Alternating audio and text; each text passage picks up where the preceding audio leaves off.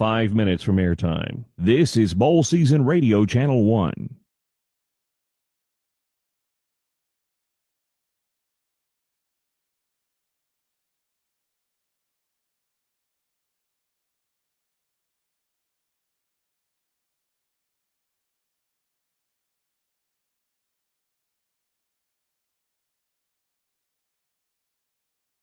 This is Bowl Season Radio Channel 1. 4 minutes, 30 seconds from airtime.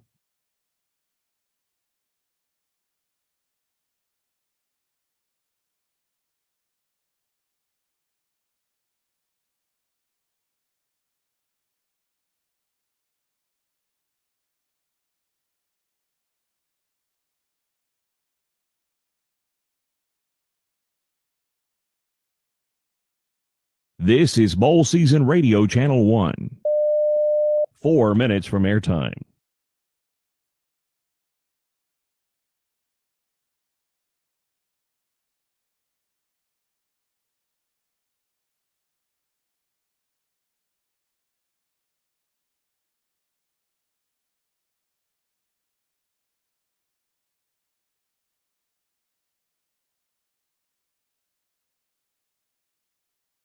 This is Bowl Season Radio Channel 1. 3 minutes, 30 seconds from airtime.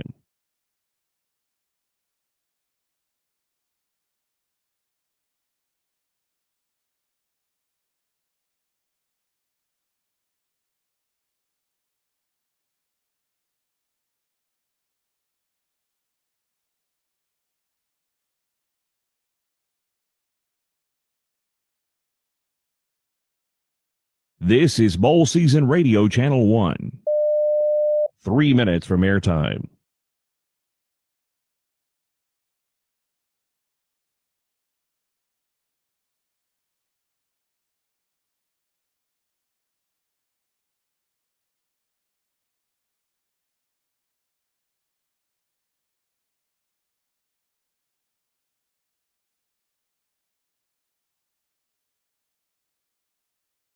This is Bowl Season Radio Channel 1. 2 minutes, 30 seconds from airtime.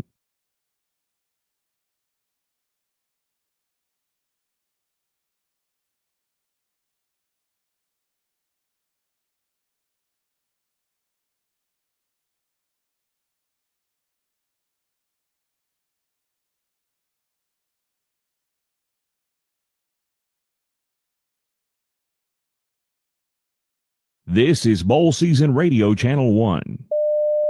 2 minutes from airtime.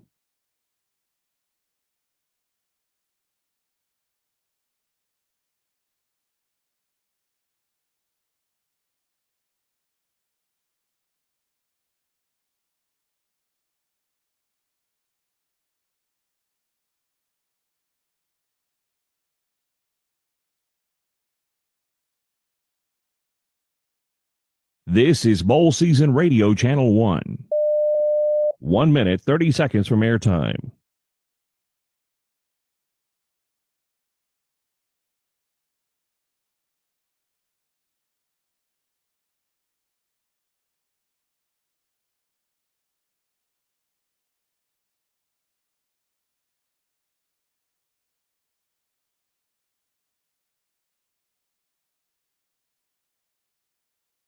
This is Bowl Season Radio Channel 1. 1 minute from airtime.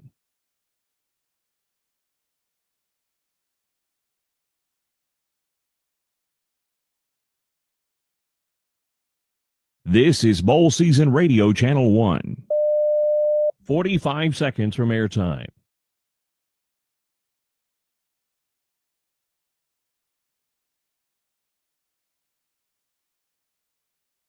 This is Bowl Season Radio Channel 1.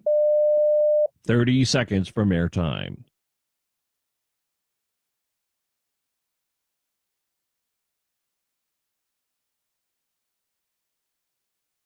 This is Bowl Season Radio Channel 1. 15 seconds from airtime.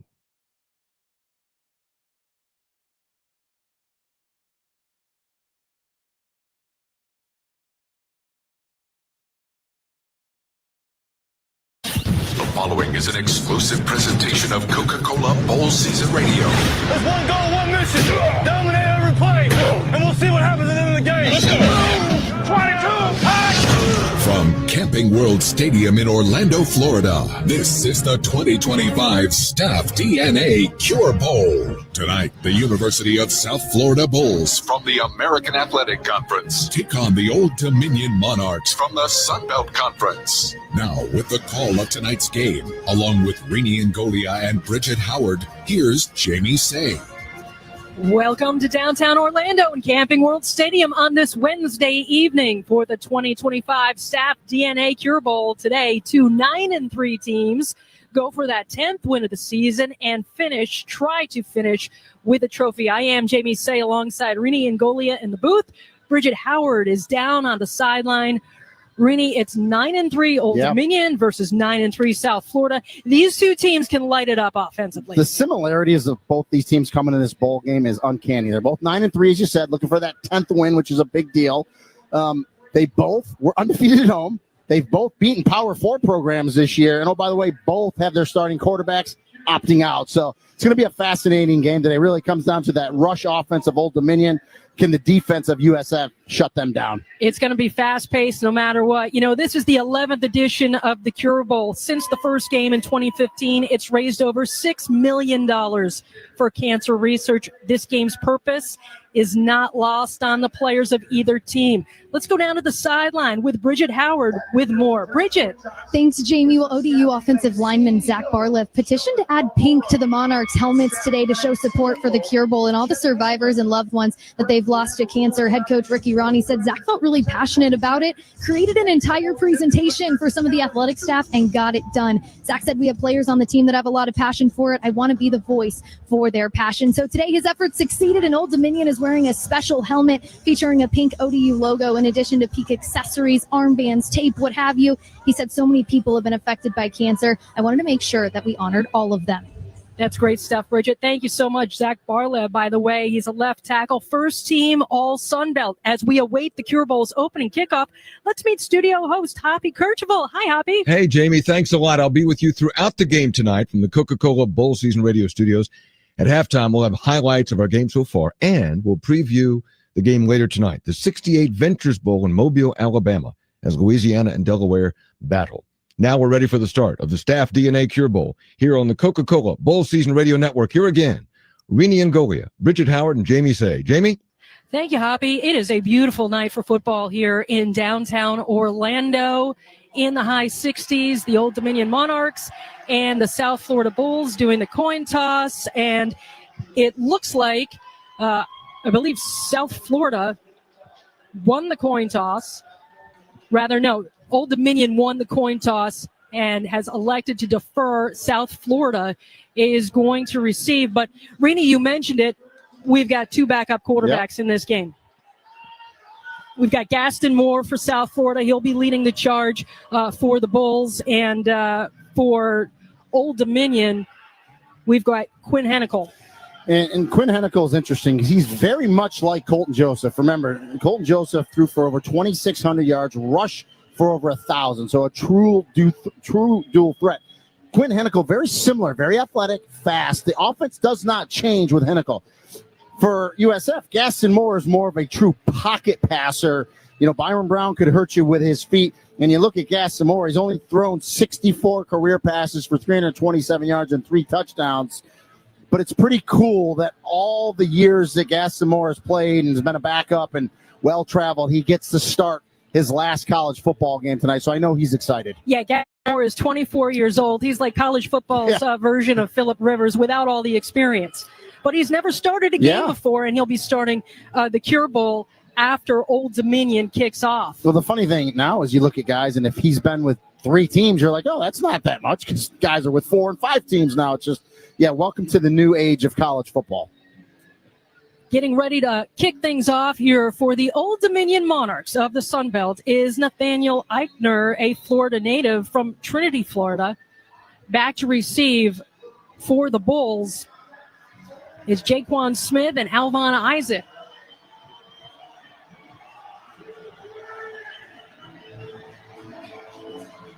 Here comes Eichner. Foot meets leather, and we are off in the Cure Bowl. South Florida receives at the 10, crosses the 20, 25 down at the 27. So Gaston Moore will lead the South Florida offense onto the field in the 2025 Staff DNA Cure Bowl. Rini, this is one of the most explosive offenses in the country.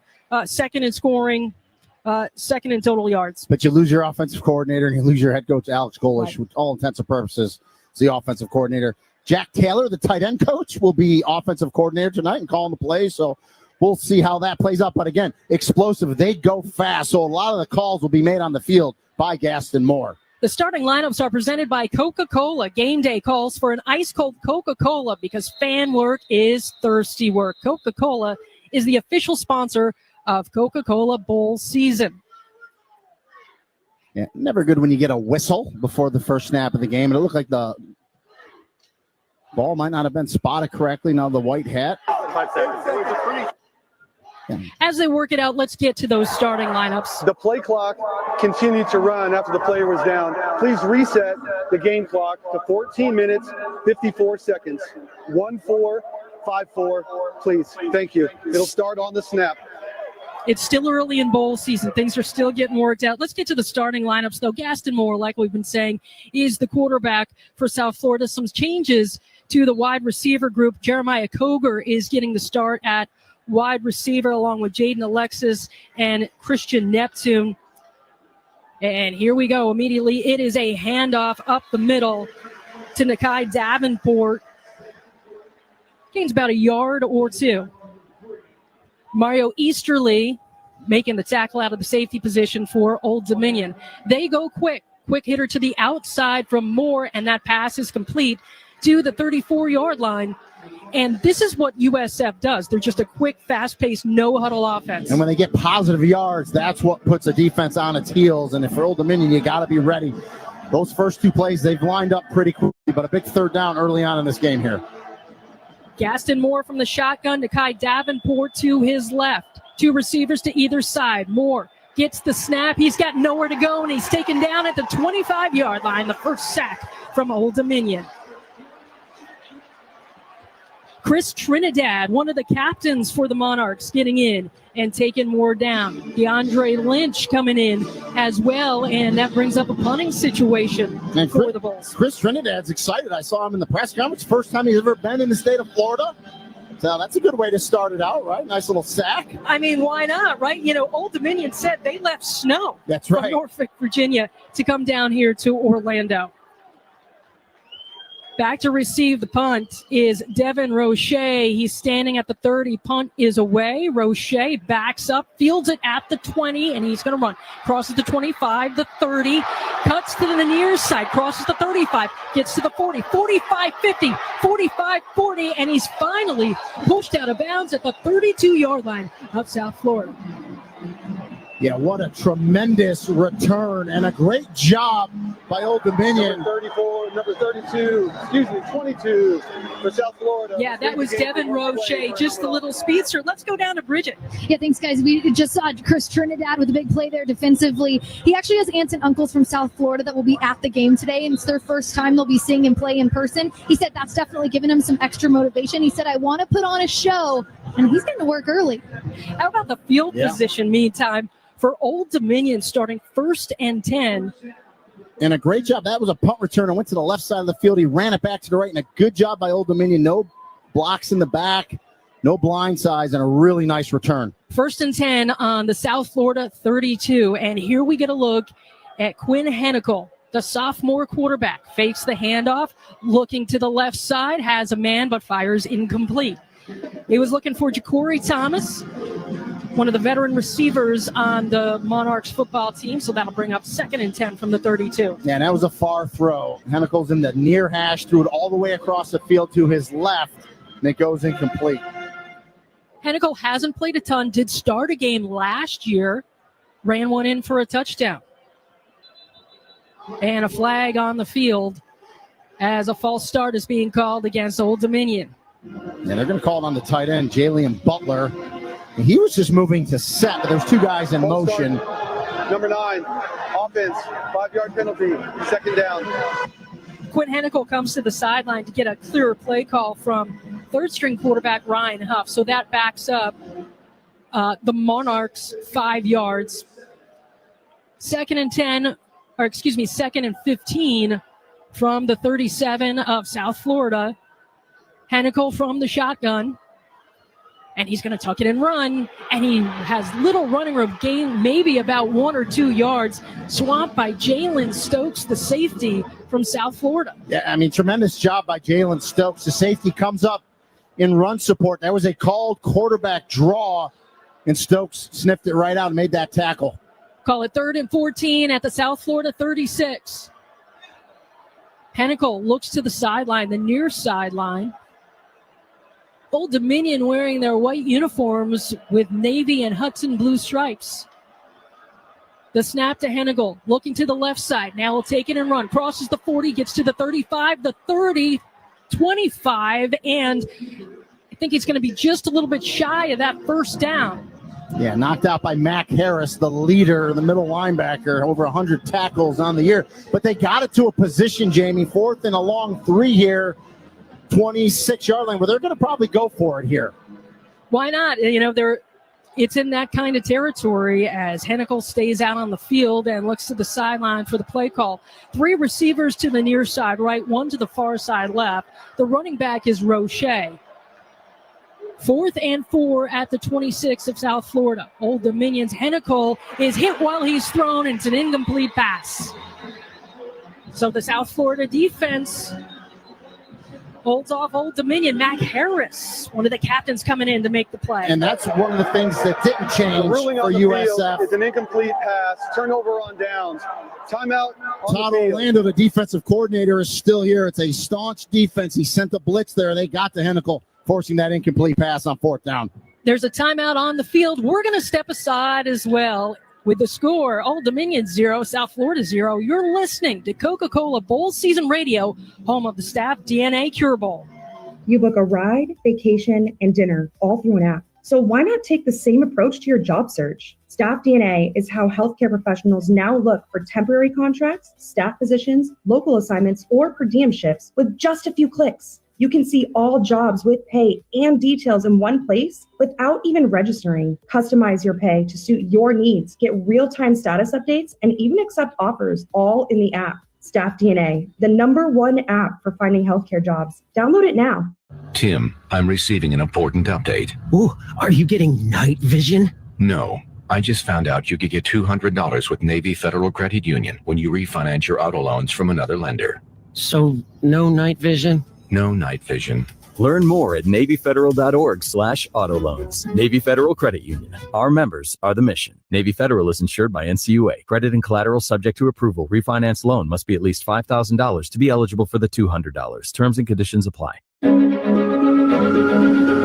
It takes a different breed to be the first to respond. The first on the scene. The first to tackle disaster head on. At ServPro, we witness the bravery of first responders almost every day. So to all those who never give a second thought to being the first ones in, this game's for you. ServPro, proud supporter of our nation's first responders. Wake up, scroll, eat, school, work, TV, podcast, eat, scroll, sleep, rinse, repeat. We've all been there, stuck in the same routine, day in and day out. But in the U.S. Air Force, you can put an end to this endless cycle. With over 200 career options at bases across the entire globe, your exciting future starts here. To learn more and get started, go to airforce.com. Aim high.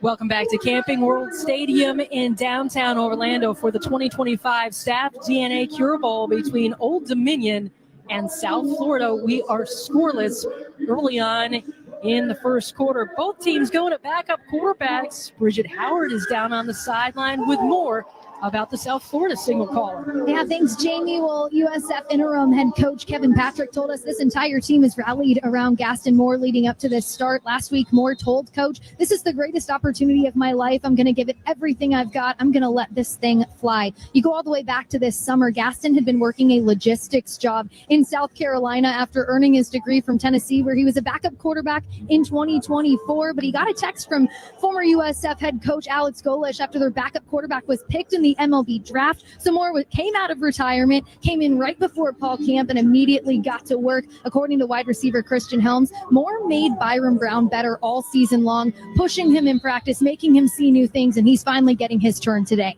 That's great stuff, Bridget. Yeah, Gaston Moore is so interested. He actually started his football career collegiately as a walk-on at UCF, so things are coming full circle. Was originally recruited by Alex Golish, so great relationship with him there.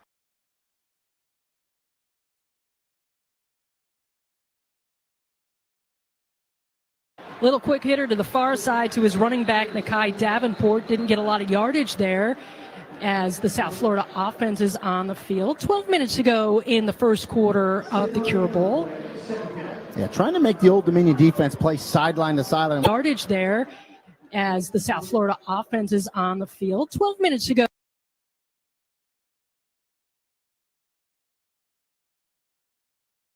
In the first quarter of the Cure Bowl. Yeah, trying to make the Old Dominion defense play sideline to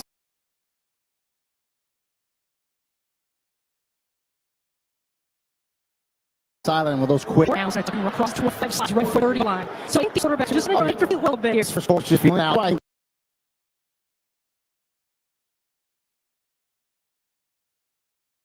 You know, try to not see if he's on the field. That is to get that, you know. Longer, you have to go over here. Okay, third 9. South Florida 27. Wolf shot, three receivers far side, one to near side. Moore is pushing to get down the 50-yard line. That Dominion defense.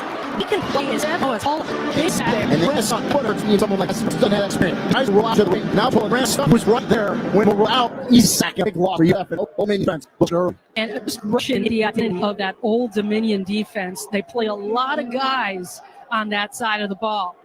All right, so South Florida punts, and the punt is away. There to field it is Gladding, and he's just going to let it bounce. Takes a South Florida roll, and it'll settle at the Old Dominion 27-yard line. So Quinn Hennicle will come back out, leading his troops back out on the field for Old Dominion's second possession. You know, Quinn Hennicle's interesting. He's a redshirt freshman from Downington, Pennsylvania. Played in a couple of games last year as a freshman. Didn't play enough, so he was able to get that that red shirt year. It's a 56-yard punt, by the way, from USF. But so far, defense is setting the tone in this game. Yeah, and getting back to Hennicle, very athletic. He's been recorded at over 22 miles an hour running with the monitors that these kids wear today. He's just been working on his mechanics throwing the ball. So we'll watch that as this game goes on. Yeah, Hennicle, in his one start last year, had a 92-yard touchdown run. Both of these offenses obviously led by different quarterbacks throughout the season, but they're known for their big play ability. Old Dominion's had 7 plays this season of more than 70 yards that have gone for touchdowns. That's tops in the nation. Yeah, and Old Dominion also is 7th in the nation in rushing, so I'd like to see them try to get that going as well. All right, there is a timeout on the field. It is scoreless in the Staff DNA Cure Bowl. You're listening to Coca-Cola Bowl Season Radio and the 2025 Staff DNA Cure Bowl.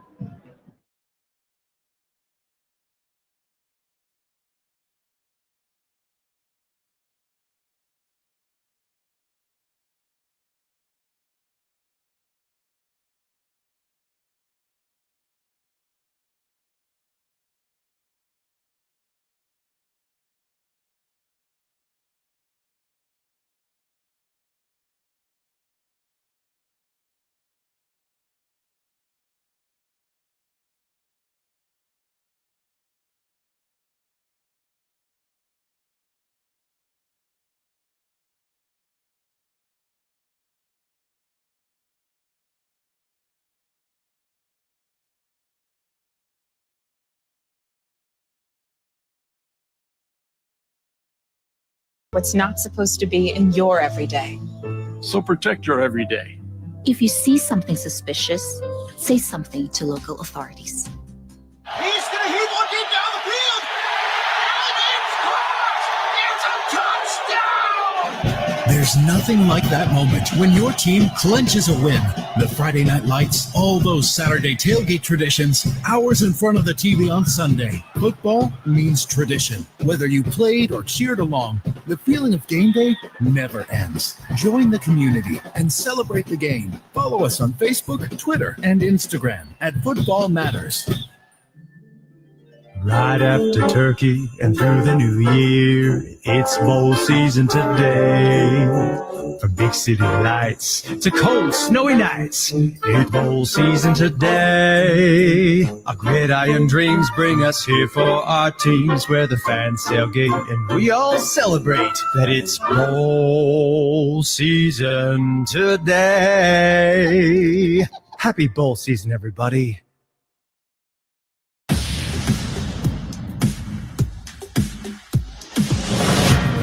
You're listening to the 2025 Staff DNA Cure Bowl from Coca-Cola Bowl Season Radio. Resorts World Las Vegas, where your weekend wins big. 3 luxury hotels, Hilton, Conrad, and Crockford's, plus world-class dining and unforgettable entertainment, all under one roof. Discover more at rwlasvegas.com. Welcome back to the Staff DNA Cure Bowl. Jamie Say alongside Rini and Golia in the booth at Camping World Stadium. Bridget Howard is down on the sideline. Okay, we've got another possession now for Old Dominion. Quinn Hennicle, the quarterback, brings the offense out on the field. 3 receivers lined up to the near side right, 1 to the far side left, but it's a handoff to Traquan Jones, the junior running back from Florida. Jalen Schuler and Mac Harris, the 2 linebackers for USF, combining on the tackle. Old Dominion goes quick. This time Hennigel's going to keep, and he's not going anywhere. Gets a few extra yards on the second effort, but a gain of perhaps 1. Yeah, should have been dropped about 2 yards back, but he kept fighting and ended up picking up a yard. But here we go, another third down, 3rd and 4 for Old Dominion. Yeah, 3rd and 4 at the Old Dominion 33. Substitutions coming in. Trey Brown, Gladden coming in at the receiver position. They're lining up to the far side left. 1 receiver to the near side right. Jones remains the running back. Here's Hennicle, gets the snap, and it's complete for a first down at the 45-yard line, and Gladden gets some extra yardage. Rather, that was Trey Brown on the reception. Fred Gaskin making the tackle, but there's a first down. And a good throw by Quinn Hennicle. Trey Brown was in the slot on the outside, just runs a skinny slant. Hennicle puts it on him, and then some yards after the catch and all the way out to midfield for Old Dominion. Yeah, 1st and 10 at the 50 ODU. 2 receivers to either side. Hennicle from the shotgun, Jones to his left. Hennicle looks to the sideline, gets the play call. Scoreless here in the Staff DNA Cure Bowl between Old Dominion and South Florida. There's the snap. It's an inside handoff to Traquan Jones, who runs it up the middle, and he gets some running room. He's still on his feet, gets to the 35-yard line. What a run from Traquan Jones.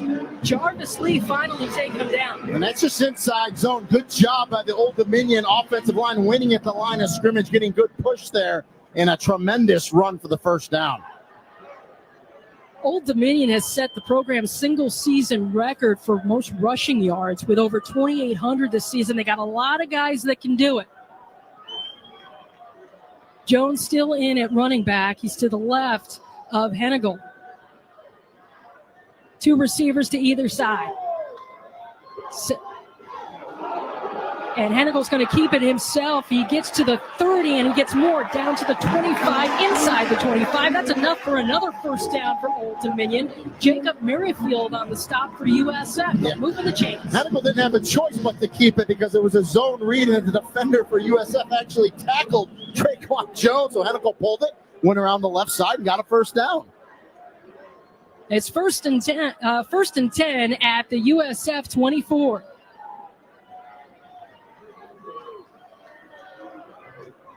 Old Dominion quick to the line. Here's the snap to Hennikel, and it's a handoff to Jones. Gets a lot of room, crosses the 20.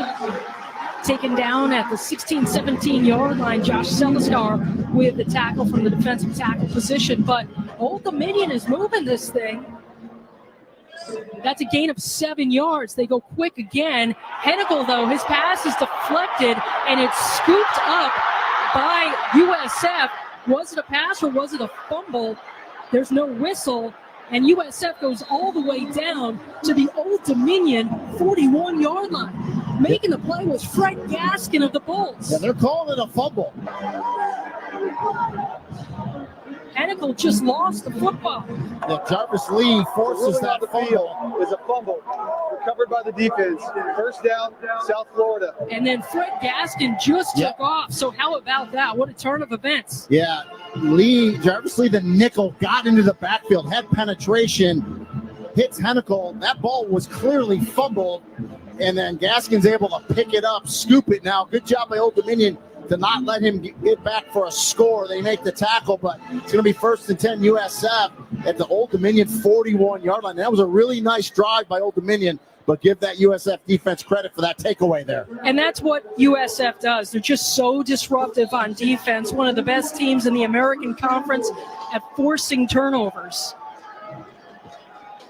Sam Franklin comes in at running back with the USF offense. Gaston Moore in good field position. 1st and 10 at the ODU 41.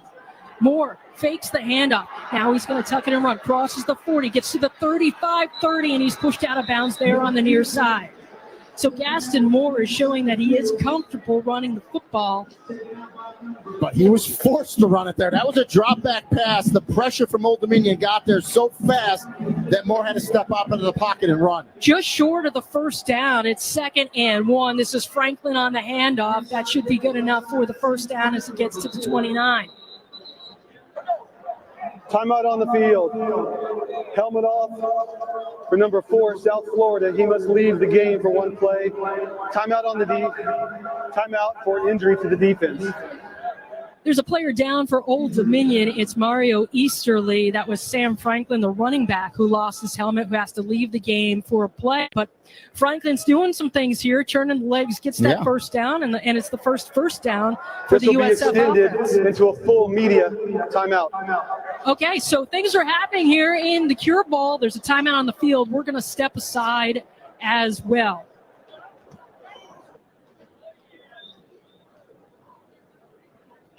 Before the bright lights on Sunday, before the draft and pro contracts, greatness starts here. It's the East-West Shrine Bowl, January 27th, 2026, at the Ford Center at the Star. A century-old tradition and the first step to NFL stardom. Every play supports game-changing outcomes at Shriners Children's. The 2026 East-West Shrine Bowl. Today's All-Stars, tomorrow's legends. Visit shrinebowl.com for tickets starting at $26. Today's cup of Scooter's coffee was sweatily earned in one trip from the car to the apartment door. You knew it could be done. Had to be. 2 trips just aren't your style. This time, 23 grocery bags, gym bag, and takeout? A new personal best. Even got the mail on the way in. 4 flights of stairs? Feeling in your fingers? Who needs it? Not you. So enjoy that delicious cup of Scooter's coffee you one trip wonder. Scooter's coffee. You earned it. This season, the action isn't just on the field, it's in every game day spread. Hell of a Good dips bring bold flavor to every tailgate, made for dunking, scooping, and celebrating every big play. Find Hell of a Good in stores near you and follow on Instagram at Hell of a Good Dips. Start dipping with Hell of a Good. He's going to hit one deep down the field. And it's caught. It's a touchdown. There's nothing like that moment when your team clinches a win.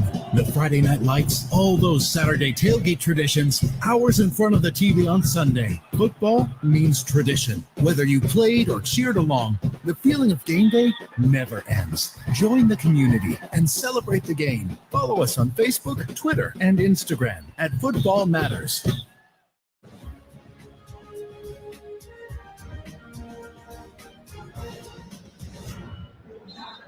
6:55 to go in the first quarter of the Cure Bowl, and the South Florida Bulls are threatening. They've got a 1st and 10 on the Old Dominion 29-yard line after a forced fumble from Jarvis Lee and a big return from Fred Gaskin. We'll see if USF can take advantage of this excellent field position. Got a first down already. Nice the way you want to start a drive. You got to close it out, though, with a touchdown. South Florida this week has talked about finishing the season with a trophy. You know, they won 9 games, cracked the top 25 at one point, big win over the Florida Gators this season. They want that Cure Bowl trophy, as does Old Dominion. Alvin Isaac is the running back for South Florida. Receiver going in motion to the far side is Christian Neptune.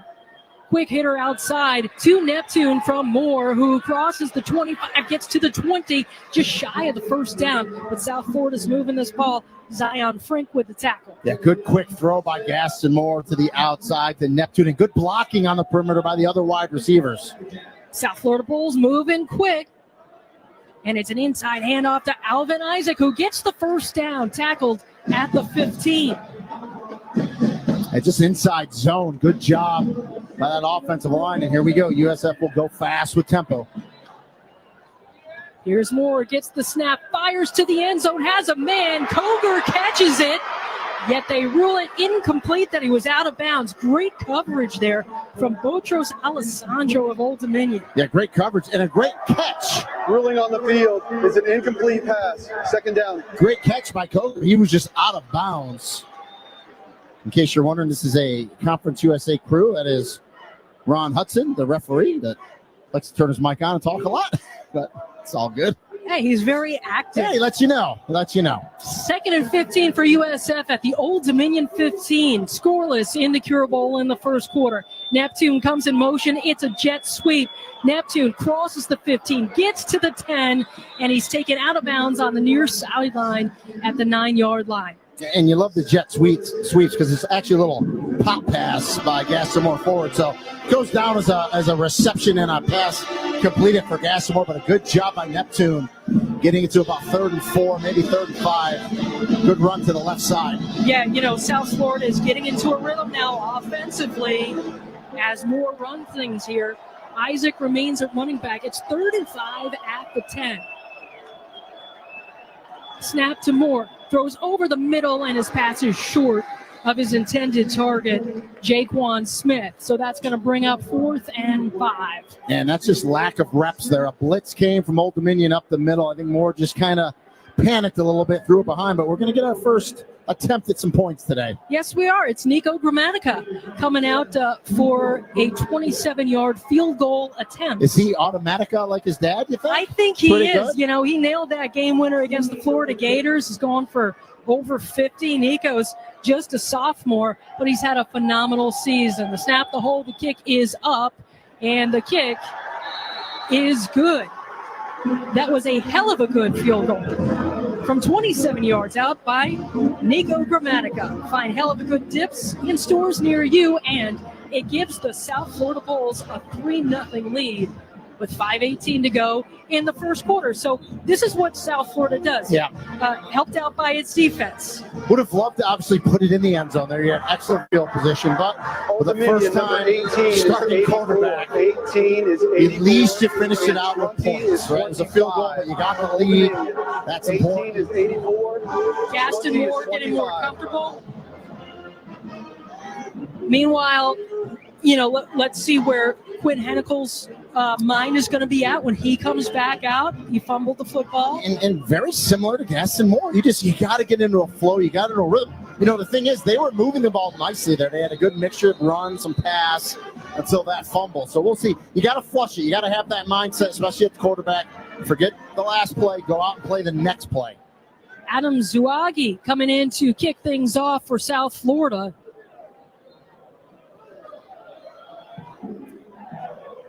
Kick is away, and Traquan Jones lets it bounce into the end zone for a touchback.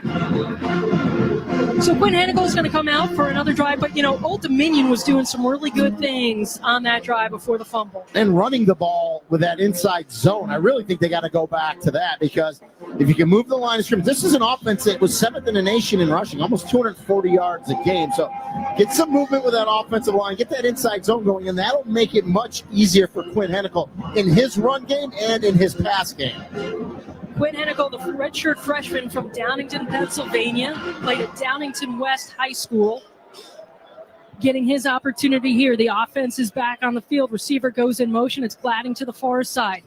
And that's where Hanicle's going to go to. It's a completion to TJ Lott on the far side, who gets a nice gain of about 8 yards. Yeah, it was a bubble screen. It looked like USF was going to be able to jump that, but they get the completion and a nice pickup there. 2nd and 2, ball at the Old Dominion 33-yard line. There's the snap. It's a fake handoff at USF all over it. Taking down Hanicle behind the line of scrimmage. Jarvis Lee Jr. making another big play for the Bulls. Yeah, read and react. Jarvis Lee Jr. coming in this game, 10.5 TFLs. He's got a couple already tonight. Whistle on the field. It's a timeout called by Old Dominion. Monarchs will run in prior to the snap. Timeout. South Florida. They're first of the half. This will be a 30-second timeout. Okay, so it was a timeout called by South Florida. They didn't like something, but Old Dominion was going really quick. Well, and both these defenses are used to high-tempo offenses because their offenses do it. You go up against them, although you do prep for the games you're going to play. But, yeah, they're used to that speed. And that's a lot of things, these bowl games. You get those extra practices, but sometimes you get a little stale, right? You got a week or 2, 3 weeks off. And I think this first quarter for both these teams is just kind of getting back into the groove. You try and find some sort of rhythm, try and get a sense of normalcy. Both of these teams, I was at the Cure Bowl press conference on Monday. Both of the teams talked about how good they were practicing and the purpose and the significance of winning a 10th game. Old Dominion's looking for its first 10-win season since 2016. Devin Roche, the running back for the Monarchs, 2 receivers to either side. Hanicle from the shotgun. Looking over to the sideline to get the play call. Roche moves to his right side. Here's the snap. Fakes the handoff. Comes to the near side for Gladding, who catches it at the 35. Gets tons of extra yardage. Crosses the 45, 50, 45. And he's down inside the 40-yard line of USF. Fred Gaskin making the tackle there. But how about Naeem Abdul-Rahim Gladding with the extra yards? Yeah, good strong throw in the yards after the catch. Breaking tackles going down that right sideline. Old Dominion at the USF 41. Bulls lead this game 3-0 after a Nico Gramatica field goal. 4 minutes to go in the first quarter. This is a handoff to Roche, who just goes into traffic, and he stopped at the 40. Roche's a smaller back, 5'7", 172. A lot of times you kind of hide behind those big offensive linemen. Couldn't hide that time. His short pickup there before he gets tackled. Old Dominion going quick. 2 receivers to either side. Roche remains in the game on the right of Hanicle. Here's Hanicle. He's going to cross the 40, 35, 30, slides down inside the 30. Looked like he wanted to pass. Thought better of it, saw an open lane. He did. He wanted to pass, but you're right. He saw that green turf ahead of him, no hesitation. He takes it right up the middle, wisely gets down before he gets hit, and another first down for Old Dominion. 1st and 10 at the USF 29. 2 receivers to either side. Roche remains in the game at running back. To Hanicle's right. South Florida leads the game 3-0 on a field goal. Less than 3 minutes to go in the first quarter. It's Roche getting the handoff, and he squirts to the 25-yard line. Yeah, just couldn't quite get through there. Devin Lee, the big nose guard. This is a good USF. Makes that tackle. It's a good response so far from Hanicle after he fumbled on the last drive. And a whistle out on the field as the referees confer. Another helmet came off. I think Ja'Cory Thomas's helmet came off. for Old Dominion. He's got to come out for a play. Please Ron reset Hudson will let the us know game that clock right now. to 2 minutes, 46 seconds. 2:46. It'll start on my signal. Monarchs 2nd and 7 at the Bulls 26. Trailing 3-0. Yeah, Thomas comes off. The receivers in this game are Gladding and Brown. They're lined up to the near side right. Far side, you got the tight end Butler.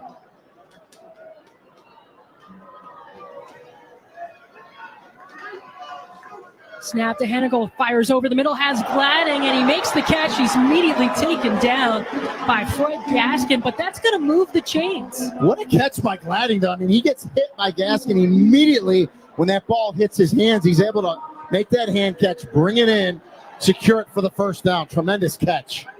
Monarchs 1st and 10 at the South Florida 18. In the red zone, Hennigle looks to the sideline to get the play call. 4 receivers, 2 to either side. Roche remains the running back. Snap, it is Roche. He runs up the middle, and he stopped after a 2 to 3 yard gain. So Old Dominion so far shaking off that fumble in their last possession and threatening here in the Staff DNA Cure Bowl. Under 90 seconds to go in the first quarter. Monarchs 2nd and 8 at the Bulls 16. Hennigle again looking to the sideline for the play call, as is Roche. Now they're set. Snap, Hennigle.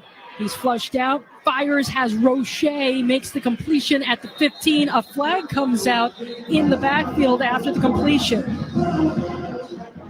Hennicle's helmet came off as well. Yeah, I believe he might have got hit high to the head, which knocked that helmet off. And if that's the call, it's going to be an automatic first down, but we'll see as we get the call. Personal foul. Roughing the passer. Number 97. Defense. Penalty is added to the end of the run, half the distance to the goal line. Automatic first down. All right, so an automatic first down. Number 10 of the offense does not have to leave the game for a play. There you go. So Old Dominion's going to have a 1st and goal at the USF 5. Yeah, I mean, it wasn't much, but they're calling that now. They're going to protect the quarterback. So any hit, especially a little high, knocks that helmet off, you're going to get it called. Trequan Jones in a running back for Old Dominion. 2 receivers to either side. Hennigle takes the snap, runs untouched into the end zone. Quinn Hennigle, touchdown for Old Dominion. And the Monarchs take the lead in the Cure Bowl. Yeah, it's just a little quarterback counter. Off tackle to the right. Good blocking. On that right side of the offensive line, you called it. Hennigle walked in untouched for the touchdown. That was a 10-play, 69-yard drive executed by the Monarchs, led by their young quarterback, Quinn Hennigle.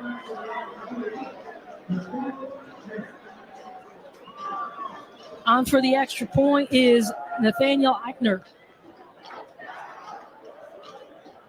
The snap, the hold, the kick is up.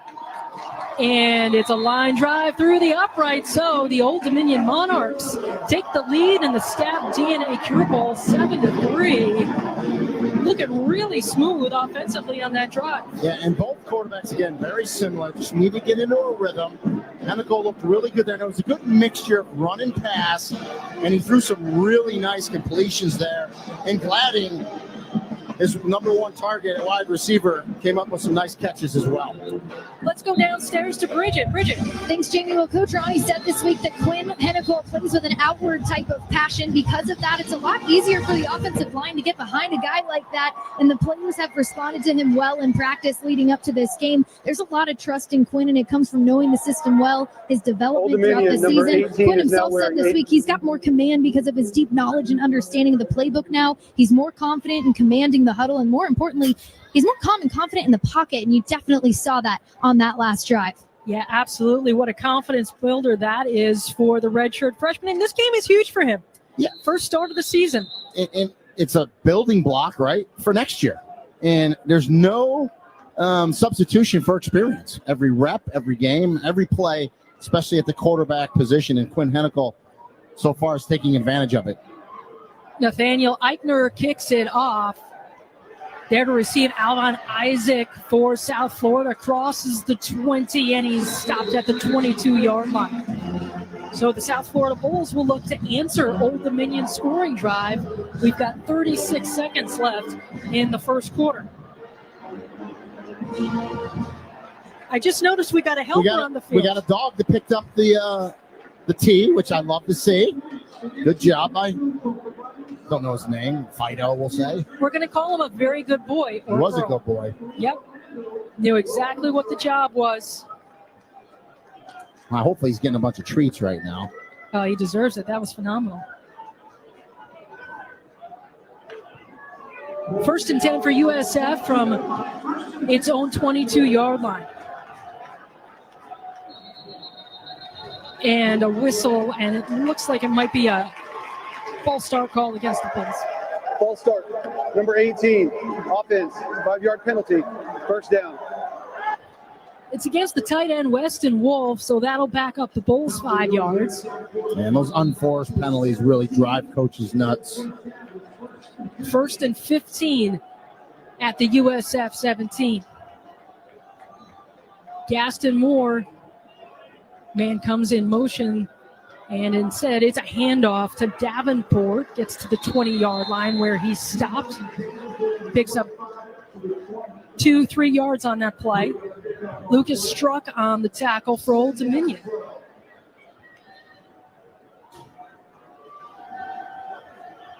And the clock is ticking down. There's only 14 seconds, but USF will get a playoff. It's a running play for Davenport, who crosses the 20. He stopped short of the 25. But that's going to do it for the first quarter of the Cure Bowl. That's the end of the first quarter.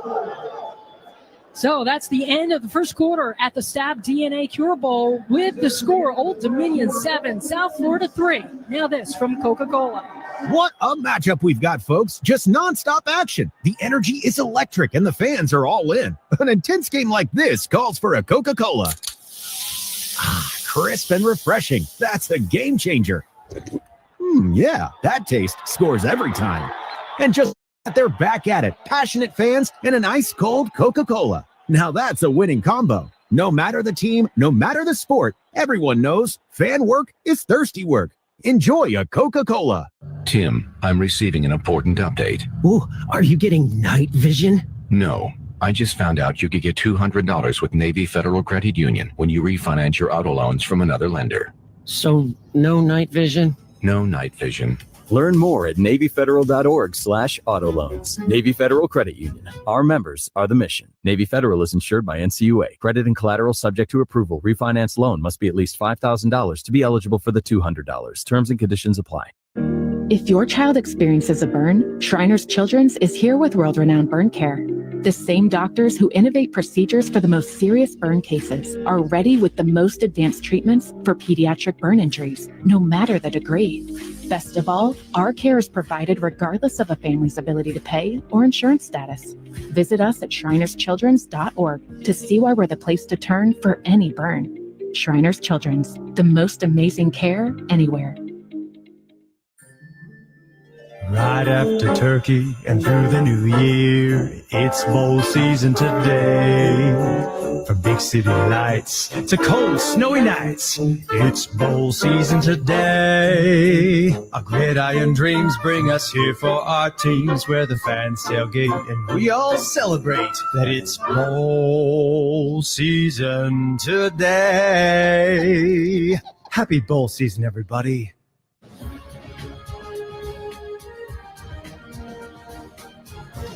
Hoppy Kercheval here at the Coca-Cola Bowl Season Radio Studios. Coming up at halftime, I'll have highlights from the first half, and we'll look ahead to tonight's 68 Ventures Bowl between Louisiana and Delaware. Right now, back to Rini, Bridget, and Jamie. And Jamie, so far, I think the key has been ODU, 116 total yards, just 29 for South Florida. So the Bulls got to get something going here.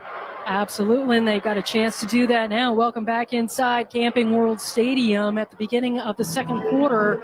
Let's go down to Bridget Howard down on the sideline. You got an injury report. Yeah, thanks, Jamie. Well, number 25, Nakai Davenport for USF is finally getting up. He has been down on the field since that last play, and he had his fellow running back Sam Franklin and Alvon Isaac standing over him, but he's leaving the field now with the training staff. I'll give you an update once I get one, but he had been down for a significant amount of time after that last play. All right, thank you very much, Bridget. I am Jamie Say in the booth alongside Rini and Golia for the Staff DNA Cure Bowl. Old Dominion leads the game 7-3 after a Quinn Hennicle touchdown. And Davenport is key to this USF offense. It was good to see him walk off the field. He was down, as Bridget said, for a while. He got up, walked off under his own power, which is good. Here's the issue now. You're going to come back from this timeout. It's 3rd and 8, right? And USF, for the year, about 48% converting third downs, which is actually 3rd in the American Conference for them and one of the better in the nation. But the problem is that's usually when it's 3rd and short, not 3rd and 8 for a first-time starting quarterback. So if you're Old Dominion, you're going to lick your chops here. You're going to try to get after Gaston Moore here, 3rd and long. Yeah, passing. Gaston Moore is 4 of 6 for 18 yards. He's been sacked twice. His longest pass of the game so far, 8 yards.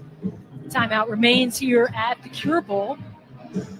And by the way, USF's 0 for 3 tonight on 3rd down. So 3rd and 8 is not a good down and distance to try to get your first conversion, but we'll see. When they break the huddle, USF will come out, have it 3rd and 8 on its own 24. USF now moving left to right. 5 receivers in this game for the South Florida Bulls. It's an empty backfield. Now Sam Franklin goes in motion to the far side. It's a quick hitter for Christian Neptune, who crosses the 35, the 40, the 50, 45, 40. What a run from Christian Moore. There's the 3rd down conversion they were looking for, and then some. Yeah, and that's just a tunnel screen. Inside pass, tunnel screen. Offensive lineman release and block. You come underneath that tunnel on a big-time chunk play. Huge play from Christian Neptune. Now it's a running play for Sam Franklin, and he's not going anywhere. You know, South Florida was so quick, the chain gang didn't have enough time to catch up before they snapped the ball. And I get it. Like, that's what you do offensively. But sometimes I think after those big plays, it's a detriment to go as fast as you do. And, like, right there, they waste it down. They only pick up a yard. Yeah, 2nd and 9 at the Old Dominion 32. Moore gets the snap. He's going to run, but gets out of a would-be sack, but he's all bottled up, and he's finally tripped up by Jaleel Kelbreth of Old Dominion, tripped up at the 45-yard line, a loss of 13. It would have been better if he didn't get out of the original sack, because he would have only lost about 4 or 5 yards. He fought, he went backwards, and then a big-time loss. That's 3rd and 21 now at the 44. They're going to need another big play from Christian Neptune to convert here. I don't know how many 3rd and 21s you have in the playbook, but we'll see. But you never know. I mean, USF, they've dialed up big plays all season. 3 receivers to the far side left, 1 to the near side right. Franklin's in at running back. Here's the snap. Moore dumps it off to Franklin. He's at the 40, 35, looking to get to the 30. He's short, and that's well short of the 1st down, but good gain. Well, and you're in field goal range now. The interesting thing was Old Dominion only rushed 3. They dropped everyone back. They invited the underneath pass, which USF did to Franklin.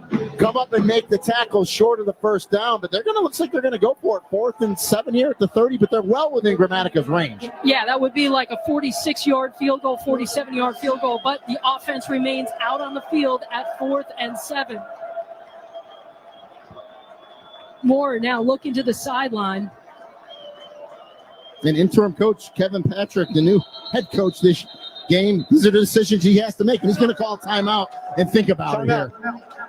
South Florida. It's interesting. You mentioned the coach, Kevin Patrick. He's been with this program for a long time, right? But he's the defensive line coach. He's a D-line coach, so he hasn't been making decisions. Do I go for it early at 4th and 7, or do I kick a field goal? Listen, if it's me, you have a really good kicker in Nico Grammatica. You're down 7-3 in this game. Kick the field goal. I think and I know they have a book, and the book tells them what to do. To me, I think you try to get the 3 here, but that's just me. That's why I'm up here calling games. I'm not coaching teams. I hear you. It's the last game of the season. Sometimes you just And let you it got fly. that going as well, right? Just let it go. Yep. But you're right. Grammatica, this season 7 of 8 when in field goal range between 40 and 49 yards. This would be about a 46, 49, or 47-yard field goal. But they're going to talk it over. There is a timeout on the field. We're going to step aside as well. This is the 2025 Staff DNA Cure Bowl with the score Old Dominion 7, South Florida 3. Now this from Hell of a Good Dip. This season, the action isn't just on the field. It's in every game day spread. Hell of a Good dips bring bold flavor to every watch party. Made for dunking, scooping, and celebrating every big play. Find Hell of a Good in stores near you and follow on Instagram at Hell of a Good Dips. Start dipping with Hell of a Good.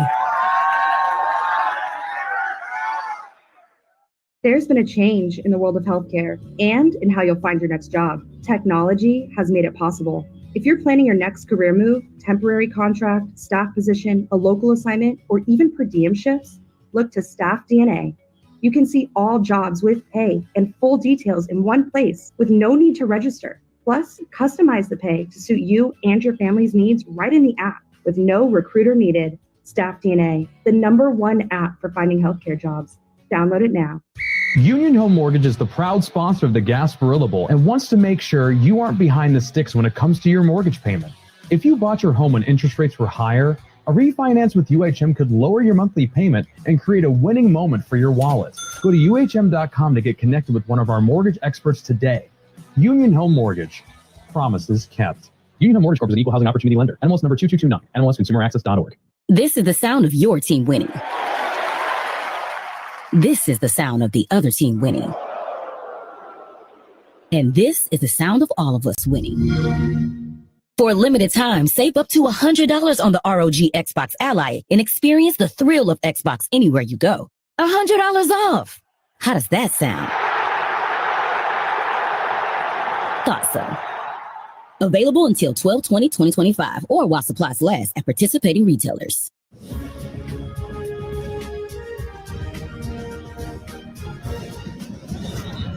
Welcome back to the Cure Bowl in downtown Orlando at Camping World Stadium. Old Dominion leads South Florida 7-3. Let's pause 10 seconds. This is the 2025 Staff DNA Cure Bowl on Coca-Cola Bowl Season Radio from First Team.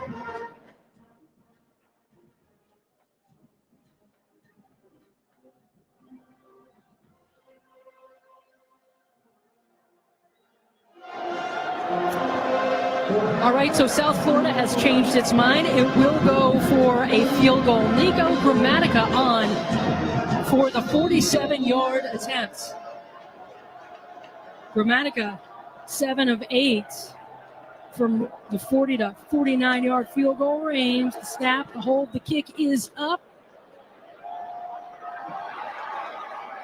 And it is no good. Nico Grammatica with the miss there.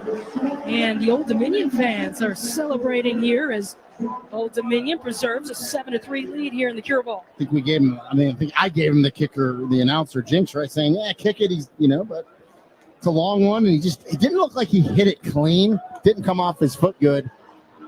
And a stop for Old Dominion here. So on Old Dominion's last offensive drive, they went down 75 yards, and it ended with a Quinn Hennicle touchdown run. We'll see what the Monarchs can do here, leading 7-3 over South Florida. Both of these teams are looking for their 10th win on the season. Gladding goes in motion, and the ball comes to him at the 30, crosses the 35, and he's taken down at the 37-yard line. Yeah, good quick pass to the outside. That's an extension of the run. And, oh, by the way, Old Dominion with 51 yards rushing in this game. USF 0. Been the difference. USF struggling to get things going, but now it's 2nd and 4 for Old Dominion. Hennicle will take it himself, and he's stopped at about the line of scrimmage. Rico Watson coming in and making the play. It looked like there was a hole there. I know Hennicle thought he was going to make it through, and Rico Watson was able to fight off the blocker and make that tackle in the hole. 3rd and 4 at the Old Dominion 37.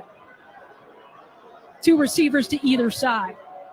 Running back is Devin Roche for the Monarchs.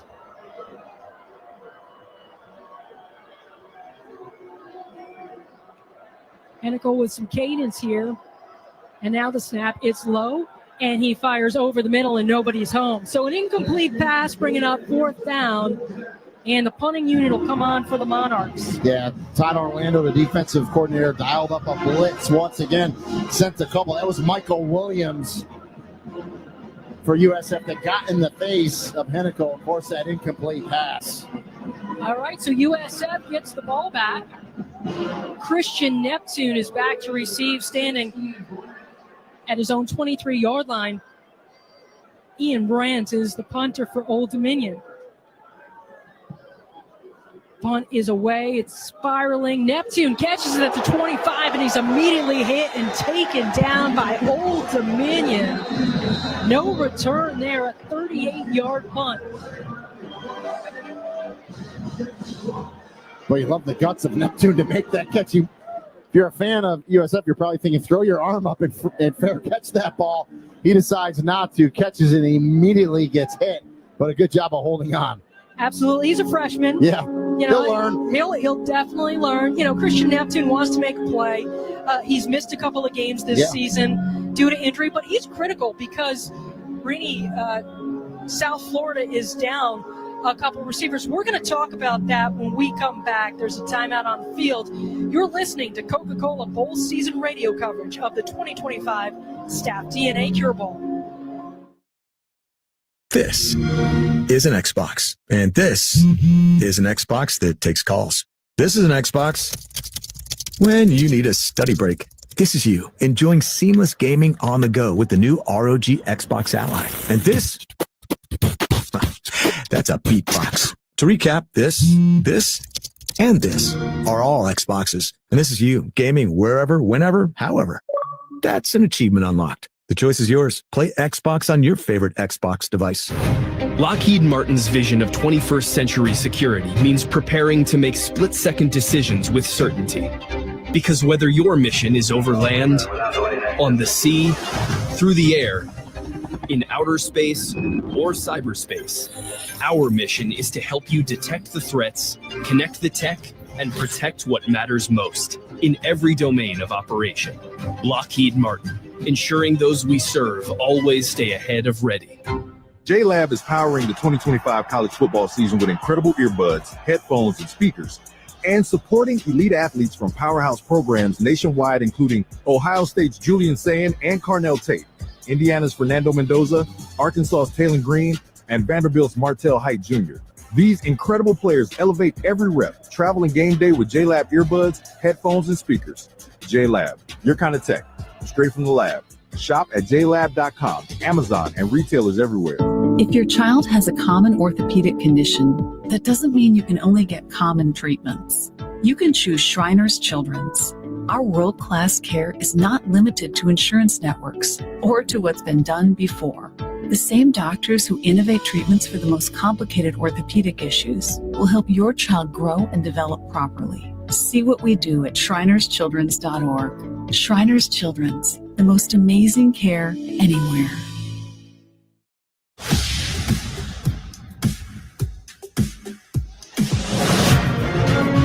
This is the 2025 Staff DNA Cure Bowl from Coca-Cola Bowl Season Radio. 76 is a proud sponsor of bowl season. Want to win the ultimate fan experience to the CFB National Championship in Miami? The Fuel Forward app from 76 can get you there. Visit 76.com/the-go route for details on how to enter. 11:22 to go in the first half of the Staff DNA Cure Bowl. Old Dominion leads South Florida 7-3. Gaston Moore back on the field with the offense of USF.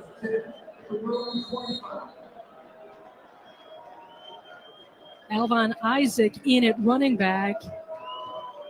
Bulls missed a field goal on their last drive as they trail 7-4. First play is a handoff to Alvon Isaac, who gets nearly to the first down. Yeah, good strong run by Elmon Isaac right up the Number middle. 7 on the defense must leave the game for one play for a helmet off. All right, that was enough for a first down. And it looked like USF wanted to go fast, but now the defense has to lose the player who lost the helmet there. Please reset the game clock to 11 minutes, 13 seconds. 11:13 on the game clock, please. It'll start on my signal. Bulls 1st and 10 on their own 37. 3 receivers far side left, 1 to the near side right. Isaac remains the running back. Fake the handoff. Instead, it's a pass to Kroger on the far side. Crosses the 40, gets to the 43. Yeah, good strong throw by Gaston to the outside. Good blocking on the outside and keeps you ahead of the chains. Crutchfield with that tackle, but a good pickup on first down for USF. It's 2nd and 4. It's a handoff for Isaac looking for running room. Crosses the 45. And then it's just gang tackled. It's maybe to the 46-yard line and short of the first down. It'll bring up 3rd and short. Good job of the Old Dominion defensive line there to hold the point, but USF's going to go faster. They don't go out under center, even on 3rd and short. It's still a shotgun here to Gaston Moore. The Bulls trying to get their run game going. Moore fakes the handoff, drops back. He's pressured and he's taken down. Flag comes down at the backfield too, but 3 Monarchs taking Gaston Moore down. Yeah, and it's going to be holding on USF, so Ricky Ronnie, Old Dominion will decline this. A sack for that defense on 3rd and 1. Holding, number 56, offense, penalties decline. Result of the play, 4th down.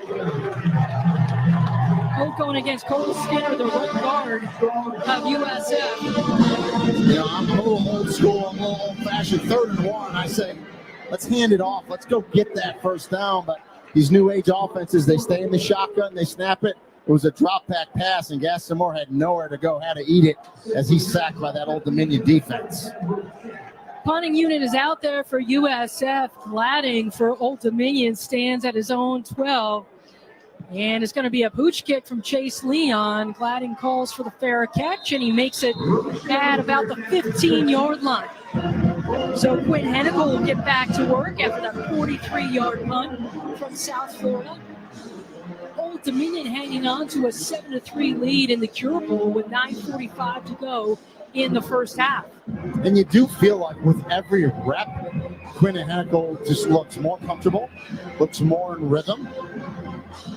Yeah, I mean, what is this doing for him for next season? You know, this season he sat behind a sophomore in Colton Joseph.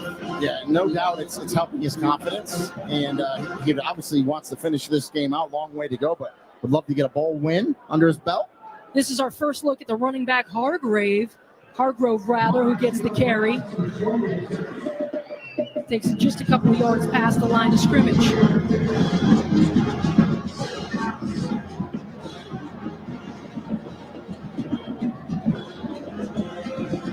Rather, that was Traquan Jones in at running back.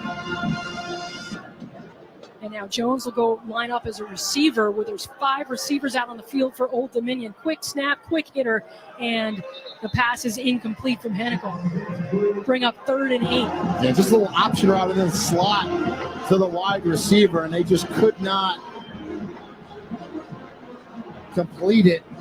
And you see a lot of USF players, or we do anyway, jumping around out there. There's it's been a little chippy, I would say. These teams have gotten after each other a little bit. And USF wanted a flag there, but no flag. But nonetheless, you go fast and you get an incomplete pass like that, a short run. It's 3rd and 8 here already. Jones remains at running back. 3 receivers to the far side right, 1 to the near side left.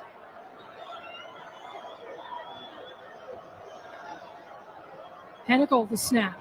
Wants to throw, and his pass is batted down. It's caught by his own man, Gladding, but nowhere to go. And that play was going nowhere. It's lucky that Gladding made the catch because there were some South Florida Bulls there. Yeah. That could have been a pick 6. You don't see this often. He made the catch. The field is a fumble recovered by the offense. But they're ruling it a fumble. It was, to me, he caught the ball, got knocked in the air, but it's like a 12-yard loss.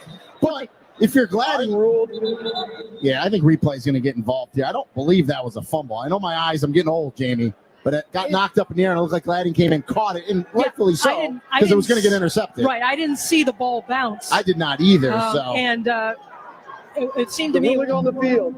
It's a fumble recovered by the offense. 4th down. Boy, and they're sticking with it. So obviously they're down there, but nonetheless, whether it was a fumble or a reception, it's a big loss for Old Dominion. They'll be punting from the back of their end zone now. Yeah, a little bit of pressure there from Ian Brandt. Meantime, it's Cameron Neptune standing at the Old Dominion 47 looking to field this punt. Punt is away, a high spiraling kick. Neptune catches it at the 48, backs up to the 50, and he's going to be stopped at the 45 of Old Dominion. So Neptune with a loss of 7 there on that return. And I should say for our listeners around the country, we don't have a monitor in this booth, so we're our eyes are naked to what we're watching in real time. So we thought it was a deflected pass that got caught, but they called it a fumble. But nonetheless, same result. Same result. Good field position for South Florida. Could have been better, but they're going to have it 1st and 10 on their own 45-yard line are the Bolts. So that's a key stop right there for South Florida. You know, Old Dominion is getting into a rhythm. There's 8.5 to play in the first half. Gaston Moore is back out there looking to get a touchdown on the board.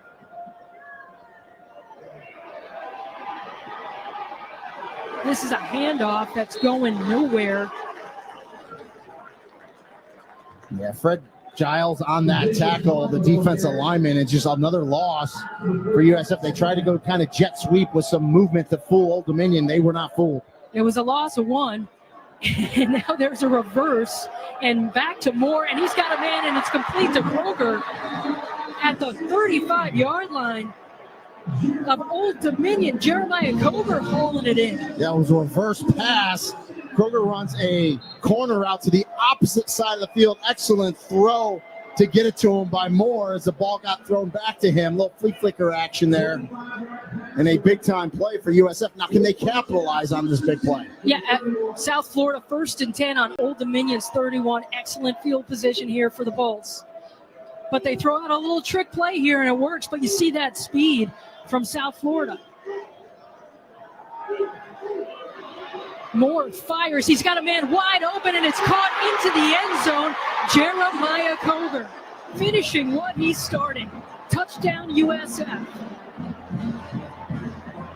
Yeah, runs the corner route again. This time, no trickeration. A straight drop back by Gaston Moore. Good protection up front. Moore puts it on him. Almost looks like there was a breakdown in the secondary for Old Dominion, as Kroger is wide open at the near pylon on that corner route. Moore puts it on him, and it's a touchdown for USF. All right, so Gaston Moore with a couple big completions here, and USF taking the lead. On for the extra point is Gramatica, and it is good. That was a hell of a good extra point from Nico Gramatica. Find hell of a good dips in stores near you with 7:24 to go. In the opening half of the Cure Bowl, South Florida takes the lead, 10-7. Timeout on the field. We're going to step aside as well. You're listening to Coca-Cola Bowl Season Radio, home of the 2025 Staff DNA Cure Bowl. He's going to hit one deep down the field. And it's caught. There's a touchdown. There's nothing like that moment when your team clenches a win. Bragging rights, the electric feel of the crowd, your fight song filling the stands. Whether it's Friday Night Lights or waking up on Saturday ready to tailgate, or the hours of excitement of watching games on Sunday. Football means tradition. It's synonymous with the fall. Whether you played, cheered, performed in the band, or just like to try your hand at armchair quarterbacking, the feeling of game day never ends. Imagine life without football? You can't. And why would you want to? Football is a powerful motivator for all who take part. Football matters in our lives. What a finish! I can't believe we witnessed that today. Join the community and celebrate the game. Follow us on Twitter, Facebook, and Instagram at Football Matters. Aisleseats.com is your source for tickets to all types of events, sports, concerts, theater, and virtually anything else that takes a ticket. If your event is sold out or you can't get the quality of seats that you're looking for, that is what we specialize in. Great seats to the hottest events. We can also help if you're on a budget. Many tickets are priced below face value. Best of all, Aisleseats.com has none of the service charges that other sites are famous for. The price you see is what you get. Visit Aisleseats.com. That's aisle with an A. AISLESEATS.com. Wake up, scroll, eat, school, work, TV, podcast, eat, scroll, sleep, rinse, repeat. We've all been there, stuck in the same routine, day in and day out. But in the U.S. Air Force, you can put an end to this endless cycle. With over 200 career options at bases across the entire globe, your exciting future starts here. To learn more and get started, go to airforce.com. Aim high.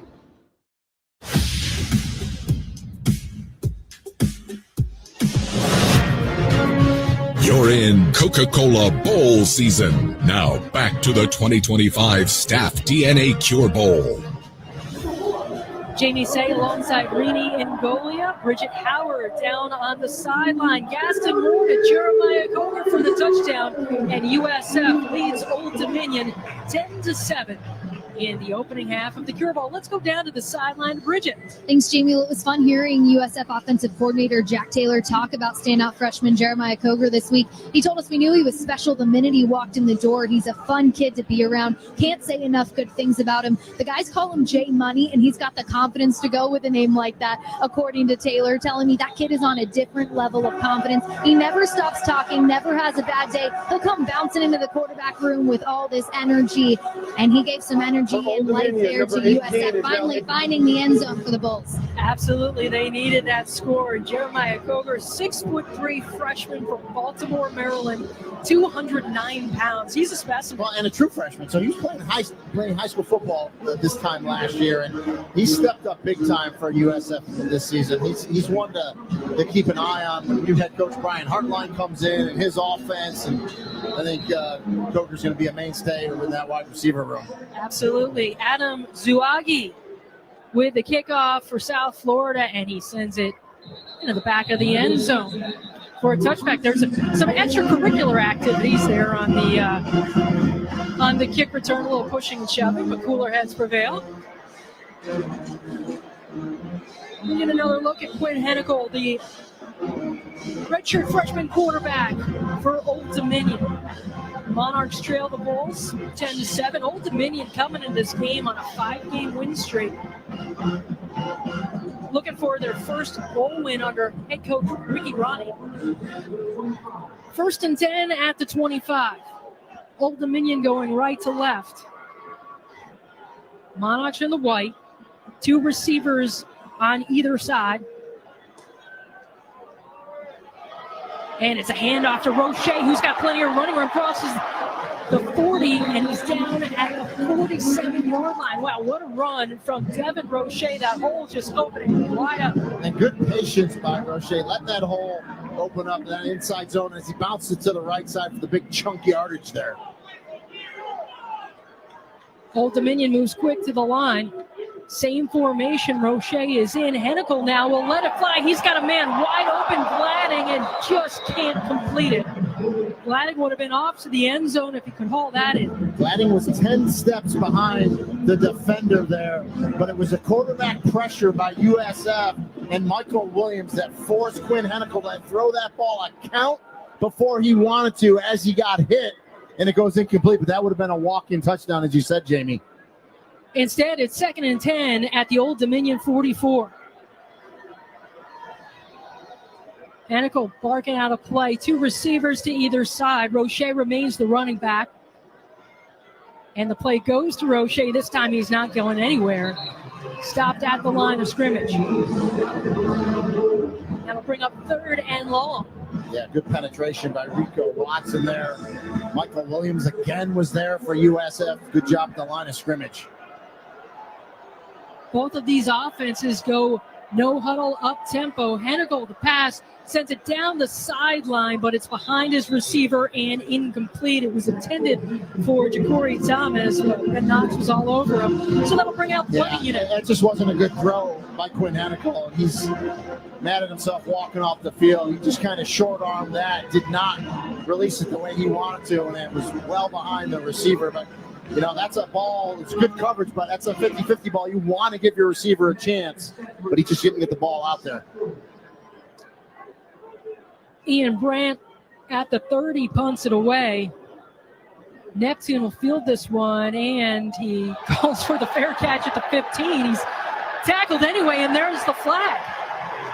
So a flag comes in after the 40-yard punt, but South Florida's going to get from some extra yardage. Kick catch interference. Really, the Old Dominion rusher came down. He fell down, was to the side of the returner. The returner actually fell over him, but it's enough to get the kick catch interference. Kicking team. 15-yard penalty from the end of the kick. First down. That should put South Florida at the 30-yard line. But, it wasn't intentional. It just had no place to go. Neptune didn't see him there and actually tripped over him, but you got to let him catch the ball. So the call was cracked. And that's another lesson for Christian Neptune. We've seen him take a couple of punts this time. He calls for the fair catch, and look what happens. He gets 15 extra yards. There you go. All right, 6:17 to go in the first half of the Cure Bowl. South Florida leads Old Dominion 10-7. South Florida Bulls are 9-3, looking to win their third straight bowl game. If they can get it done here. Gaston Moore had a touchdown pass on the Bulls' last drive to put South Florida ahead. Here's the snap for Moore. Rolls to his right, and little check down to his running back Alvin Isaac, who gets some good yardage after the play. Yeah, good spin. They send Isaac in motion, and then he goes out into the flat. Good throw by Gaston Moore, and a good run after gets a little spin by Alvin Isaac, and 7-yard pickup. And now he's going to run the ball, crosses the 40, trying for the 45. He's taken down at the 46-yard line, and that's going to move the chains for USF. The Bulls kind of had a slow first quarter, but they found something here in this second quarter. Well, and Alvin Isaac is one of their explosive playmakers, so put the ball in his hands. He's going to make things happen. Little quick hitter to the outside for Jaden Alexis, who makes the catch and gains 4 yards. Pushed out of bounds on the far sideline. Tell you what, though, Gaston Moore shows you how strong his arm is. He's at the far hash on the right side of the field. Threw that ball all the way across. Not a big pickup, but a long throw and a strong arm by Gaston Moore. Well, his nickname is Gas Pipe because he brings the heat there. Now he's got plenty of time. Dumps it off as a man. It's Isaac who crosses the 40 down at the 34 of Old Dominion. That play was basically a broken play, but there was Isaac there to receive. Well, and Gaston Moore was going to run it. It broke down, but knew where his check down was in Elvon Moore, and he puts it to him. And that's 3 times in a row where Elvon Moore has touched the ball and made something happen. Again, put the ball in the hands of your elusive players and let them go. And this time Moore's going to run it himself, but he's got nowhere to go as Old Dominion just smothers the quarterback. Loss of 1 on the play. It'll bring up 2nd and 11. Chris Trinidad, the captain, making the play there. Yeah, it kind of looked like a broken play in the backfield between Gaston Moore and Elvon Isaac. A good job by Old Dominion to get the tackle for the loss. Yeah, South Florida, 2nd and 11 at the 37. The guy Davenport is the running back who was injured. Now he splits out to the far side in the receiver position. There's 5 receivers. Now Davenport comes and settles in beside Gaston Moore on the left side. Quick toss, though, to Davenport, and he's greeted and seated as soon as he makes the catch. That's going to be another loss on the play. Good defense for Old Dominion. Brandon Crutchfield making the play. Yeah, Crutchfield read that immediately as they sent Davenport into the flat. Crutchfield hit on it exactly what he needed to. Makes that tackle at the line of scrimmage after the reception. All right, so it's 3rd and 10 at the 36. Old Dominion defense stepping up. 3 receivers to the near side right, 1 to the far side left. The snap to Moore. He's got plenty of time. Fires over the middle, and it's picked off by Old Dominion at the 20-yard line. The Monarchs making the play. It's Brandon Crutchfield. And there was good protection up front. Gaston Moore had all day to throw. The problem was there was better coverage in the secondary by Old Dominion. Gastamore tries to stick it in there on a corner route, but Brandon Crutchfield playing underneath center field just makes an easy interception and a great takeaway by the Monarchs. You know, we talked about how disruptive the USF defense can be. You know, they get a lot of turnovers. Old Dominion can do the same thing. Both of these coaches talked about how they have a shared identity, both of these teams. All right, so Quinn Hennikel back on the field alongside the Old Dominion offense. Devin Roche's the running back. 2 receivers to the near side left, 1 to the far side right. And Hennikel fakes the handoff, runs straight ahead, gets to the 25-yard line for a short gain. Fred Gaskin coming up and making the tackle from the safety position.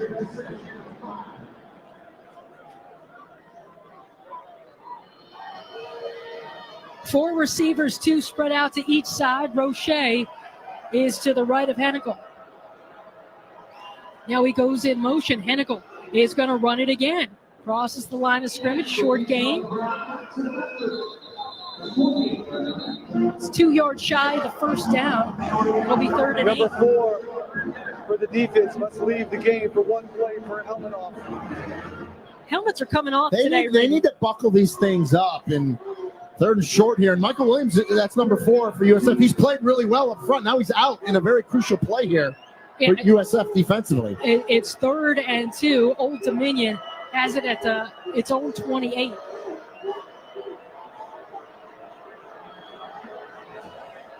Two receivers split wide to either side. Roche, the running back. Hennikel drops back. He's going to tuck it and run, and he gets the first down, crosses the 35, and slides his way across the 36, 37-yard line. Yeah, first down. Blitz was sent, but it opened up in front of Hennikel. Wisely, he takes off running and picks up that first down easily. They mark it at the 40, and Old Dominion moving quick. 2 minutes to go here in the second quarter of the Cure Bowl. Old Dominion trails 10-7. Roche the carry up the middle. Gain of a yard.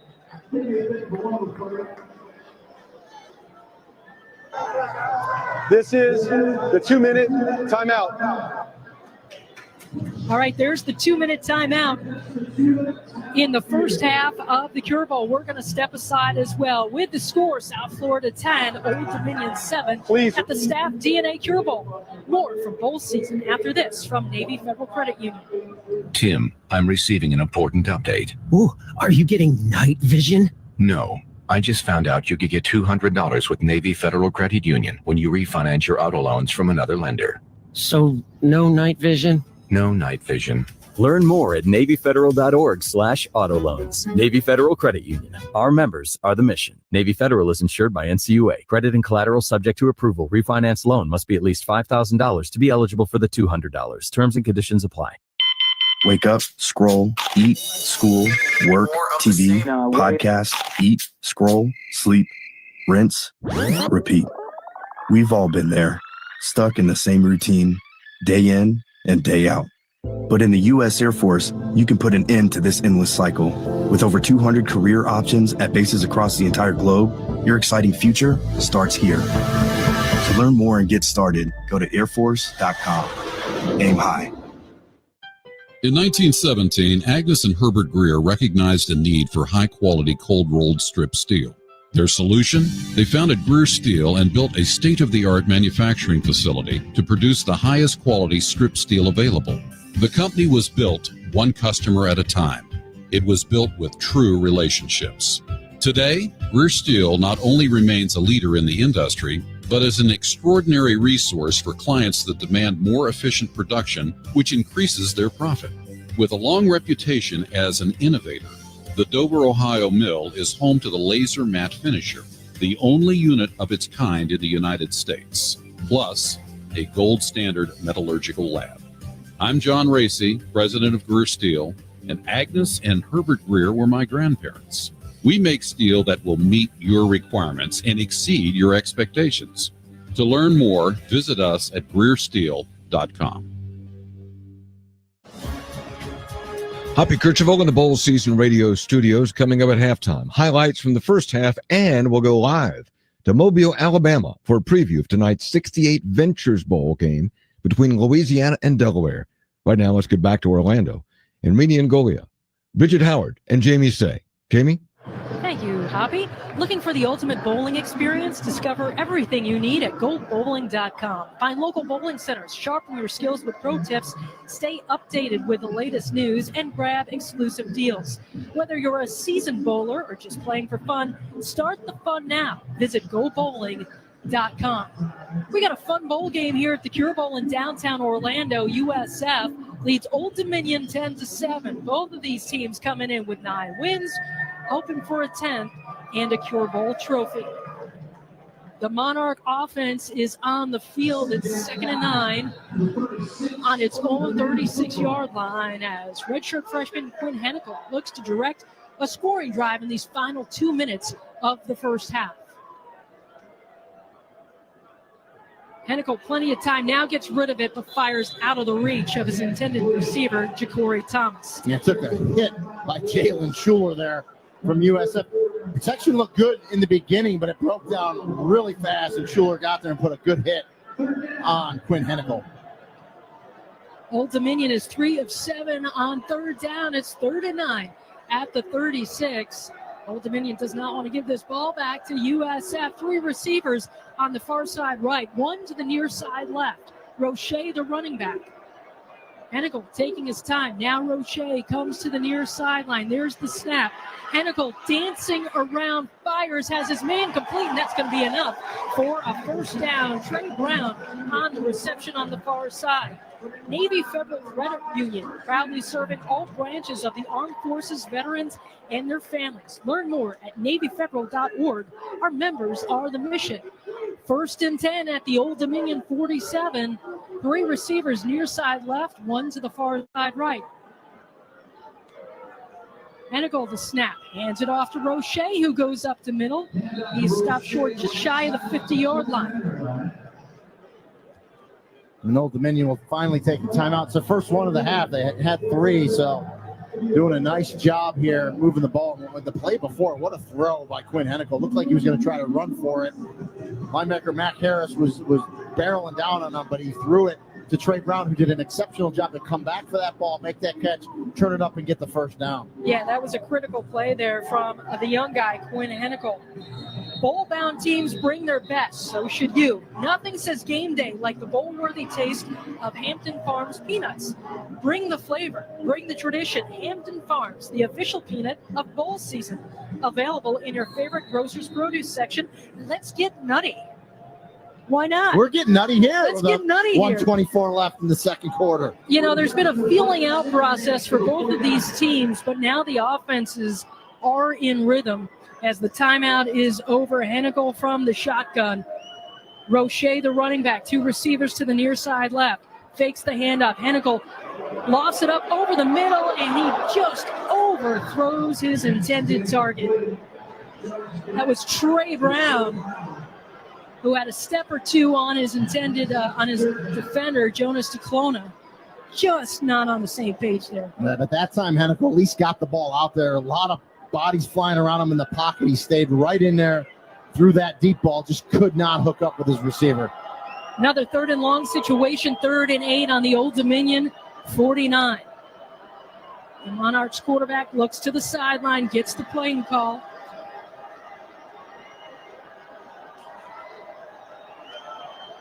The snap to Hennicle. Quick pass has his man in stride. It's Gladding. He's at the 40 of USF, and that's where the Bulls will take him down. But another 3rd down conversion by Hennicle and Old Dominion. Jarvis Lee on the tackle. Yeah, good read by Hennicle. The blitz came, gets that one-on-one coverage to Gladding and puts it right on him on the slant for the first down. 1 minute to go in the first half of the Cure Bowl. Old Dominion, another completion to the near sideline. It's Thomas who jukes his man, gets to the 20, taken down at the 18, but Ja'Cory Thomas moving the chains. And Old Dominion's in the red zone. That was Ben Knox in coverage. He thought the receiver was going to step out of bounds. Instead, Thomas fought back to the inside, got about 10 more yards. 50 seconds left in the first half of the Staff DNA Cure Bowl. Old Dominion on the march. Hennikel, plenty of time, has a man wide open and just overthrows his tight end, Jalen Butler. And Jalen Butler, to say he was wide open is an understatement. He runs right down the right hash, the right seam. No one goes with him for USF. I think that's where Quinn Hennikel, he just got too excited. Just hold the ball an extra count, and you could have just floated it in there. Would have been an easy catch. But again, that's the lack of reps and experience. Clock stops with 40 seconds, 2nd and 10 at the 19 of USF. Butler, the tight end, still in the game alongside Roche, the running back. Hennikel taking his time. Ja'Cory Thomas, the receiver, and now Ricky Ronnie approaches the referee and calls a timeout. Yeah, play clock was running down. Didn't want to get hit with a delay of game. They have 2, so he burned one right there. All right, so South Florida leads this game 10-7 with 40 seconds to go before halftime. It's been entertaining. Both of these teams during the regular season had such explosive offenses, working with new quarterbacks here, but both teams are now getting into a rhythm. Back and forth. Yeah, I mean, if you look at USF offensively, averaged 43 points a game, so yes, very explosive. And even Old Dominion, under their quarterback, Colton Joseph, averaging about 33 points a game. So, yes, both of them are classified as explosive offenses. And, again, you lose both starters. They opt out. You put a couple guys in who are really good quarterbacks, but they just lack the reps, right? But they're getting better as this game goes on, both of them. It takes time to get comfortable, and the players around him need to get comfortable as well. All right, timeout is over. 2nd and 10 for Old Dominion. This is the 12th play of the drive. 2 receivers to the far side right. Roche is to Hennikel's left. 40 seconds to go in the first half. There's the snap, and he's taken down by USF. On the rush was Jalen Schuler, who gets the snap. Schuler blitzed off the left end. No one kicked out to block him. He went untouched for the sack. 25 seconds to go as the clock continues to run, and a big loss. Hennikel now is going to run to the near sideline and be pushed out of bounds to stop the clock with 15 seconds left. And it's bringing up a 4th and 11 situation. So they're going to run the field goal team out there. It was a good pickup by Hennikel. Gets this to a much more makeable field goal. And the reason why that clock ran, Ricky Ronnie didn't want to waste his last time out. Hennikel was able to get out of bounds there, so no reason to use it here. And they'll get a shot for 3 here before the half. Yeah, Nathaniel Eichner on the field for the attempt. Call it a 28-yard attempt. Snap, hold, the kick is a fake. Actually, the holder picks it up, just a bad snap.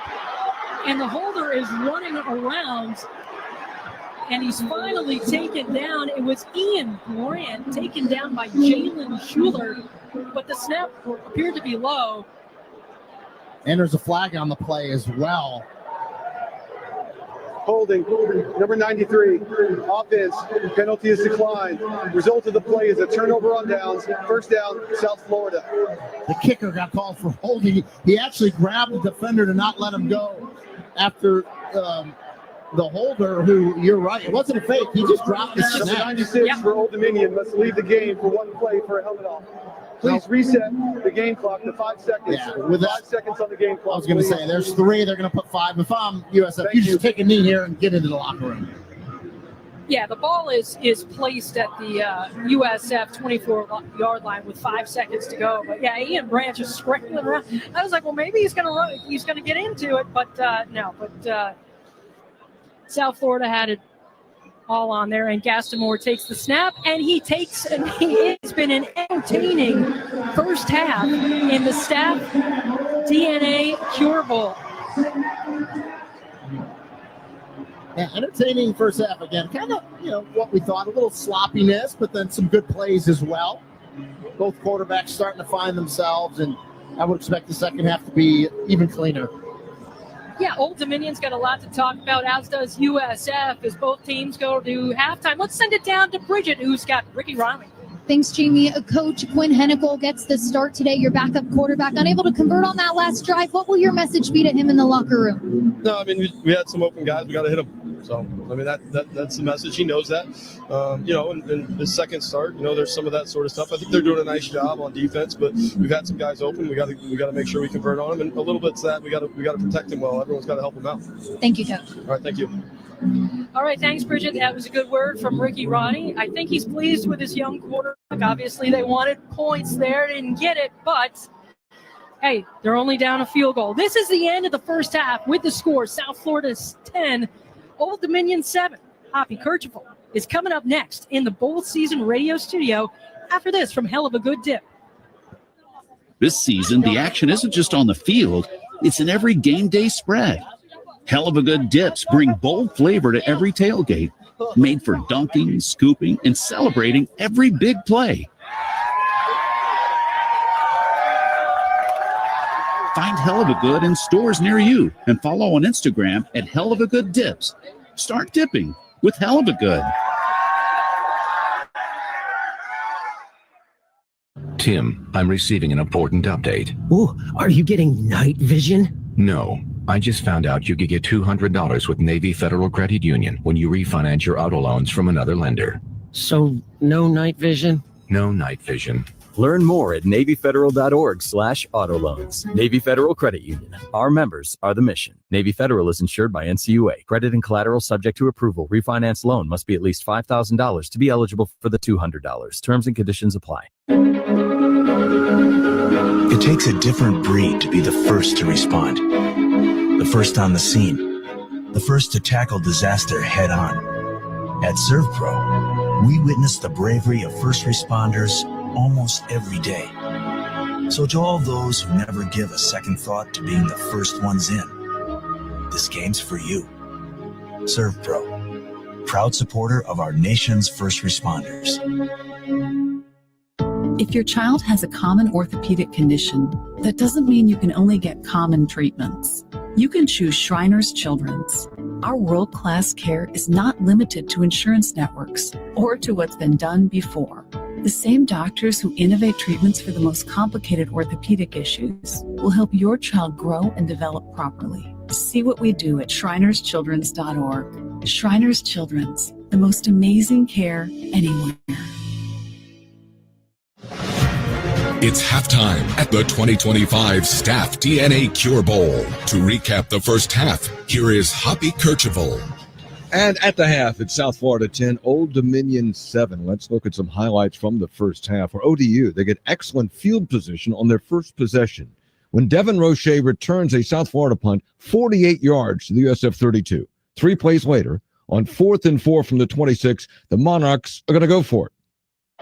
4th and 4 at the 26 of South Florida. Old Dominion's Hennicle is hit while he's thrown, and it's an incomplete pass.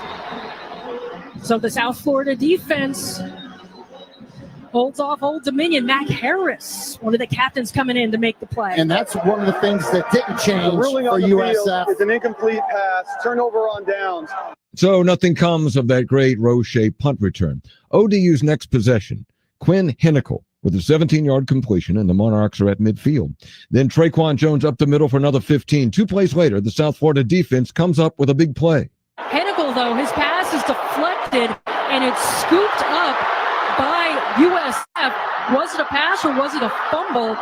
There's no whistle, and USF goes all the way down to the Old Dominion 41-yard line. It was a fumble when the Bulls' Jarvis Lee forced the fumble picked up by Fred Gaskin. So the Bulls have some momentum here. They move the ball down to the 15. The drive stalls there. The Bulls will attempt a field goal. The snap, the hold, the kick is up, and the kick is good.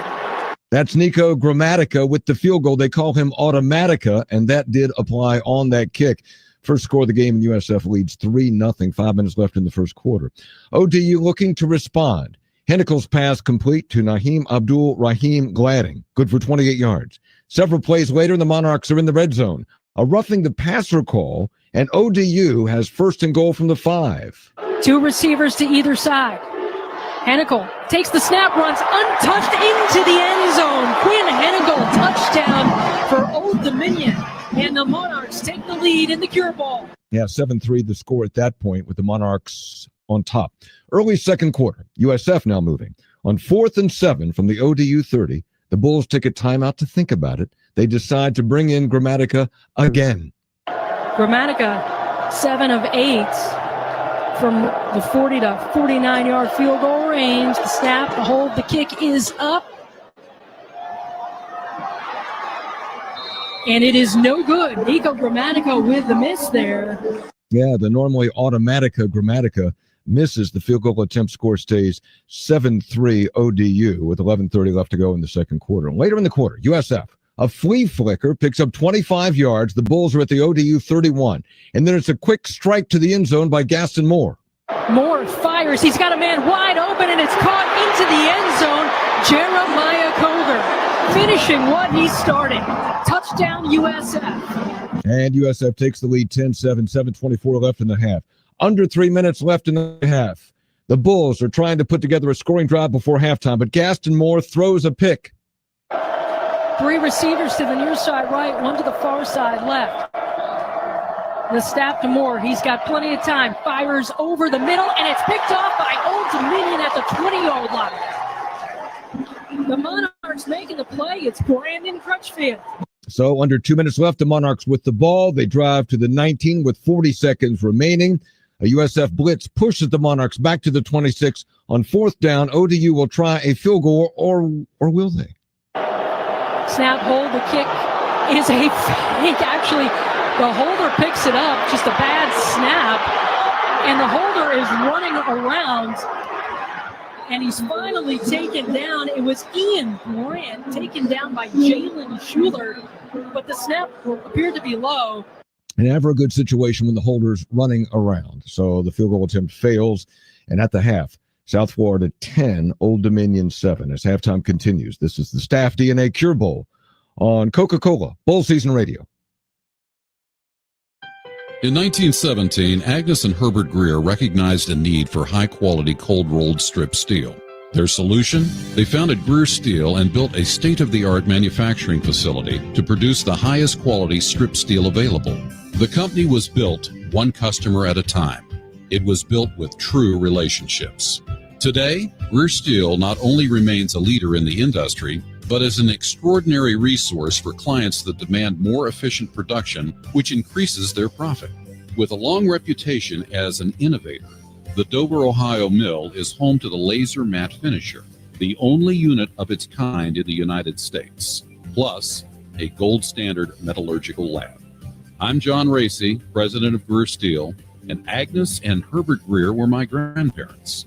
We make steel that will meet your requirements and exceed your expectations. To learn more, visit us at GreerSteel.com. There's been a change in the world of healthcare and in how you'll find your next job. Technology has made it possible.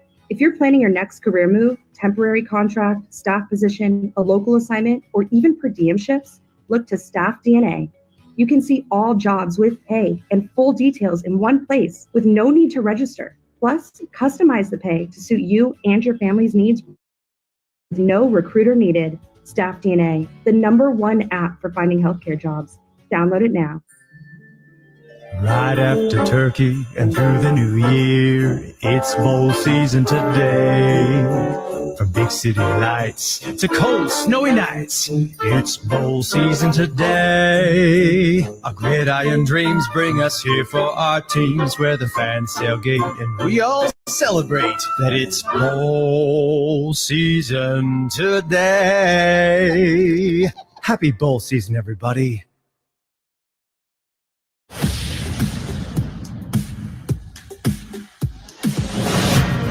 You're listening to the 2025 Staff DNA Cure Bowl from Coca-Cola Bowl Season Radio.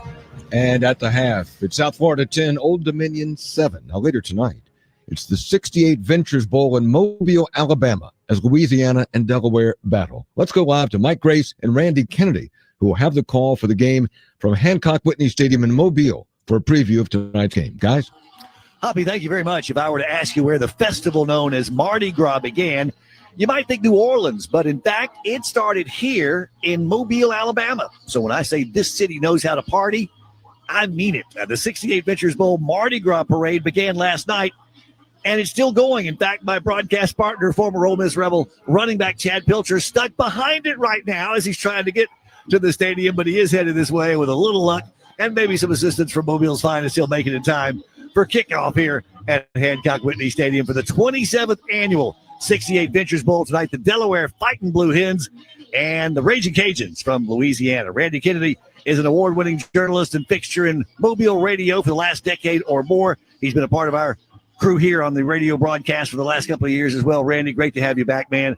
We got another great matchup tonight. A pair of 6-6 teams, but I know that one, especially Delaware, really excited about being here, man. Their first bowl appearance ever, and that's because this is the first year they could actually be in a bowl. And in fact, they weren't supposed to be eligible this year, except there weren't enough teams that had the winning record to get to a bowl game. So they get the exception. They come to Mobile. I know their fans are extremely excited to be down here. I talked to a bunch of them this morning. They went to the Mardi Gras parade last night, which was a lot of fun for everybody. But this is a big game for them. There's no question about it. Their first bowl game ever. I think they see this game as a stepping stone to say, okay, we can play at this level. I think there were some people who wondered, was this the right move? And I think being here in this bowl game tonight justifies that. For Louisiana, after a 10-win season a year ago, some may think the 6-6 mark this year is a disappointment, and I'm sure it is in a way, but this team won their last 4 in the regular season to become bowl eligible and get here, and by doing so, Randy, they've got a streak now appearing in a bowl game in 8 straight years. No small accomplishment. That's impressive, and don't forget, they've won in this stadium already, too. When they got it turned around, they came over here and played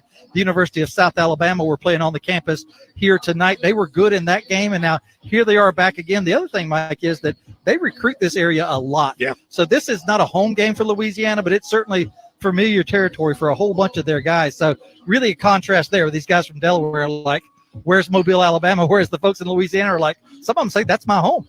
What to look for between the lines tonight? We've got ourselves a contrast in styles. One of these teams likes to pound it on the ground. The other team has a great aerial attack. It'll be fun to see who can come out on top tonight. Yeah, there's no doubt about it. Louisiana's a really good running team. That includes their quarterback, Lunch Winfield, and a bunch of their guys. They can really, if you're not strong up front, they will embarrass you running the football. On the other side, Delaware's going to air it out.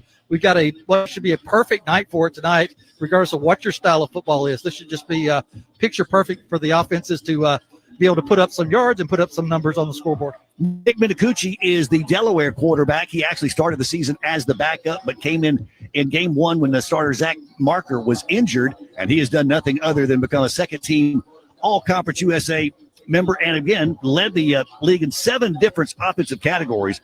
It'll be interesting to see how he goes today. And yes, you mentioned it is Lunch Winfield, the quarterback for the Louisiana Raging Cajuns. We'll tell you where the nickname Lunch came from if you stick around for our broadcast, which comes to you here in a matter of moments on great Coca-Cola Bowl Season Radio Network stations across the country. It's great to be back with you for our 27th year. Before we get out of here, can we do one other thing? Can we wish the real father of this bowl game, the great Mike Godfrey, former ESPN analyst and longtime coach, his 81st birthday today, and this bowl wouldn't be in existence if it weren't for Mike Godfrey. You know, we're sitting here in a radio booth, and it's just appropriate that we recognize Mike. I think he was the greatest color guy in college football TV history when he was on ESPN. I say that without any reservation.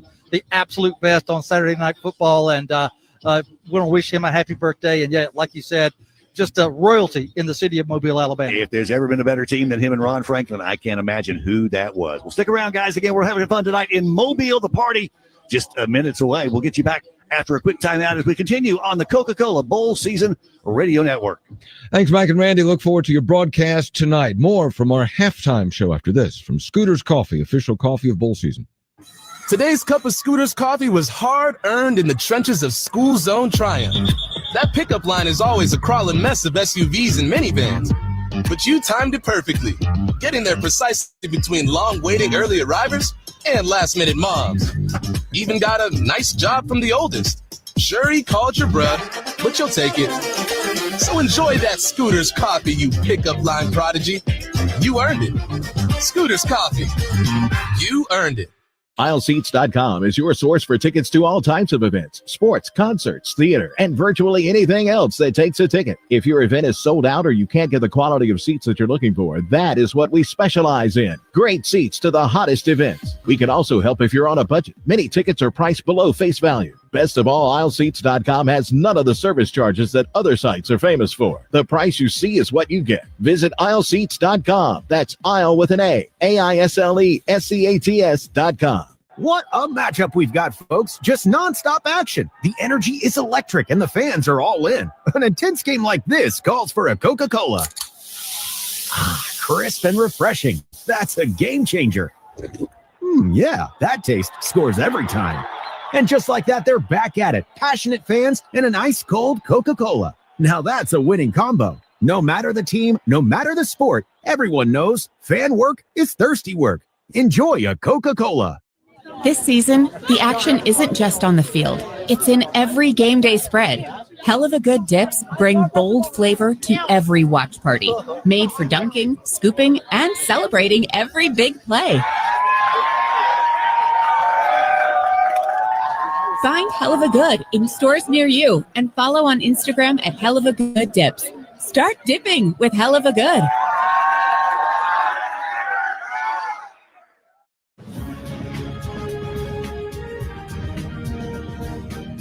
Back at the Coca-Cola Bowl Season Radio Studios, let's pause 10 seconds. This is the 2025 Staff DNA Cure Bowl on Coca-Cola Bowl Season Radio from First Team.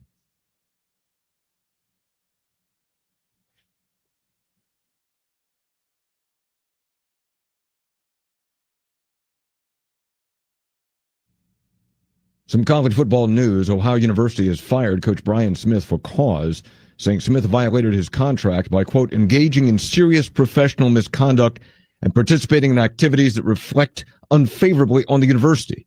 The school did not provide specifics on Smith's misconduct. Smith's attorney released a statement vehemently denying the allegations. Our halftime score is South Florida 10, Old Dominion 7. We'll return to Camping World Stadium in Orlando in 2 minutes to rejoin Jamie Say, Rini Ngoya, and Bridget Howard. This is the Coca-Cola Bowl Season Radio Network, and you're listening to the 2025 Staff DNA Cure Bowl. A 43-yard field goal with a ticket to the championship on the line. Here's the snap. The kick is... At this moment, who you voted for doesn't matter. What kind of car you drive, how much money you make, what kind of music you listen to, or how many followers you have doesn't matter. At this moment, the only thing that does is football. Visit footballmatters.com. As a referee, I pay attention for a living. While I'm busy watching the game, I need your help keeping an eye on the stands. If you see something that doesn't look quite right, tell a law enforcement official. We all play an important role in protecting our communities, and you can help. If you see something suspicious, say something to local authorities. If you see something, say something is used with permission by the New York Metropolitan Transportation Authority. If your child experiences a burn, Shriners Children's is here with world-renowned burn care. The same doctors who innovate procedures for the most serious burn cases are ready with the most advanced treatments for pediatric burn injuries, no matter the degree. Best of all, our care is provided regardless of a family's ability to pay or insurance status. Visit us at shrinerschildrens.org to see why we're the place to turn for any burn. Shriners Children's, the most amazing care anywhere. For your family that you've promised to give the home of their dreams, let Union Home Mortgage be with you every step of the way and help you deliver on those promises. For military families, VA loans come with no down payments, competitive rates, and no private mortgage insurance. Union Home Mortgage appreciates all that you do for your country, and we want to be there for you and your family. Go to UHM.com to get started today. Union Home Mortgage. Promises kept. Union Home Mortgage Corp is an equal housing opportunity lender. NMLS number 2229. NMLSconsumeraccess.org.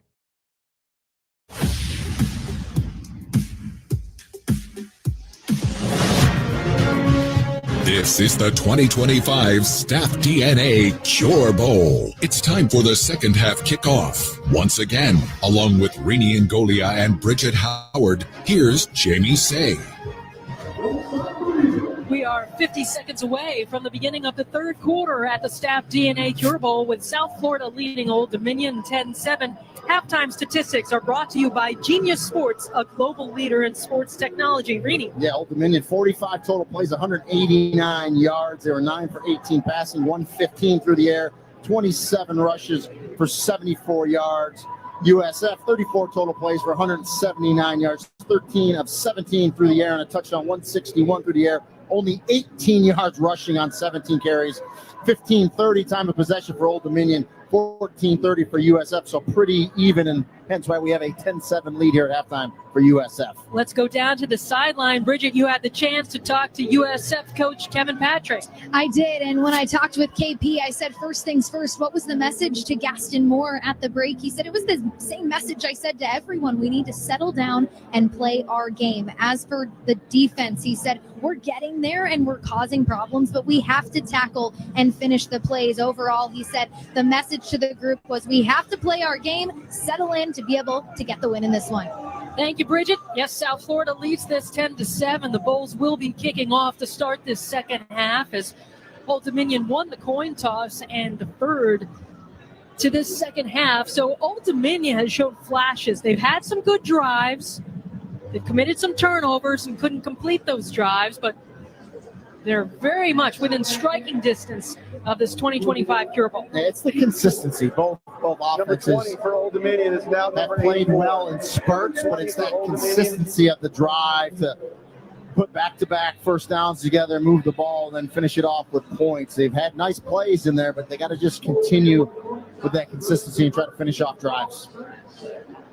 You know, the first half was kind of a break the ice, kind of get into a rhythm for both of these quarterbacks who are starting for the first time this season.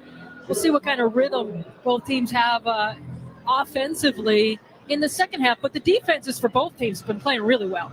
Yeah, and it's funny, you know, Bridget talked about interim coach Kevin Patrick talking about tackling better. Of course, a D-line coach by trade, that's the interim head coach, is going to talk about tackling and something he wants them to clean up here in this second half. Adam Zuagi is out there for South Florida. He's the kicker. He'll be doing the honors as the timeout comes to an end here. Yeah, we're waiting for TV as usual. Always waiting on TV. It's been a fun game no matter what, though. Yeah.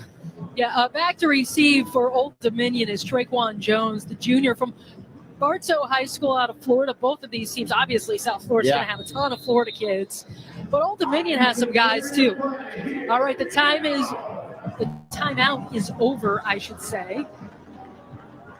We're about to kick off the second half of the 2025 Staff DNA Cure Bowl. South Florida on top of Old Dominion 10-7. Both of these teams looking for their 10th win. Foot meets leather, and the kickoff is high, spiraling, and it takes one bounce in the end zone. And Old Dominion will start at 1st and 10 at its own 25. As Quinn Hennicle, the redshirt freshman, will lead the offense back out on the field here at Camping World Stadium in downtown Orlando. Yeah, and I like what they did in that first half. They had some inside runs. They got it going a little bit. And then some quick perimeter passes for Hennicle, an extension and run. And then they started going down the field with them, giving them some shots. So they really opened up the offense for them there in the second quarter. One of the big differences has been the run game. Devin Roche, the running back for Old Dominion, is back in there, and he immediately gets the call. Crosses the 25, crosses the 30, and he's dragged down at the 32-yard line by Jalen Schuler. Yeah, whenever you can get 5-6 yards on first down, that's what we say, staying ahead of the chains. That's a good position to be in here, 2nd and 4.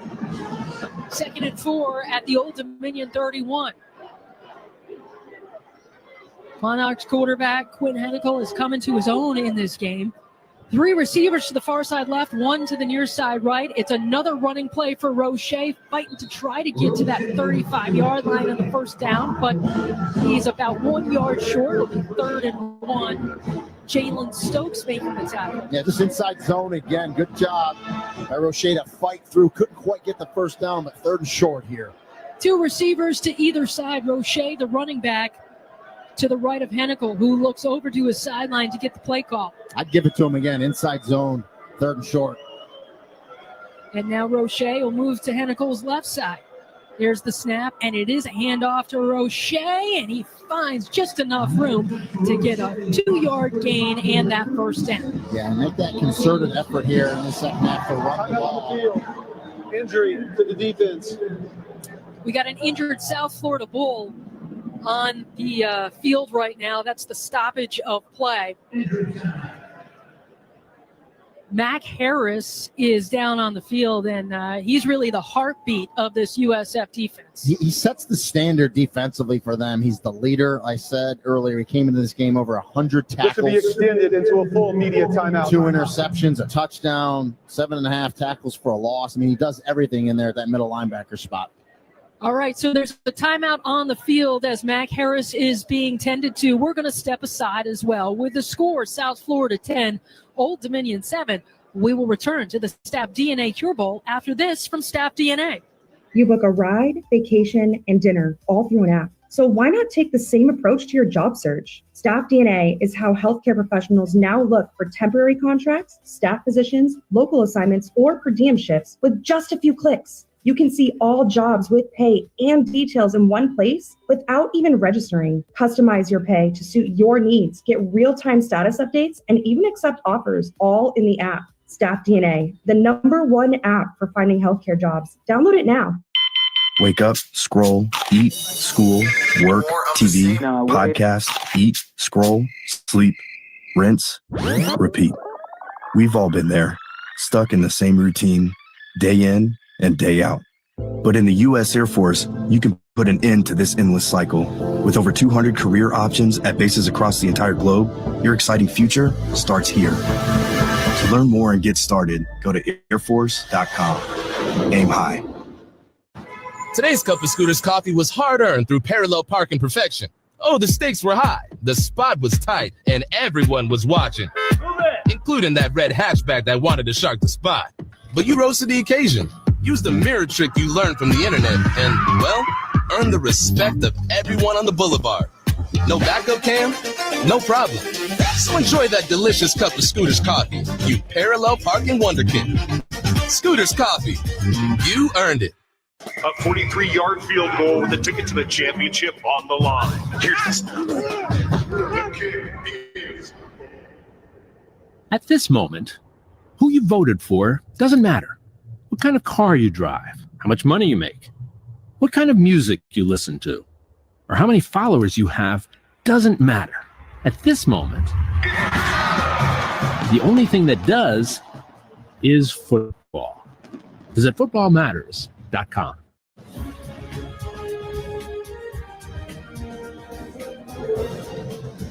Mac Harris has walked off the field under his own power. That's good to see.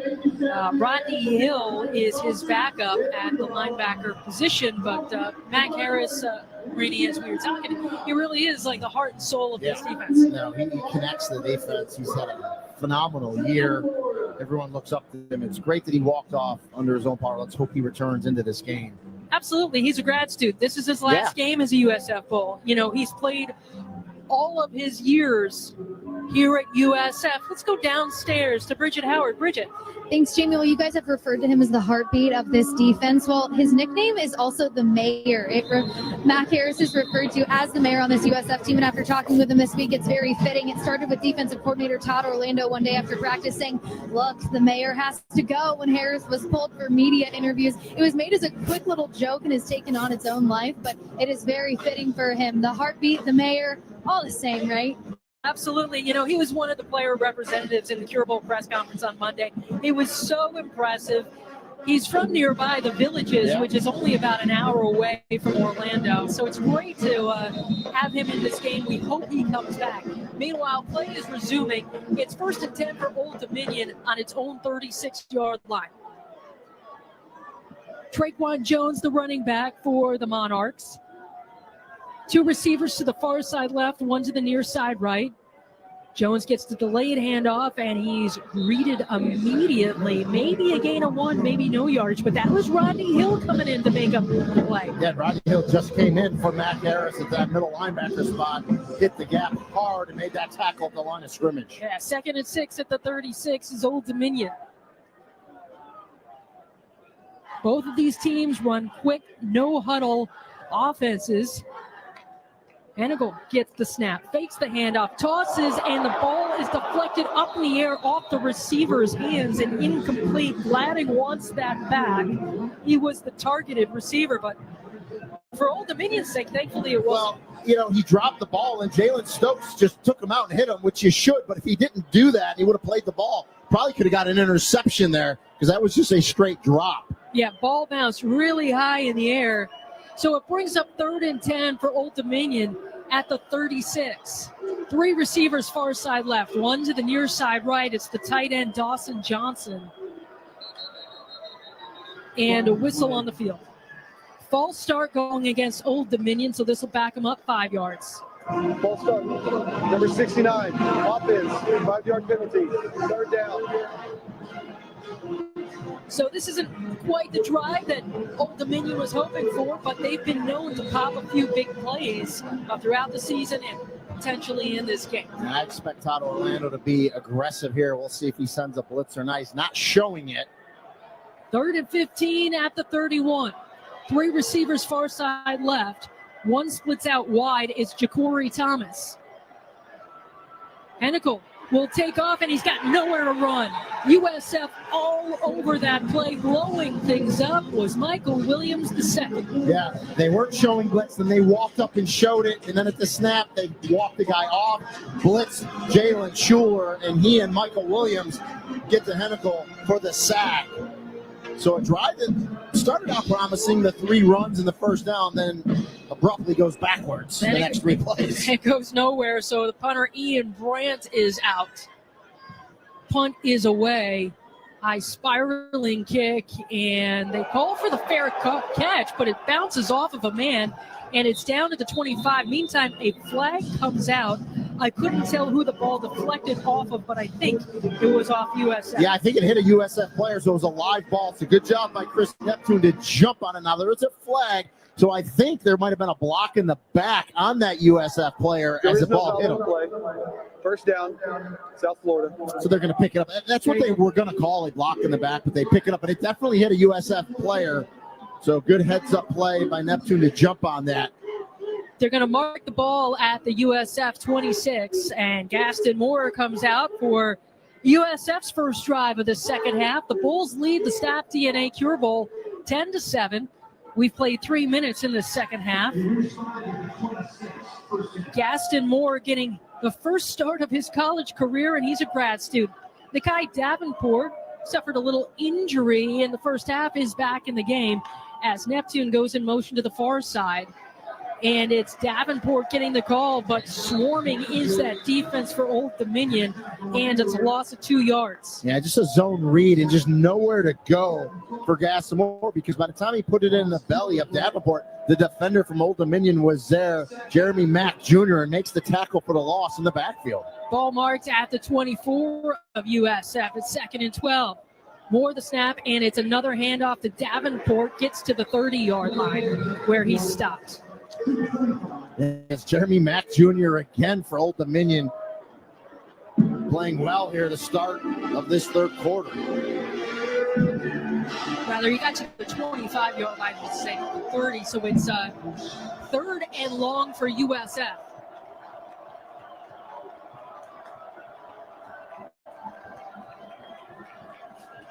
USF looking over to the sideline to get the play call. And now they reset. Snap to Moore. Drops back over the middle, and it's overthrown and picked off by Old Dominion. Crossing the 30 to the 25. It's Jerome Carter with the interception, and the Monarchs have tremendous field position. USF was 1 for 7 on 3rd down going into that play. Make it 1 for 8 now, and that's what happens when you're 3rd and long. You try to force it. Gaston Moore does that. It gets overthrown, and the interception in return on the field is an interception by Jerome Carter for Old Dominion, and now they are in, well, just outside the red zone at the 25-yard line. But tremendous defensive series there for Old Dominion and defensive coordinator Blake Sealer. Absolutely, for Jerome Carter, that's his 5th interception of the season. He's a 3rd-team All-Sun Belt, but wow, he gives his offense some great field position. 1st and 10 at the South Florida 25. Hennicle to snap. Will keep it himself. crosses the 25. He's taken down at the 23. Let's go down to Bridget. Yeah, guys, well, in talking with Chris Trinidad about Jerome Carter, he said he's a young guy with a lot of potential. I've seen him grow up tremendously during his time here. He shared that his mindset of coming in and getting straight to work really stood out to him. And he's young, but he acts like a leader, definitely the leader of those back-end guys. Absolutely. 2nd and 7 at the 22 for Old Dominion. Man comes in motion to the near side. It's Jones. The snap to Hennikel over the middle, and his receiver bobbles the pass and drops it. That was Gladding again. And a drop pass, bringing up 3rd and long. And that's 2 slant routes that Hennikel's thrown really nice balls that have just been dropped by his receivers and actually knocked up into the air. Luckily, it goes incomplete, but now you're sitting here at 3rd and 7. I think Gladding was thinking end zone there because he had that, but just couldn't haul it in. 3rd and 7 at the 22 of USF. 3 receivers to the near side right, 1 to the far side left.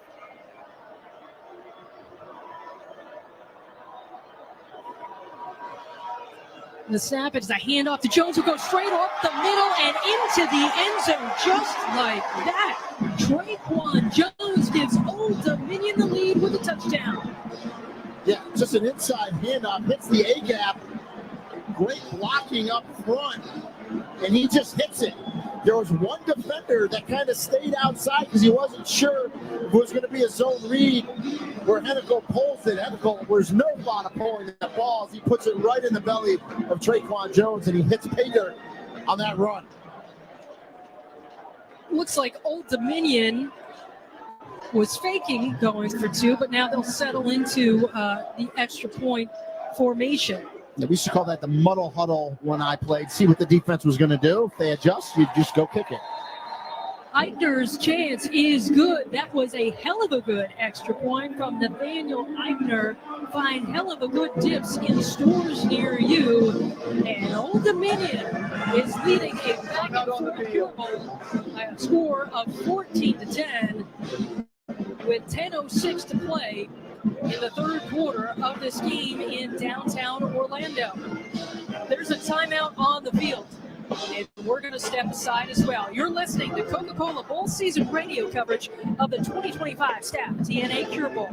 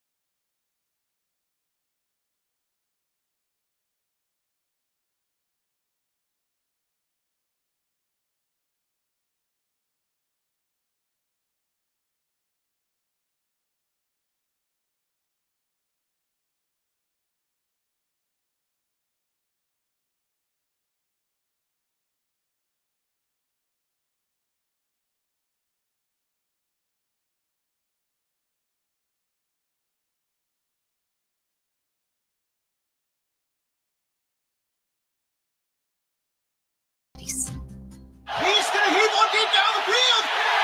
And it's caught. It's a touchdown. There's nothing like that moment when your team clenches a win.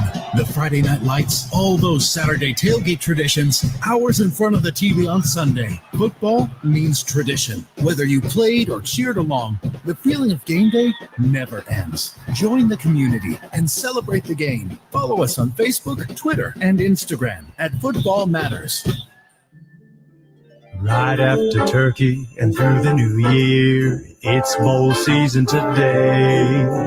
From big city lights to cold, snowy nights, it's bowl season today. Our gridiron dreams bring us here for our teams, where the fans tailgate and we all celebrate that it's bowl season today. Happy bowl season, everybody.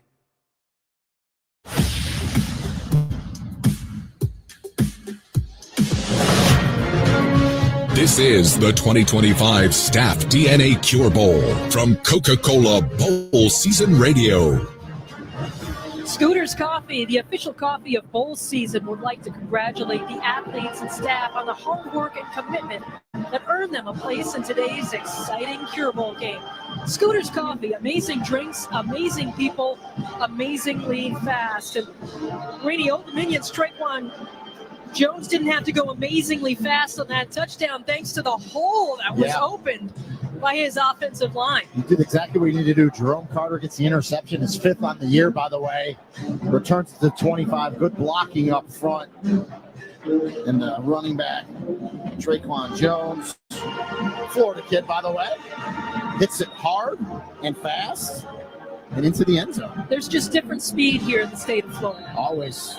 Absolutely. So, with that touchdown, Old Dominion leads the Cure Bowl 14-10 over South Florida. A lot of time to play. 10:06 to go in the third quarter. And you talked about obviously the number of Florida players on the roster for USF, and that Old Dominion has them too. This is a great recruiting trip for Old Dominion too, coming and playing in this Cure Bowl in Florida. It's really good for your recruiting down the line with these Florida kids. Absolutely. So, Alvon Isaac called for a fair catch on the kick return. So South Florida once again is going to play from behind. This has been a back and forth game. South Florida took the lead 3-0. Then Old Dominion went ahead 7-3. South Florida led for a while 10-7, and then now Old Dominion has it 14-10. You know, this is an evenly matched game. Yeah, we thought coming into it, just the way these teams matched up, obviously both starting quarterbacks opting out and some coaches gone. We thought it would be a close game, and it's played out just what we believed it would to this point. Gaston Moore, the grad student from Hilton Head, South Carolina, is the quarterback for USF, and he does a quick hitter to the outside and has a man. A lot of speed on that far side, and South Florida gets a first down out of it. That was Jaquan Smith on the reception in the yards after the catch. He was driven out of bounds at the 37-yard line. Again, South Florida moving quick. This is Sam Franklin, the running back, trying to get to the 40, but he stopped short for no gain. Seth Nawatola on the tackle for Old Dominion. Yeah, just tough sledding up front there for USF. We got a hurt injury to defense. Old Dominion player in the middle of the field. So that's going to stop play. And player gets up. He's being helped up off the field and helped to the sideline. It's Nikendre Steiger who's coming to the sideline. In the meantime, there was another player down. So we were looking at Steiger, and then another player went down for Old Dominion. Let's hope he was okay. Got a twofer on that play. Yeah, the other player is still down. But, you know, I mean, Steiger's a big part of the defense, too. He's a starting safety from Wichita, Kansas. And the other player for Old Dominion gets up. That was Seth Nawatola, who made the tackle on the play. And he's coming to the near sideline, but he's jogging off on his own power. So, yeah, that's a good sign. And back to football. So, 2nd and 8 for South Florida at its own 39-yard line. The Bulls looking to answer Old Dominion's touchdown. 2 receivers to the near side left, 1 to the far side right. Now, Christian Neptune goes in motion. Moore, the snap, has plenty of time.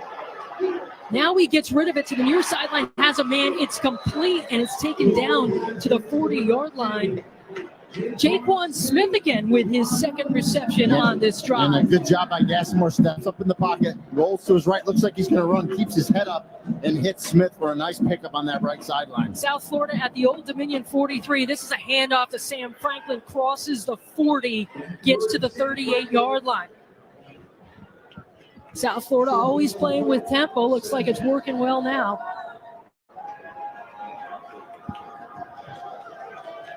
Franklin still the running back, and he gets another tackle trying to turn the corner, and he's stopped, but a flag comes out of the backfield after no gain on the play. Yeah, Crutchfield came up and made that tackle. The flag was away from the ball. It's on the other side of the field, so it'll be interesting to see what this call is. Personal foul. Illegal hands to the face. Number 99, defense. Penalty is 15 yards and an automatic first down. Costly penalty against Old Dominion's Cole Daniels. So South Florida will have excellent field position now, as it'll be 1st and 10 at the Old Dominion 23. Yeah, that penalty was on the right side of the line. The running back was to the left side of the field, so way away from the play. He's got those hands up too high.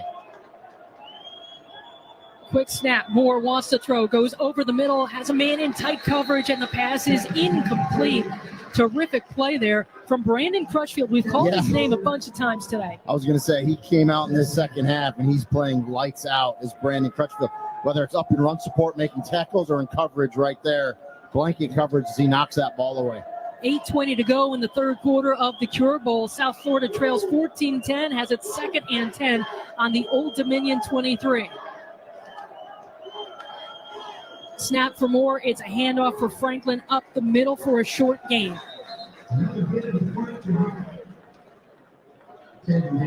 Gain of about 1 or 2 there. Chris Trinidad on the tackle for Old Dominion. The 5th-year senior from Richmond, Virginia. 3rd and 8 at the Old Dominion 21. Moore looks over the sideline to get the play. 3 receivers to the far side right. There's the snap. Moore throws right, and it's broken up by Old Dominion. Yeah, the throw was underneath, so even if it was caught, the tackle was going to be made for maybe a 3-yard gain, so it's exactly what Old Dominion wanted to. The ball gets dropped anyway, and there'll be another field goal attempt here from Grammatica. Yeah, Nico Grammatica comes out where he's 1 of 2 today. He was responsible for the first score of the game, a 27-yard field goal. This one's going to be a 39-yard attempt from the Tampa Products. Kick is up, and the kick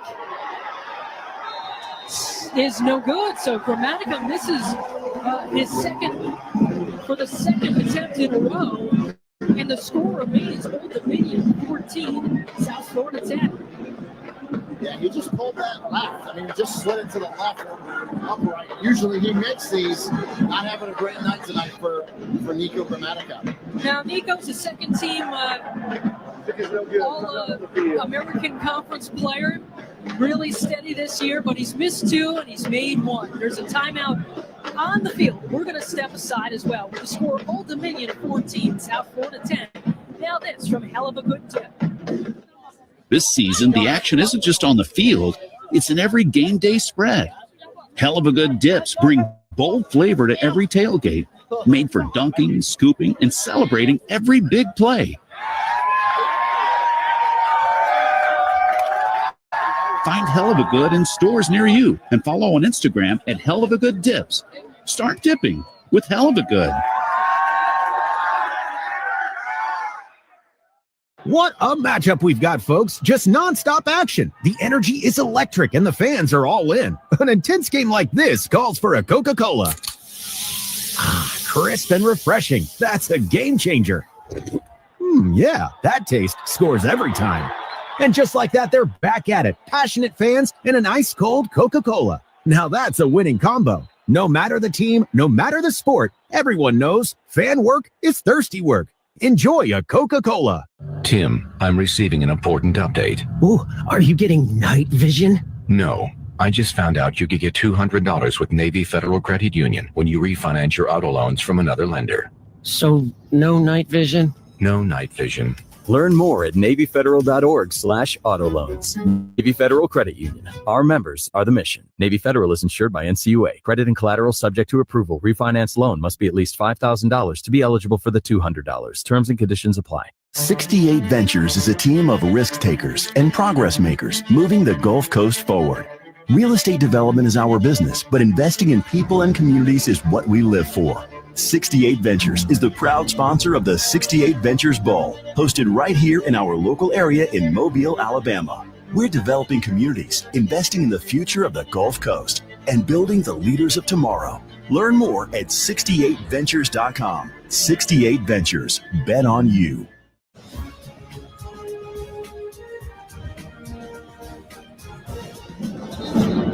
MB Sport is the official provider of the Bowl Bound shirt program with bowl season. Welcome back to Camping World Stadium in downtown Orlando for the 2025 Staff DNA Cure Bowl. After a missed field goal, Old Dominion holds on to its lead over South Florida 14-10. And the Monarchs offense is back on the field looking to extend this lead. Monarchs will start 1st and 10 at the 21. And I would expect them to start this drive off running the ball. They've had some success, especially on first down. Yeah, Devin Roche is the running back. He's had a nice game. The speedster from Baltimore, Maryland. Nicole at quarterback, 2 receivers split to either side. Jamie Say alongside Rini and Goli in this game, and the give is to Roche, who's got running room. Crosses the 35, the 40, the 50, and he's taken down at the 45-yard line in Bulls territory. You called it, Rini. There's that run play. And it's just inside zone once again, but what Roche does is he hits it on the left side, bends it to the right, it opens up, and then he shows you his speed there with that big-time run. The run game has been the difference in this game. Old Dominion has been feasting on the ground. 1st and 10 at the South Florida 44. 2 receivers split out to either side. Roche remains at running back, and he's to the right of Hennikel, who gets the snap. It's Roche again, dancing, and picks up a yard or 2. Rico Watson the third on the tackle for South Florida. Yeah, that time Roche tried to get behind his pulling offensive lineman, kind of hit back there, but Rico Watson scraped from behind and made that tackle for only a 1-yard gain. 2nd and 9 at the Bulls 43. Monarchs lead the Cure Bowl 14-10 in the third quarter.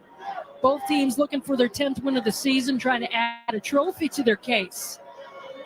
It's Roche again. He dances behind the line, crosses the 40, and he's taken down at the 39. Jarvis Lee Jr. on the tackle for South Florida. Got it in the area of the field though here, Jamie. 3rd and we'll call it 4, maybe a 5. They got 2 downs here to pick it up. They're gonna go for it here if they don't pick it up on 3rd down, I really believe. 4 receivers are in the game, 2 split to each side. Trey Brown and Gladding are on the near side. Roche remains the running back. Hennikel the snap, and he gives it to Roche, and he's got running room, crosses the 35, and he gets the first down. It's a steady diet of Devin Roche, the redshirt sophomore from Baltimore. And the fact that they ran it on 3rd and 5 told me they were definitely going to go for it on 4th. If they didn't get it, but Roche was able to fight through and get that first down right there. In the regular season finale for Old Dominion, Roche, 21 carries, 137 yards on the ground. He's having a great Cure Bowl. As Old Dominion entered this game on a 5-game winning streak. 1st and 10 at the South Florida 34. This time it's a pass to the near side. Gladding makes the catch, and he's stuffed at about the 29-yard line. Jarvis Lee in on the tackle. And when you do those quick throws to the sideline after you've been running it, right, the linebackers are in tight because they're protected against the run. That's just an extension of the run. It's an easy throw, and you look up, it doesn't look like much. It's 5 yards on 1st down. Yeah, it's a gain of 5, 2nd and 5 at the 29. Old Dominion operates under the no huddle, but they do take a pause to look to the sideline to get the play call. Traquan Jones is now in at running back for Old Dominion, and he gets the carry, crosses 30. Check that. Hennikel keeps it himself, is down, and loses the football. Okay, we've got Hennikel is still down. South Florida recovered, but I'm not sure if the ball was down by contact and the ground forced the fumble. But Hennikel is still down on the field. Yeah, Hennikel took a big hit. The ball came loose. It was called a fumble on the field. Let's hope Hennikel's okay. It was a nice run. Yeah, Hennikel was down at the field at the 15. Now he gets up. He's surrounded. The ruling on the field is a fumble recovered by the defense.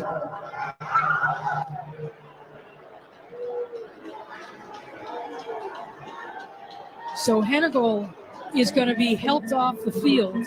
And you don't, obviously, we don't want to speculate, but I would assume here when they come off the sideline, he's going to be in concussion protocol. They're going to check him out and make sure he's okay. Yeah, he's being helped out by two people. His arms are around both people as they support him as he comes off the field. Ricky Ronnie is irate, yelling at the officials. It's going to go to review. It looks like his knee was down. I didn't get a good shot at the scoreboard here if it was targeting. I think that's probably what Ricky Ronnie is irate about. But replay can jump in here and stop this and really break it down. They're going to break it down and look at it anyway. Remember, in college football, every play is reviewed. It's not necessarily stopped for further review, but they will look at it in the replay booth. This is a Conference USA crew. But it looked like his knee was down. The previous play is under review for potential targeting. Yeah.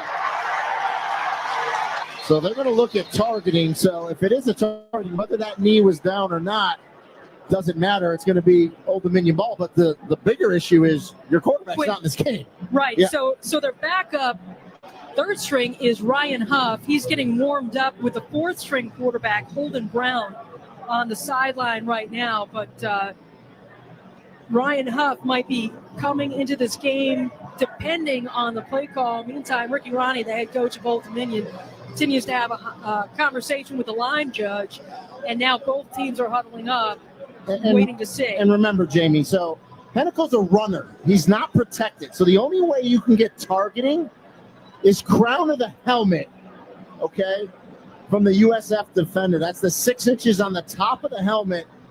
You can never use that crown, and yeah, that's going to be targeting. I just got a good look at it. And here's the thing with the crown of the helmet. You cannot use it anywhere on the body of the running back, okay? Quarterback in this case.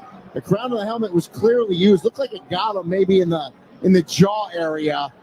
So it was Jalen Stokes, number 21, on the play for South Florida. That's what they're reviewing. Looked like it was 21 on that replay. And I would venture to say Stokes is going to be gone for the rest of this game. This is going to be a targeting. It'll be half the distance from the end of that run. And Old Dominion ball. And we're going to see Ryan Huff, the quarterback, the third string quarterback for Old Dominion, come in as soon as the officials are done with review. They're still reviewing it. Jalen Stokes is a backup safety, backs up Fred Gaston. And I want to say, too, it's not dirty. Like, you're coming across as a safety just trying to make a hit on a quarterback that's in the open field who had a nice run. You lower that head, but that's why you always talk about you got to see what you hit. You got to look up that rule. The targeting rule is put in there as much for the defensive players as the offensive player because you want to see what you hit. Now, obviously, he lowered that head and hit Quinn Hennickel, and he was down for a while, and he's in the tent getting looked at now. I'm looking at the big screen that everyone in the stadium's looking at because we don't have a monitor in our radio booth, but from what I saw, it clearly looked like Jalen Stokes used the crown of his helmet. And again, Hennickel's not protected because he's a runner, so the only way you're going to get targeting is with a crown of the helmet. And, I mean, they're taking a long time on this review. Obviously, it's been several minutes that they've been looking at it. Meantime, let's talk about Ryan Huff. He's the third string quarterback for Old Dominion. This will be his first snap. Yeah. He's a true freshman. This will be his first snap. What a way to come in, right? Exactly.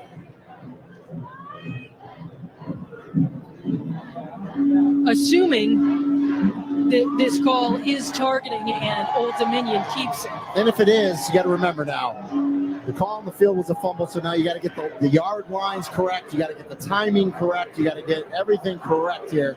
So that usually takes a little longer. But I tell you what, if it's not targeting, Ricky Ronnie's going to, his head's going to fall off. Meantime, the players for Old Dominion is getting their fan base excited, raising their arms, encouraging them to chant. After review, it was determined that number 22 of the defense, personal foul, targeting. The foul happened at the penalty is enforced from the 18-yard line, half the distance to the goal. It'll be first down, Old Dominion at the 9-yard line. Number 22 for South Florida is disqualified. Okay, so that's Deshaun Rucker, number 22, not 21. We're off by a digit. It was tough to tell. Yeah. It was tough to tell. So Deshaun Rucker, who's had a great season, is off. We'll play corner and nickel, but it's the correct call. And that's what I thought it was taking a little while because you got to get the exact yard line. Then it's half the distance from there. You heard him. It was the foul occurred at the 18. Now it's half the distance. Rucker is disqualified, but it was the right call. They got it right. All right, so Ryan Huff, the third-string quarterback, comes out. First and goal from the South Florida 9. Again, this is Ryan Huff's first snap of his collegiate career in game action. Huff did play in the spring game. A little different here. A little different. So big moment for Ryan Huff as his Old Dominion Monarchs lead South Florida 14-10.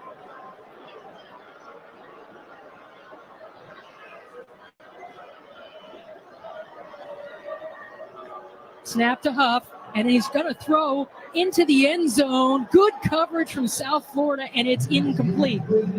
How about that? Come right out and throw with Huff first play. Let's go down quick to Bridget. Bridget? Thanks, guys. Well, Quinn Hennicle, he is back, and I will tell you, I watched him come out of the injury tent on the sideline. The fans were ecstatic, but the training staff took extra time to tighten his helmet to make sure that it doesn't come off. They took an extended period of time to make sure that it was secure on his head. But these fans on this near sideline, they erupted, not just because the targeting was called, but because Quinn Hennicle was taking reps, and it looks like he's ready to go now. Man, he is a tough kid. Yeah, he was out on the field, but there's a timeout on the field called by one of the teams. They're getting an injury in the corner of the end zone on that pass play. Gotcha. And it looks like it's an Old Dominion player. It is down in the corner. So this will buy Hennigle a little bit more time to get. How tough is he? Right? I mean, he had to be. He walked off the field, but with help. Well, yeah, it was a big time hit, and you're right. He was helped off the field, but they're going to go through their protocol, which they did, and then we got Bridget's report. Like, yeah, let's strap him back up. Let's make the helmet a little tighter, and let's go. Which is a great sign for Quinn Hennicle, and just shows you, in your teammates love that toughness out of your quarterback. Absolutely. I mean, this game is doing wonders for Quinn Hennicle's, next season for Hennicle. That moxie that you want your quarterback to have and toughness. Yeah, perhaps Hennicle thought that he'd be the starter this year after playing sparingly last year, taking the red shirt, but Colton Joseph was phenomenal, a sophomore. Well, Joseph's now into the transfer portal or is about to enter the transfer portal. So Quinn Hennicle might be winning himself a football team here. Meantime, the player for Old Dominion is still being tended to in the corner of the end zone.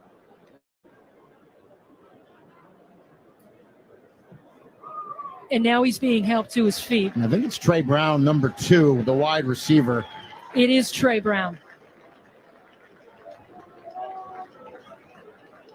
And he's going to be helped off the field. Not putting any pressure on his right foot as he helped off the field and back to the sideline.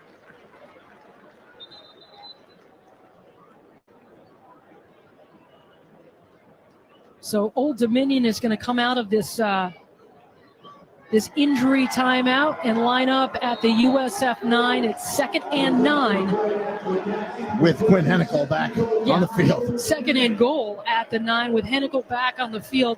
Roche's the running back, 2 receivers to both sides. Old Dominion leads the Cure Bowl 14-10 over South Florida. 4 minutes, 2 seconds to go in the third quarter. Hennicle looked to the sideline to get the play call. Now he barks it out. Snap, Hennicle. It's a handoff to Roche. Gets some good blocking and takes it to the 6. And flags after the fact as there's some pushing and shoving between both players, both teams. Yeah, USF needs to hold their emotions. There was 3 flags called on that play. Something happened in the pile there with USF. After the play was over, unsportsmanlike conduct. Number 63, defense. Penalty is enforced half the distance from the goal line. Automatic first down. That's against Josh Seliskar of South Florida. Man, costly penalty against South Florida as emotions are getting better of the Bulls here. And Salskar wears the number 63. That number was awarded to him. That was Leroy Selman's number at There are Tampa multiple Bay. fouls on both teams. But now it looks like it's going to be offsetting, as we just got the one call. Salskar was called off the field by his coach. Kevin Patrickson, not only the interim head coach, is the defensive line coach. In addition to the dead ball unsportsmanlike on South Florida, there was also dead ball unsportsmanlike on number 6 offense, unsportsmanlike number 3 defense, because all of the penalties were dead ball. They all offset. The down counts. Third down. Okay, so it's going to be 3rd and goal for Old Dominion after all that. The reason why he has to name all those players, they're unsportsmanlike. So if they get another one, they're ejected. Right, so it's going against Ja'Cory Thomas of Old Dominion, Josh Seliskar, and I believe it was Jonas Desclona. Yep. So it's 3rd and goal at the 6 for Old Dominion. Enicle again looks to the sideline to get the play call. One receiver to either side. Now Roche goes in motion to the far side. Enicle throws into the end zone and it's incomplete. Broken up by South Florida. Frank Gaskin in on the coverage. Yeah, Gaskin, Jalen Schuler dropped in coverage as well. Enicle tries to put it in there right at the goal line, but it was good defense by USF to knock it away. Jarvis Lee as well. There was like 3 green jerseys around the receiver. Good defense there. Yeah, I mean, he was thrown into a really tight window. So Nathaniel Eichner will come on for the field goal attempt for Old Dominion, a 23-yard attempt. This is the first look we get from Eichner for a field goal. The snap to hold, and the kick is up, and it is good. So Eichner converts on the field goal, and Old Dominion extends its lead to 17-10 in the Cure Bowl with 3:27 to go in the 3rd quarter. Yeah, the biggest story to me in that drive was, though, that Quinn Henicle came back in this game because it didn't look like he was gonna after he was helped off the field. Number 20 comes back, and that's a big deal for Old Dominion. And of course, getting that targeting penalty that kept that drive alive, and obviously they don't get the touchdown, but they get 3 out of it to extend their lead. Right, and also from now on, South Florida has to play without Deshaun Rucker, who is their best cornerback. All conference honors, 55 tackles coming into this game. First team All-American Conference was Deshaun Rucker, but he is out of the game as Old Dominion extends its lead by a touchdown, 17-10. That scoring drive, 9 plays, 73 yards, ends with a 24-yard field goal by Nathaniel Eichner. And that was a hell of a good field goal by Nathaniel Eichner. Find hell of a good dips in stores near you. It was a hell of a good kick. It was a hell of a good kick. And the kickoff goes into the end zone for a touchback.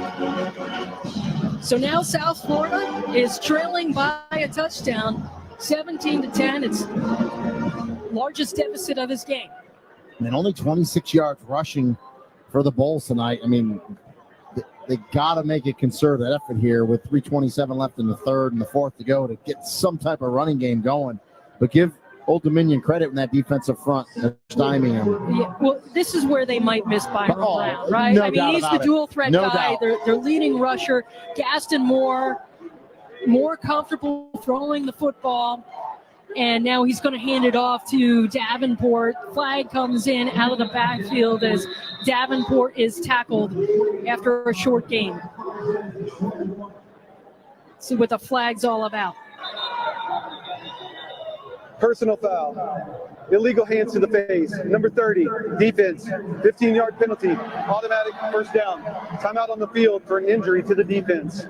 Yeah, there's an Old Dominion player on the field, and he's being tended to by the training staff. So tack on 15 yards for South Florida after that penalty. So didn't see a ton of penalties in the first half. They've been taking a toll now. And that was Fred Giles. I believe that might have been his second hands to the face today. So got to keep him down. for sure, because the center judge made that call. I mean, he's straight line looking at you. It's an easy call for them. Seth now Atola was the injured player, but he's able to run off the field on his own. So South Florida with the ball, 1st and 10 at its own 42. 2 receivers to either side. Gaston Moore, the quarterback. Davenport in at running back. Receiver comes in motion to the near side is Christian Neptune, and it's a quick hitter out to Neptune. Shakes his defender, but there's the Old Dominion defense helping out. Rather, it was an incomplete pass. Neptune dropped it. Yeah, you want to talk about reading it and recognizing it. That defense, tremendous job. I believe it was Jorian Haynes that jumped it, almost intercepted it. It goes incomplete. Man, Neptune was open for just a split second, but Old Dominion came back in to defend it. 2nd and 10 at the South Florida 42. Bulls quarterback Moore gets the snap. Moore wants to throw. Now he'll tuck it and run. Crosses the 40, and he's tripped up. Falls down at the 43. Jaleel Colbreth with the shoestring tackle. Yeah, Colbreth comes underneath from his linebacker spot. It looked like Asimo had some running room, but Colbreth dives, trips him up, and makes the tackle. Gain of only 1 on the play, 3rd and 9 at the South Florida 43. The Bulls trail the Monarchs 17-10 in the 2025 Cure Bowl. South Florida 1 of 9 on 3rd down conversions here. It's 3rd and long. Moore the snap. Now he's flushed out of the pocket. Moore fires it away, and it's complete for a 1st down to his running back, Kai Davenport.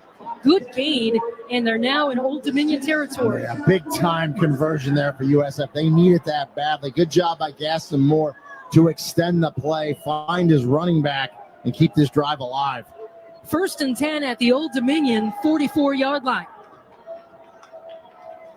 There's Moore, and it's a handoff to Davenport. Gets back to the line of scrimmage, and he's stopped by Old Dominion again. Just South Florida can't run this football. Yeah, they're trying to go inside run, and just really Old Dominion's dominating at the line of scrimmage. Just nowhere to go. They're getting stopped at the line of scrimmage. 1-yard gain, stopped at the line of scrimmage. There's another Old Dominion player for injury to the defense that's down on the field. Let's go downstairs to Bridget. Bridget. Thanks, Jamie. Well, on this drive, Quinn Hennicle has been roaming up and down the sidelines with definite fire in his eyes. You could say he's gone up to each position group on the sideline, and he said, "I want it bad, boys." And then Zach Barlev, one of the offensive linemen who's out now in this game, he said, "Hey, it's getting chippy, boys." So this Old Dominion sideline is fired up right now. And why wouldn't they be? They're up 17-10. Thanks, Bridget. You know, in the Cure Bowl, Old Dominion going for their first 10-win season since 2016. And don't forget, they've lost their last 2 bowl games. So, I mean, they're hungry to get a bowl win at Old Dominion. Fred Giles walking off the field gingerly, but under his own power. He was the injured Monarch on the field. Gaston Moore and the South Florida defense back out on the the offense back out on the field, as well as the Old Dominion defense. Let's reset. South Florida 2nd and 10 on the Old Dominion 44, trailing 17-10 in the 3rd quarter of the Cure Bowl. Quick hitter from Moore. He's got a man complete along the far sideline, getting extra yardage and stopped at the 38-yard line. Yeah, just a quick hitter. That bubble screen that they've run out there a few times. I believe that was Jaquan Smith. Once again, nice little pickup. Gets to 3rd manageable here. These receivers from South Florida, they're getting into bigger roles because the Bulls had some injuries to some key guys in that receiver position. And this is going to be a fake handoff and a completion for South Florida. Botros Alessandro on the tackle, bringing up 4th down. Yeah, and it was actually a loss. Alessandro read that perfectly. No one blocks him. He comes underneath the USF receiver to make that tackle. They're going to go for it here, 4th and 5. 10 seconds left in the 3rd quarter, and the clock is ticking down. And I think South Florida is just going to let this clock run down.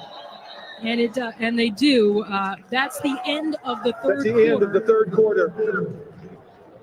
with the Bulls trailing Old Dominion 17-10. We're going to step aside as well. It's going to be an interesting fourth quarter. After 3 quarters, it's Old Dominion 17, South Florida 10 at the 2025 Staff DNA Cure Bowl. More after this from Shriners Children's Charities.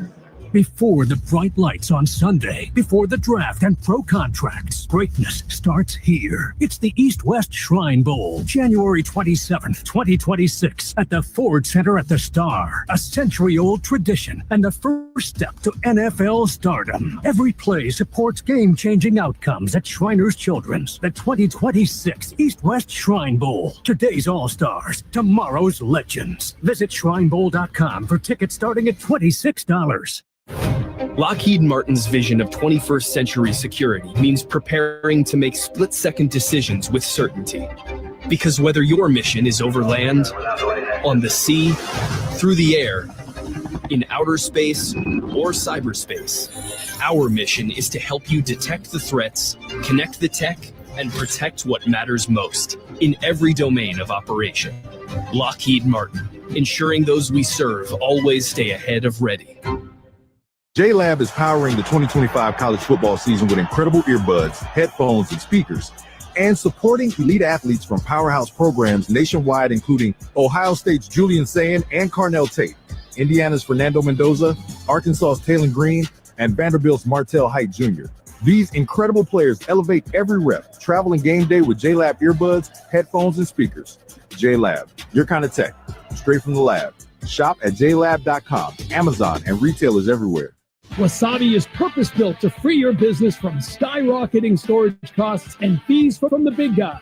Wasabi is the go-to provider for professional and collegiate sports teams around the world. Check out Wasabi's AI-enabled intelligent media storage, Wasabi Air, and the industry's only cloud storage service with triple protection against cyber criminals. Wasabi, driving innovation and data storage for up to 80% less than market competition. Try for free at wasabi.com. Back at the Coca-Cola Bowl Season Radio Studios, I'm Hoppy Kercheval with Brad Howe, and later tonight it's the 68 Ventures Bowl in Mobile, Alabama, as Louisiana and Delaware battle. Brad, this is set up to be fun because these quarterbacks in this game, right? I agree. Fun's a good way to describe this. Delaware's playing in its first bowl game ever after moving up from FCS. Louisiana comes in riding a 4-game winning streak and features the early candidate for Player of the Year name-wise in bowl season, quarterback Lunch Winfield in this one. Exactly. So quarterbacks who stayed with their teams and will play in this game, should be a ton of offense. That's coming up here next. Now back to Rini and Goya, Bridget Howard, and Jamie Say for the fourth quarter of the Staff DNA Cure Bowl, guys. Thank you very much. Back here at Camping World Stadium for the fourth quarter of the Cure Bowl. Old Dominion leads South Florida 17-10. Let's pause 10 seconds. This is the 2025 Staff DNA Cure Bowl on Coca-Cola Bowl Season Radio from First Team.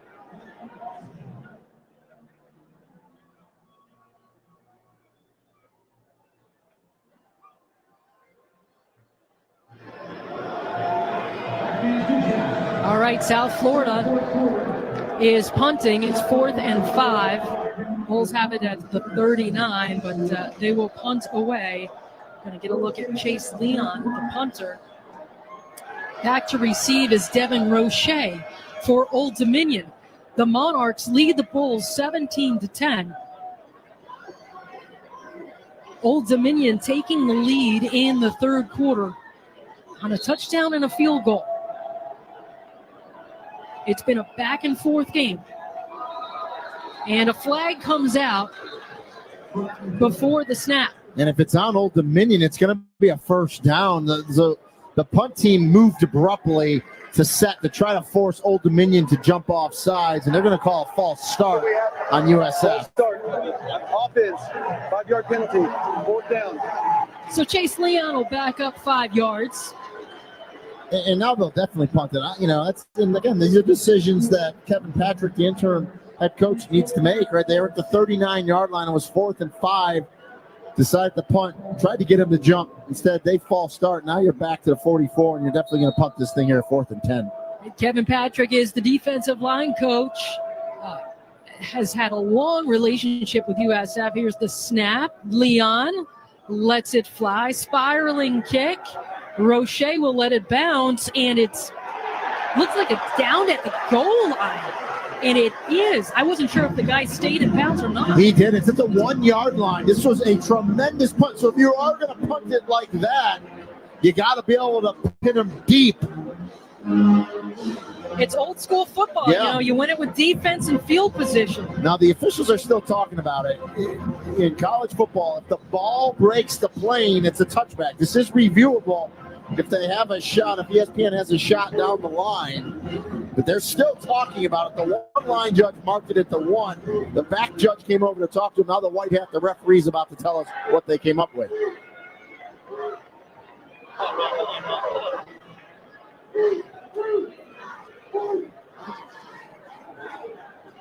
Meantime, the Old Dominion offense is settled at the goal line. No refs in place.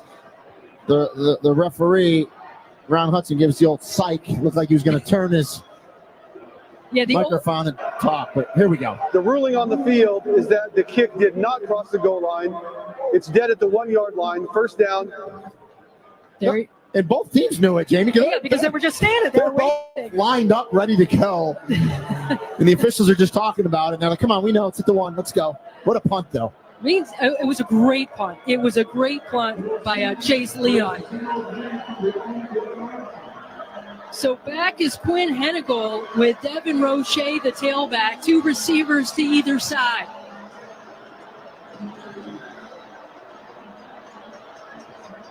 Old Dominion is pinned at its 1 yard line.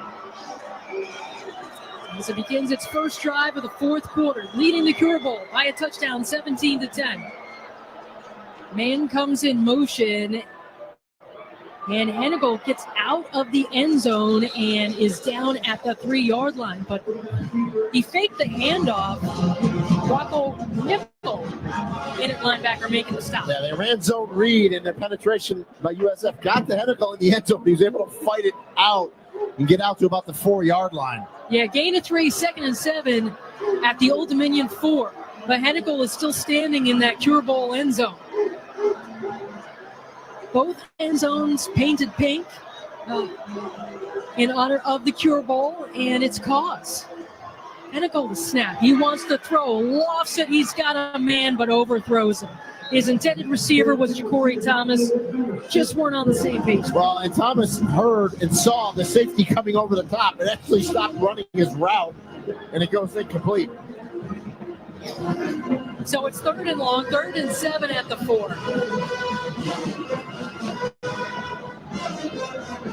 Hennigle is about a yard inside the end zone as he stands in the shotgun.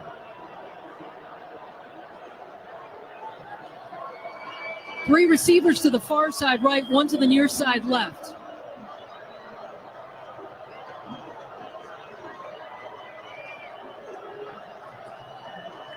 The snap, and it's just going to be a handoff to Roche. He's stopped at the 6 yard line, so the Monarchs are content to punt it away. So, hey, this is field position. Great decision by Kevin Patrick not to go for it and punt it there. Excellent job to pin him down. Defense come, get a 3 and out. Now you're going to get tremendous field position here for USF. Yeah, Christian Neptune is standing at the Old Dominion 46. Meanwhile, Ian Brandt will punt from the end zone. The punt does get away, high end over end. Neptune calls for the fair catch and makes it at the 44 yard line. So South Florida with terrific field position as the Bulls trail the Monarchs 17-10 here in the fourth quarter of the Cure Bowl. And there's a timeout on the field. We're going to step aside as well. This is the 2025 Staff DNA Cure Bowl with the score Old Dominion 17, USF 10. Back after this from Navy Federal Credit Union. Tim, I'm receiving an important update. Ooh, are you getting night vision? No, I just found out you could get $200 with Navy Federal Credit Union when you refinance your auto loans from another lender. So, no night vision? No night vision. Learn more at NavyFederal.org/auto loans. Navy Federal Credit Union. Our members are the mission. Navy Federal is insured by NCUA. Credit and collateral subject to approval. Refinance loan must be at least $5,000 to be eligible for the $200. Terms and conditions apply. This season, the action isn't just on the field. It's in every game day spread. Hell of a Good dips bring bold flavor to every watch party. Made for dunking, scooping, and celebrating every big play. Find Hell of a Good in stores near you and follow on Instagram at Hell of a Good Dips. Start dipping with Hell of a Good. He's going to hit one deep down the field. And it's caught. It's a touchdown. There's nothing like that moment when your team clinches a win. The Friday night lights, all those Saturday tailgate traditions, hours in front of the TV on Sunday. Football means tradition. Whether you played or cheered along, the feeling of game day never ends. Join the community and celebrate the game. Follow us on Facebook, Twitter, and Instagram at Football Matters. There's been a change in the world of healthcare and in how you'll find your next job. Technology has made it possible. If you're planning your next career move, temporary contract, staff position, a local assignment, or even per diem shifts, look to Staff DNA. You can see all jobs with pay and full details in one place with no need to register. Plus, customize the pay to suit you and your family's needs right in the app with no recruiter needed. Staff DNA, the #1 app for finding healthcare jobs. Download it now.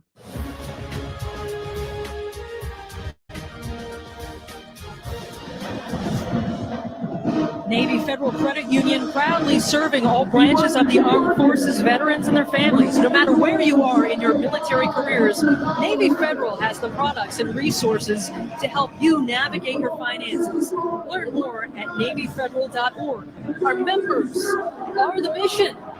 13:28 to play in the Staff DNA Cure Bowl at Camping World Stadium in downtown Orlando. I'm Jamie Say, alongside Rini Ngolia and Bridget Howard down on the sideline.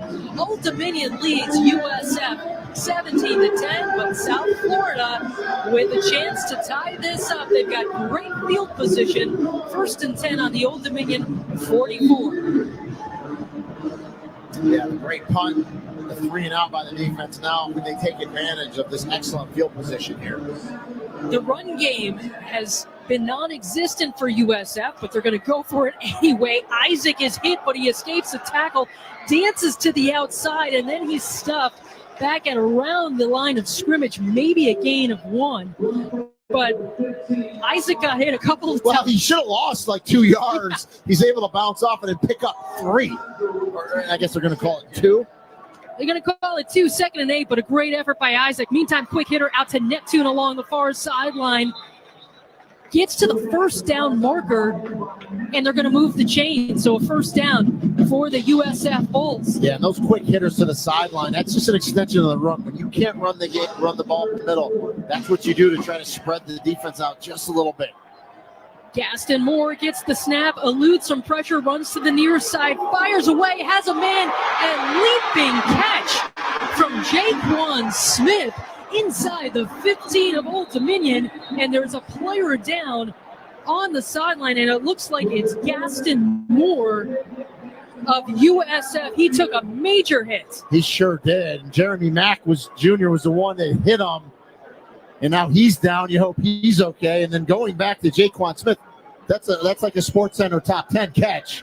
That was an unreal catch on a scramble rule, but a big-time hit here. And now we already had the quarterback for Old Dominion down. Now we have the quarterback for USF down. Yeah, that is Gaston Moore on the field. There is a yellow flag on the play.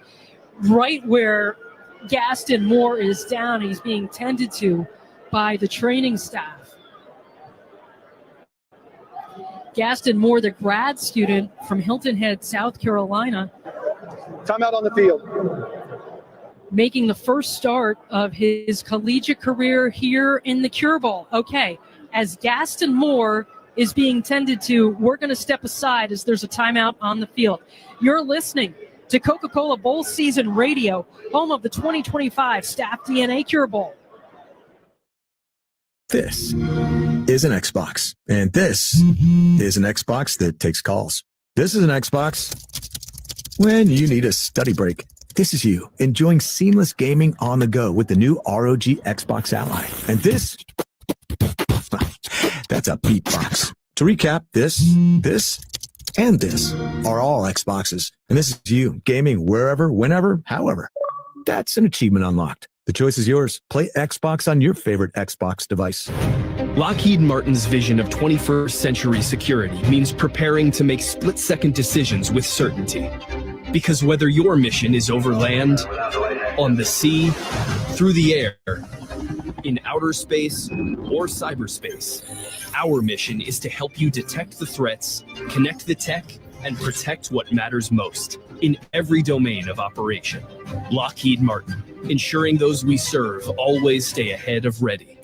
JLab is powering the 2025 college football season with incredible earbuds, headphones, and speakers, and supporting elite athletes from powerhouse programs nationwide, including Ohio State's Julian Sayin and Carnell Tate, Indiana's Fernando Mendoza, Arkansas's Taylor Green, and Vanderbilt's Martell Height Jr.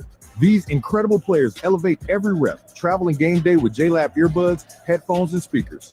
JLab, your kind of tech, straight from the lab. Shop at JLab.com, Amazon, and retailers everywhere.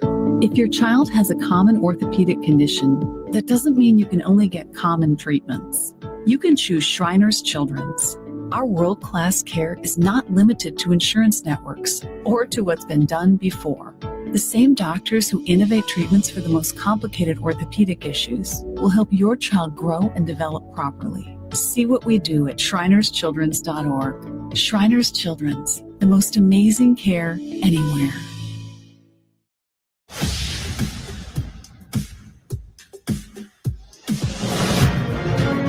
You're in Coca-Cola Bowl season. Now back to the 2025 Staff DNA Cure Bowl. Quarterback Gaston Moore of South Florida is up and walking towards the sideline. He just got up, but during the break, we had two flags against USF reading. Yeah. So Cole Skinner, offensive lineman, got an unsportsmanlike coming over trying to protect his quarterback, and then the interim head coach Kevin Patrick said something to the official. He got an unsportsmanlike. They never showed the replay, but from what we saw, it was a vicious hit, but clean. Right. So replay's looking at it, right? USF took exception to it, but it was a clean, hard hit. No targeting. USF was not happy, and because of that, they ended up getting 30 yards in penalties after the exceptional catch by Jaquan Smith. Yeah, so South Florida has it 1st and 10, but it's at the 44 instead of the 14 because of the penalties. You can't help but feel for Kevin Patrick as he's just trying to defend his quarterback, because Gaston Moore was down on the field for a long time. Meantime, Lachlan Hewlett is coming in to play quarterback for USF. He's the third string, a freshman from St. Augustine, Florida. With South Florida trailing Old Dominion 17-10 in the Cure Bowl. Here's Hewitt and pressure, and he's taken down. They were all over the freshman quarterback. Yeah, just a blitz right up the middle. Jeremy Mack Jr. was the first one with a hit. Yeah, Jeremy Mack Jr.'s had an excellent game, especially this second half. He's all over the place for Old Dominion. So South Florida is driven back into its own territory at the 47. Quick pass from Hewitt, and it's complete to the 50. To the 47-yard line is the South Florida receiver. Meantime, we've got a flag coming on that side of the field, the far sideline. It's going to be holding on one of the wide receivers for USF on the outside. This drive is just unraveling for the Bulls. So backed up even more. Holding, number 8, offense, 10-yard penalty, third correction, still second down. So it's still second down, but with a mile to go. It's about second and is that 30? Yeah, it's so much the scoreboard in the stadium hasn't even done it yet. They're doing math. They probably took their shoes off to get their toes involved. It looks like it's about 2nd and 29, 2nd and 30. It is 29 to make it official. All right, Hewitt gets rid of it quick, has a man near side, crosses the 40, the 45 of South Florida, and he's knocked out of bounds. That was Christian Neptune on the reception. Yeah, and Jeremy Mack Jr. again with the tackle. You know, it was a good play, but didn't gain all that much. South Florida is at its own 46. The first down marker is the Old Dominion 34. 3 receivers to the far side, 2 to the near. Hewitt looks to the sideline to get a call. He is a true freshman out of St. Augustine. South Florida trails Old Dominion 17-10 in the fourth quarter of the Cure Bowl. Hewitt quick out to Neptune. He makes the catch, crosses the 50, the 45, and he's taken down at the 47, well short of the first down. Davon Isles on the tackle. Yeah, just, if you're Old Dominion, you're giving them the underneath stuff, just come up and make the tackles. That's exactly what they did. USF got some yardage, but it's still 4th and 10, and they're going to punt it away. They're going to punt it, yep. Yep, Chase Leon will do the honors. He had a great punt in his last opportunity. South Florida was able to down it at the 1, but this was a drive that was so promising on that completion, and then things went haywire for South Florida. Leon lets it fly.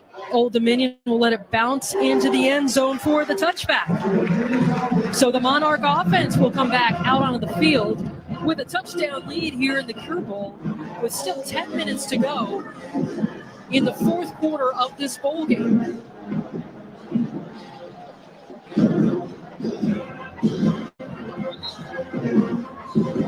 So let's see if South Florida can play some field position again and force Old Dominion to go 3 and out. Meanwhile, Old Dominion's going to try to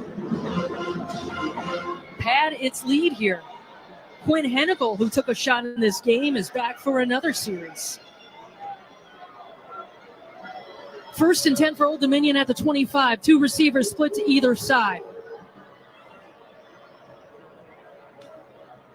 Hargrove is the running back. Hennicle airs it out, has a man, it's Gladding, and it bounces and it's incomplete. Great coverage there from Fred Gaskin of South Florida, running stride for stride with Gladding. Yeah, and Gladding wanted a penalty, but I thought the coverage was excellent. Never even found the ball. They're barking at each other back and forth is Gaskin and Gladding, so something to watch for here the rest of this game. Traquan Jones now the running back for Old Dominion. 4 receivers in the game, 2 splits to each side. Hennicle, the snap. And Hennicle's going to tuck it and run. Crosses the 20 down at the 22. Bring up 3rd and long. Yeah, chance for this USF defense to get a 3 and out back-to-back here as Devin Lee made that tackle. This is the first time South Florida and Old Dominion have ever played each other, but emotions are running high right now. 3rd and 8. Old Dominion on its own 22. Jones still the running back. Snap to Hennicle. Fakes the handoff. Crosses the 20, and he's going nowhere. He's taken down basically at the line of scrimmage, and that'll bring up another punt for Old Dominion. Josh Seliscar back in the game, and he's credited with the tackle. Yeah, Seliscar via Texas A&M, via UCF. That's right. Well traveled, but that was just a little quarterback counter. Good job by USF and Seliscar to get off blocks and make that tackle, and another 3 and out here. So the defense for USF doing their part. 8 minutes, 45 seconds to go in the second half of the Cure Bowl with Old Dominion on top 17-10. The punt is away. Call for the fair catch, and it bounces off the player, and Old Dominion recovers. However, the referees are blowing it dead. Well, you can't advance a muff. There is no flag. And I'm telling you what, head coach Kevin Patrick's going to really go nuts because he thinks there's kick-catch interference there. He's out on the field. Chris Neptune didn't argue much, though. There was players in his face. It was Jer Murphy. It was Murphy. It wasn't Neptune. I apologize. The ruling on the field is that the kick was muffed by the return team, recovered by the kick team. It's dead where the kicking team recovered. First down, Old Dominion. Wow. Timeout on the field. All right, so Old Dominion is going to get the ball back after Jer Murphy muffs the punt. And Monarchs have obviously tremendous field position. They're going to have a 1st and 10 on South Florida's 36. Yeah, and it was. So Neptune was back there to receive the punt. Jair Murphy was blocking got in the way of Neptune. The ball actually hit Jair Murphy in the back, bounced up in the air, and it was caught by Old Dominion. So a clean legal play. There is no kick-catch interference there. And what a big-time break for Old Dominion. They get the ball back. You know, Rini, football's a crazy game. Yeah, it is. You know, it takes some tough bounces for some teams. It takes some great bounces for others. And in that case, Old Dominion is the beneficiary of a great bounce. And you feel bad for Jair Murphy. He's just blocking, right? But unfortunately, when you get close to the return man, you got to be able to find the ball. And the ball found him, bounced up in the air, and Old Dominion recovers it. So some bad luck here for South Florida. Great luck for the Monarchs. 1st and 10 on the 36 of South Florida. Roche's the running back. He's had a terrific Cure Bowl today, and he gets the handoff. Roche following his blockers, crosses the 35, gets to the 33.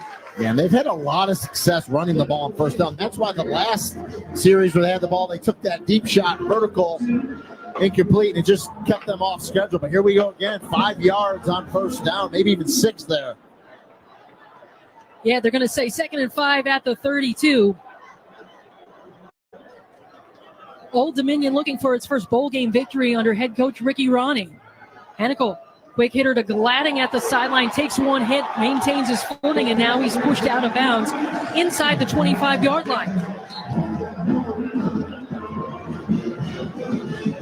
Yeah, nice tough run after the catch by Gladding there. And this is where I think, as we approach 8 minutes left in this fourth quarter, I think Old Dominion will actually slow it down a little bit, start using some clock.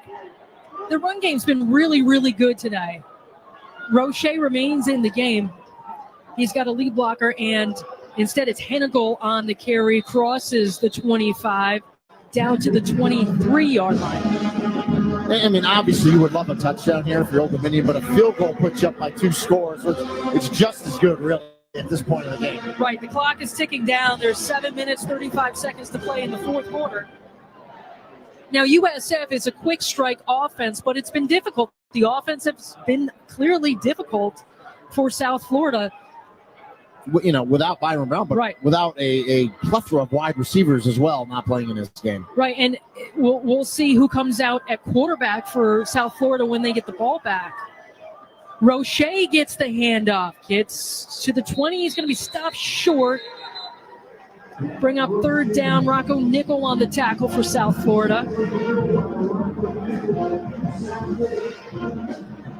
Gain of 3 by Roche. And I was watching Old Dominion that last time. They used the entire play clock. Hennikel did not snap it till there was 3 left. There's 25 now and running, and they're gonna bleed this clock here. Yeah, 6:45 to play in the fourth quarter of the Cure Bowl. Old Dominion 3rd and 6 at the South Florida 21. And it's another opportunity for Roche. Short gain there inside the 20.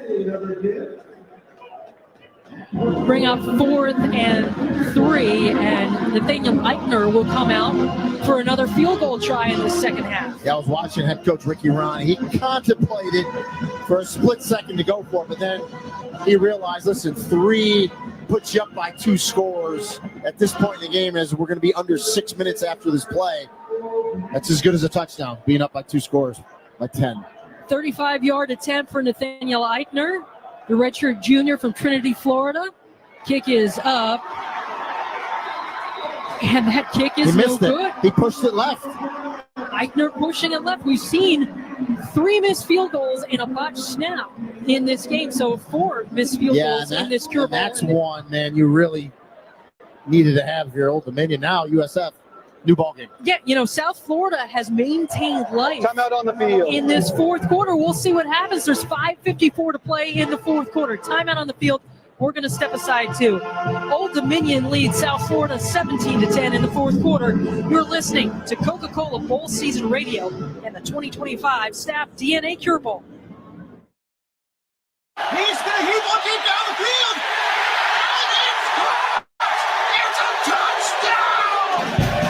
There's nothing like that moment when your team clenches a win. Bragging rights, the electric feel of the crowd, your fight song filling the stands.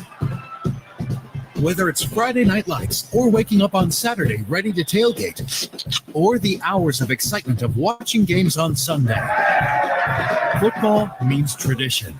It's synonymous with the fall. Whether you played, cheered, performed in the band, or just like to try your hand at armchair quarterbacking, the feeling of game day never ends. Imagine life without football? You can't. And why would you want to? Football is a powerful motivator for all who take part.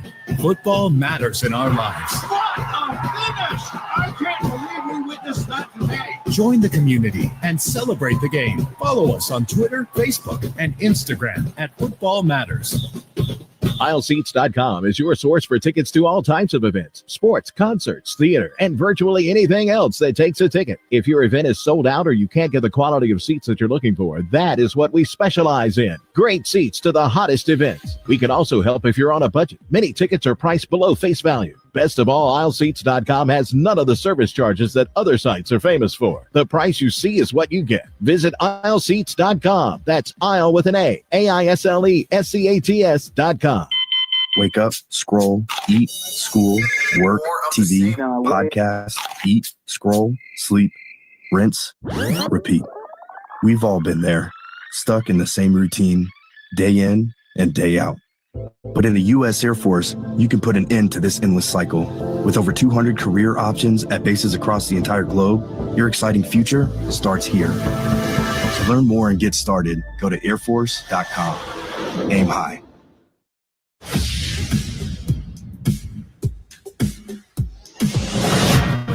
You're listening to the 2025 Staff DNA Cure Bowl from Coca-Cola Bowl Season Radio.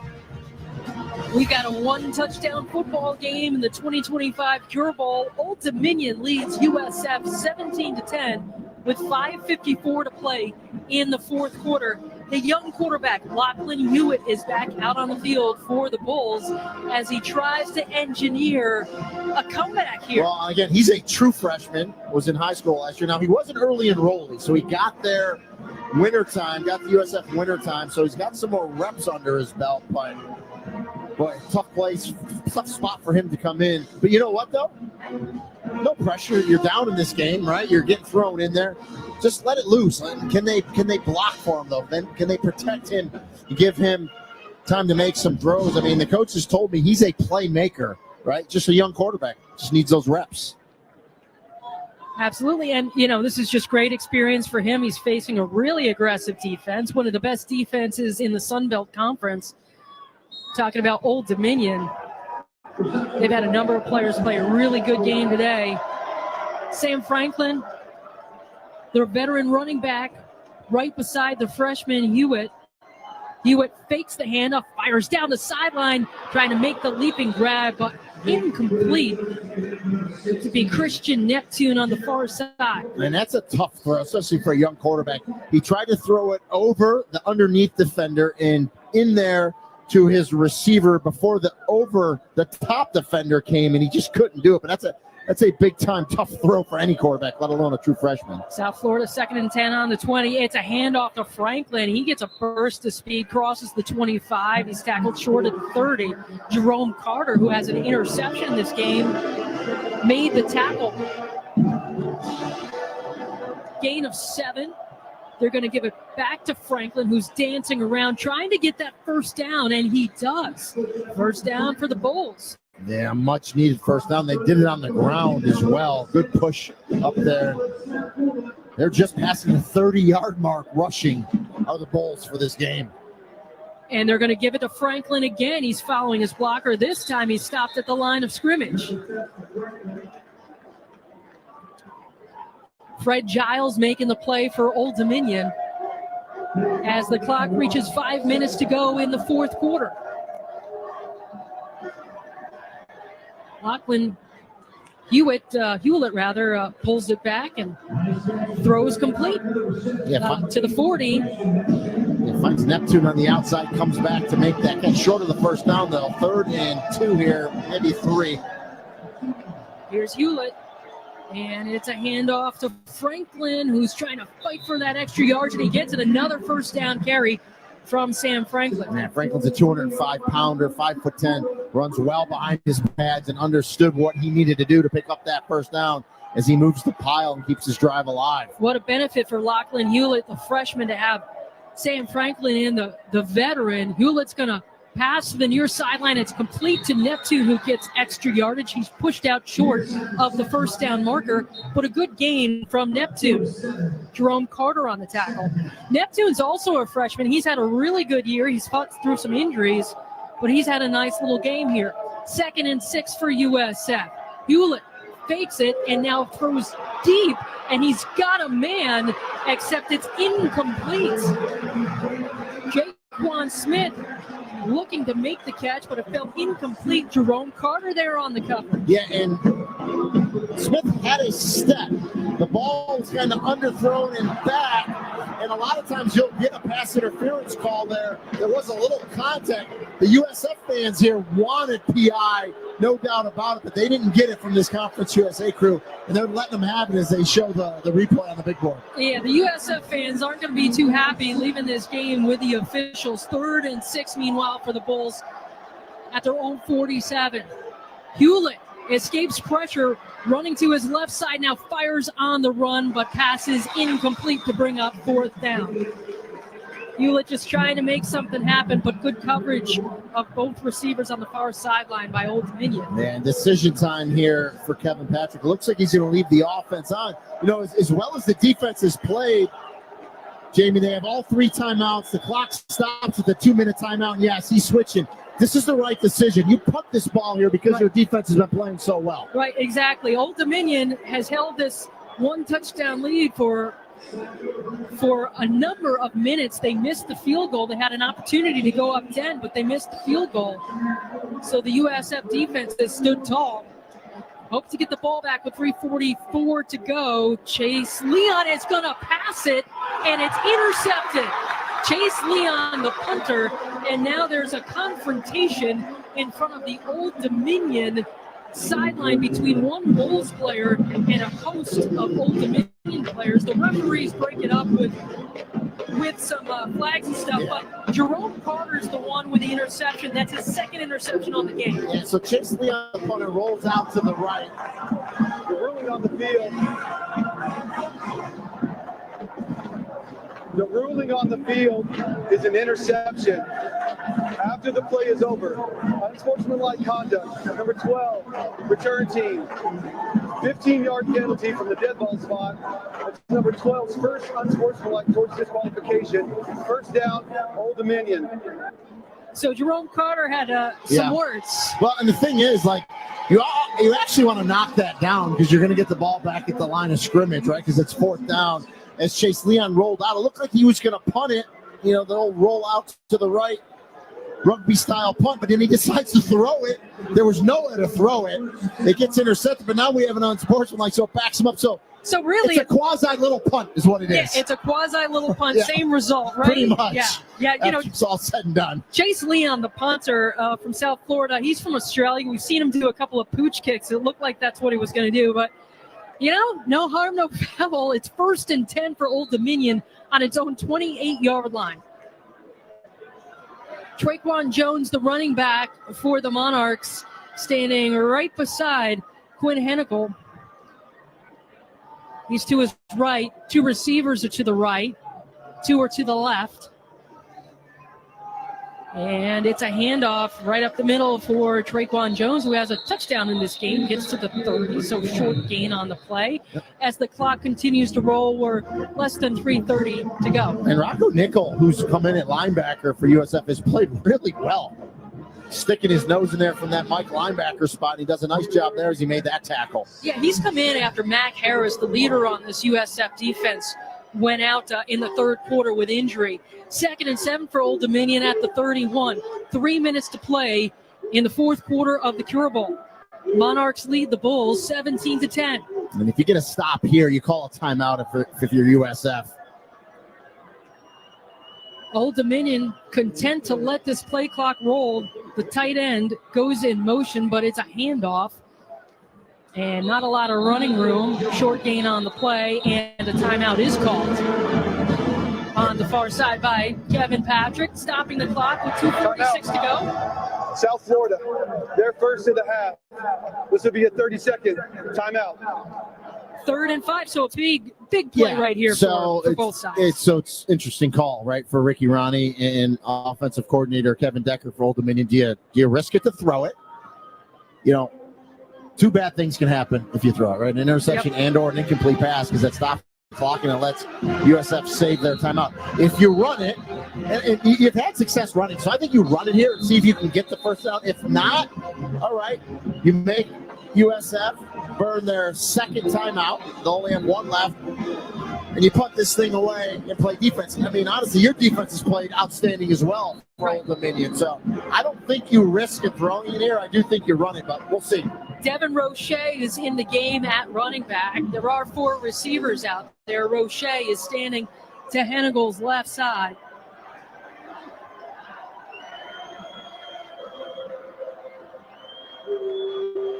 Here's the snap, and instead Hennigel's going to run it, get some blockers, and he gets enough for the first down, plowing his way ahead to the 45-yard line and more. He's nearly pushed by his teammates to the 50. Quinn Hennigel motioning, he's got the first down. The redshirt freshman from Pennsylvania showing a lot of moxie. South Florida, their second of the half. This will be a 30-second timeout. Yeah, what a run by Quinn Hennigel. It's a quarterback counter. Okay, they pull 2 offensive linemen. He counters backside.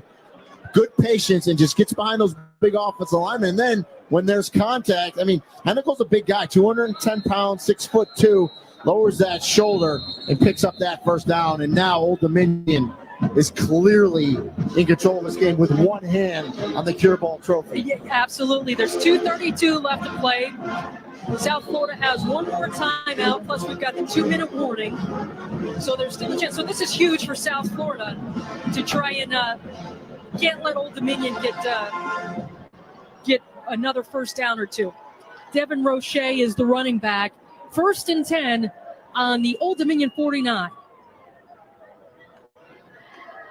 The snap, it's a handoff to Roche. No, check that. Hennigel keeps it himself. He's got plenty of running room. Crosses the 25, 25, and he cruises into the end zone for the touchdown. Quinn Hennigel salting the Cure Bowl away. A 51-yard touchdown run from the redshirt freshman from Pennsylvania. Well, I told you, they've measured him at over 22 miles an hour. He's got great speed. They told us the offense doesn't change when Hennigel's in there from what Colton Joseph did. And you talked about it, Jamie, of the springboard, if you will, for a quarterback, young quarterback like Quinn Hennigel to come in here, get this start, and get a win. The springboard that it'll give him for next season. Tremendous. Absolutely. 2:24 to go.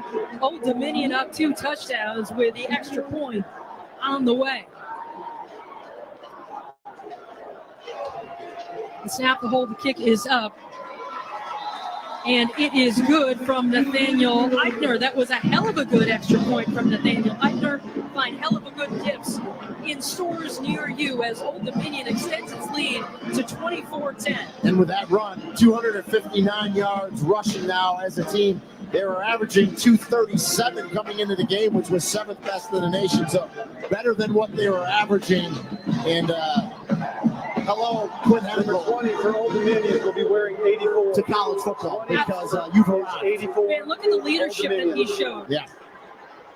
Suffers the injury in the second half. Misses maybe one play. Ended up being one comes play. Back in.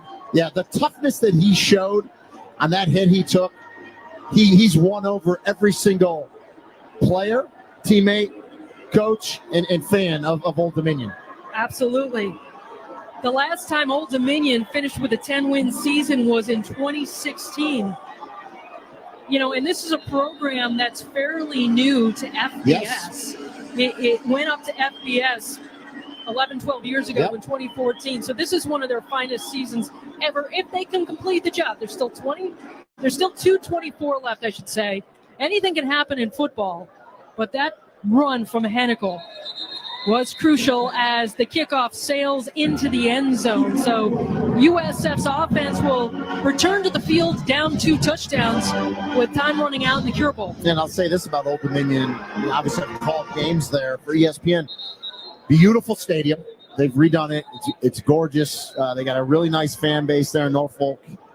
And it's a good program. Ricky Ronnie has done a really nice job there. Yeah, this is the best season that he's had. He's just wrapping up his 5th season. He's gotten the Monarchs to bowl games before, but he's looking for his first bowl game win as the head coach. Meantime, Lachlan Hewitt is back at quarterback for USF, takes the snap, throws, fires complete at the 30, and the receiver is down. Jeremiah Koger, who's got a touchdown catch with the reception there, gain of, call it 5 yards, 6 yards. So 2nd and 4 at the 31. USF runs another play, and Alon Isaac is immediately taken down, and the clock is going to stop at the 2-minute mark of this 4th quarter. This is the 2-minute timeout. Please set the game clock to 2 minutes. 2 minutes on the game clock, please. So we're going to step aside as well. This is the 2025 Staff DNA Cure Bowl with the score Old Dominion 24, USF 10. Back to Orlando after this from Navy Federal Credit Union. Tim, I'm receiving an important update. Ooh, are you getting night vision? No, I just found out you could get $200 with Navy Federal Credit Union when you refinance your auto loans from another lender. So no night vision? No night vision. Learn more at NavyFederal.org/auto loans. Navy Federal Credit Union. Our members are the mission. Navy Federal is insured by NCUA. Credit and collateral subject to approval. Refinance loan must be at least $5,000 to be eligible for the $200. Terms and conditions apply. Before the bright lights on Sunday, before the draft and pro contracts, greatness starts here. It's the East-West Shrine Bowl, January 27th, 2026, at the Ford Center at the Star. A century-old tradition and the first step to NFL stardom. Every play supports game-changing outcomes at Shriners Children's. The 2026 East-West Shrine Bowl. Today's All-Stars, tomorrow's legends. Visit shrinebowl.com for tickets starting at $26. Right after turkey and through the new year, it's bowl season today. From big city lights to cold snowy nights, it's bowl season today. Our gridiron dreams bring us here for our teams, where the fans tailgate and we all celebrate that it's bowl season today. Happy bowl season, everybody.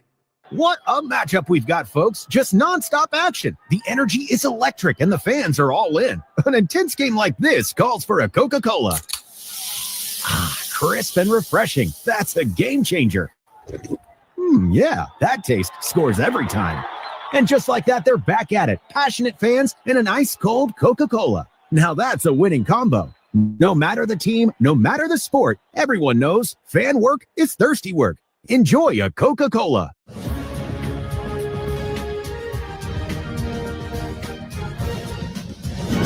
Two minutes left in the 2025 Staff DNA Cure Bowl. Old Dominion leads South Florida 24-10. This is the 11th edition of this game, and Old Dominion is 2 minutes away from becoming the latest Sun Belt team to raise this trophy. But the game's not over, and South Florida does have the ball, but they're down 2 touchdowns. Yeah, I mean, if you're Old Dominion defensively, just nothing over the top. Can't miss any tackles. You give them anything underneath. Even if they get the first down, the clock's going to run. They can only stop it one time, and you said the important part. They're down 14 points. So nothing over the top for Old Dominion. Everything underneath, come up and tackle. It's been an exciting game as 2 9-win teams came here to Orlando to fight for this trophy and try and finish, the 2025 season right. Both of these teams have really good participation from their rosters. We know in this age of college football, not everybody plays in the bowl game, but both teams brought it. Lachlan Hewlett is the quarterback for USF. He immediately gives it off to Isaac, the running back, who runs for the first down, taken down at the 40-yard line. And the clock will stop. It's old timing rules under 2 minutes to reset the change. Jeremy Mack Jr. with another tackle for Old Dominion. That took 7 seconds off the clock as it ticks away. Hewlett fires complete, and the receiver is stopped in his tracks. It's Christian Neptune. But he was 9 yards. He was just short of the first down, so the clock continues to run. Under a minute 40 to go in the Cure Bowl. Hewlett looks over to the sideline as the clock hits a minute 30 to go in the fourth quarter of the Cure Bowl, and the Bulls down 2 touchdowns. Hewlett pressured, escapes it, gets to the 50, and now he's tackled, but he does get the first down. That'll stop the clock with 1:20 to go. Javen Gibson and Fred Giles on the tackle.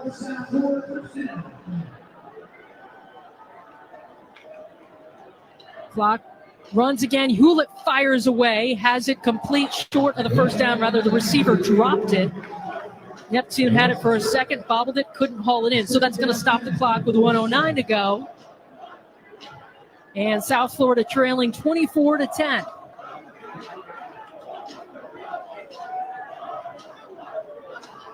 It's been a tough game for South Florida.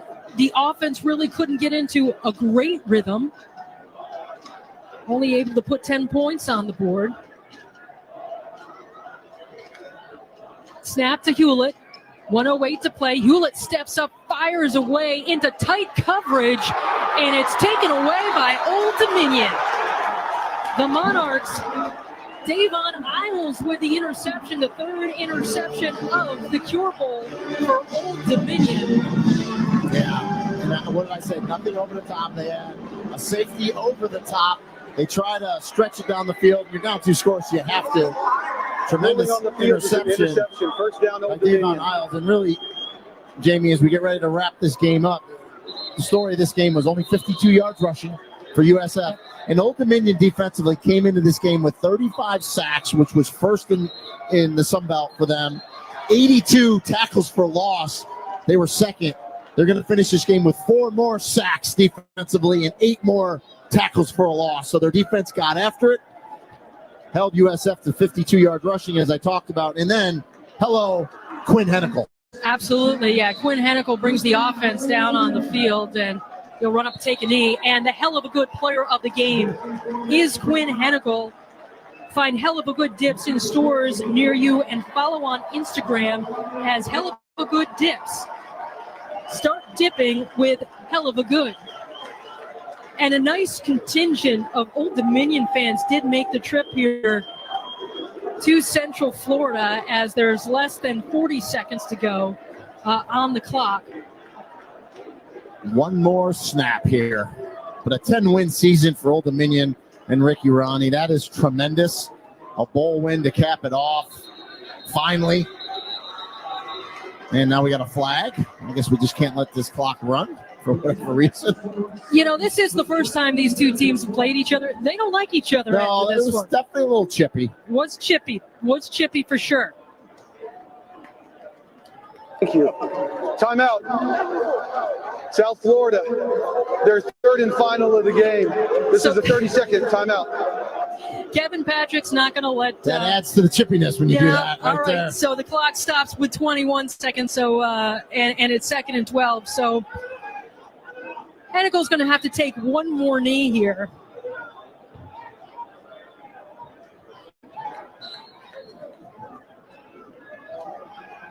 Here's the snap, the run-up, and the knee, and that's going to do it for the Staff DNA Cure Bowl. Your champions of 2025 are the Old Dominion Monarchs by a final score of 24-10 here at Camping World Stadium in downtown Orlando.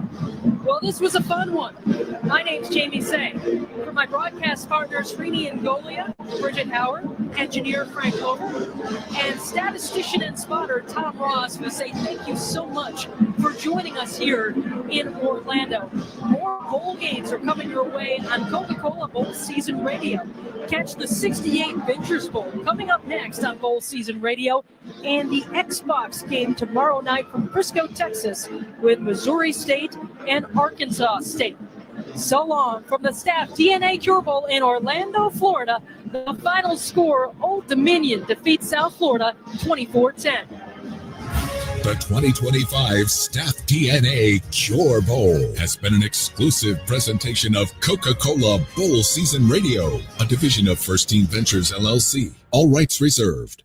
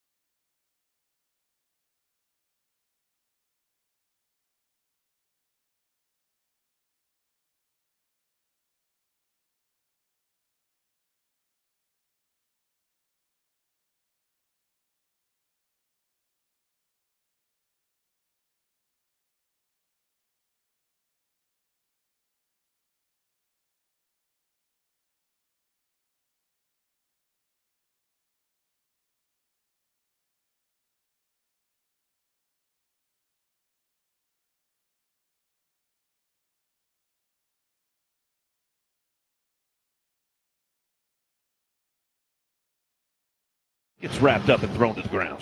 Cameron Whitfield, the redshirt senior out of Houston, Texas, came off the weak side and got Minicucci for the sack. That is the 22nd sack registered by this Louisiana Raging Cajun defense. So the punt team is on for Delaware, standing just beyond his own goal line.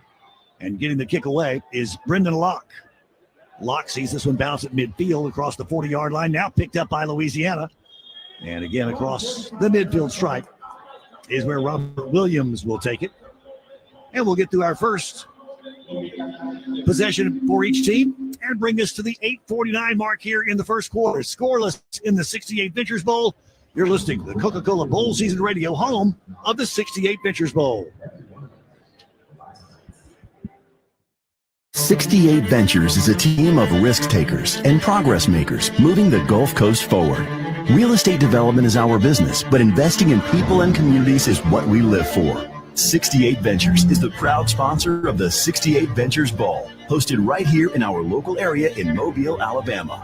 We're developing communities, investing in the future of the Gulf. Do we do a studio hit here? Tomorrow. Learn more at 68ventures.com. 68 Ventures. No, I didn't know. Do we, this is the first break. I didn't know, when do we normally do that? I can't. End of quarter. Got it. I just found out you could get $200 with Navy Federal Credit Union when you refinance your auto loans from another lender. So, no night vision? No night vision.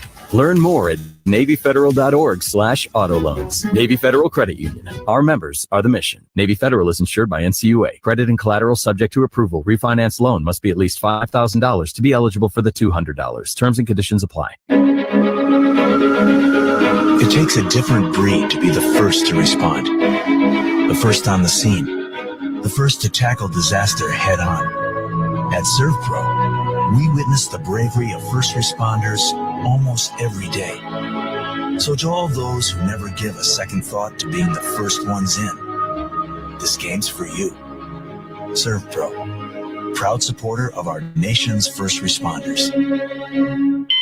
Wake up, scroll, eat, school, work, TV, podcast, eat, scroll, sleep, rinse, repeat. We've all been there, stuck in the same routine, day in and day out. But in the U.S. Air Force, you can put an end to this endless cycle. With over 200 career options at bases across the entire globe, your exciting future starts here. To learn more and get started, go to airforce.com. Aim high.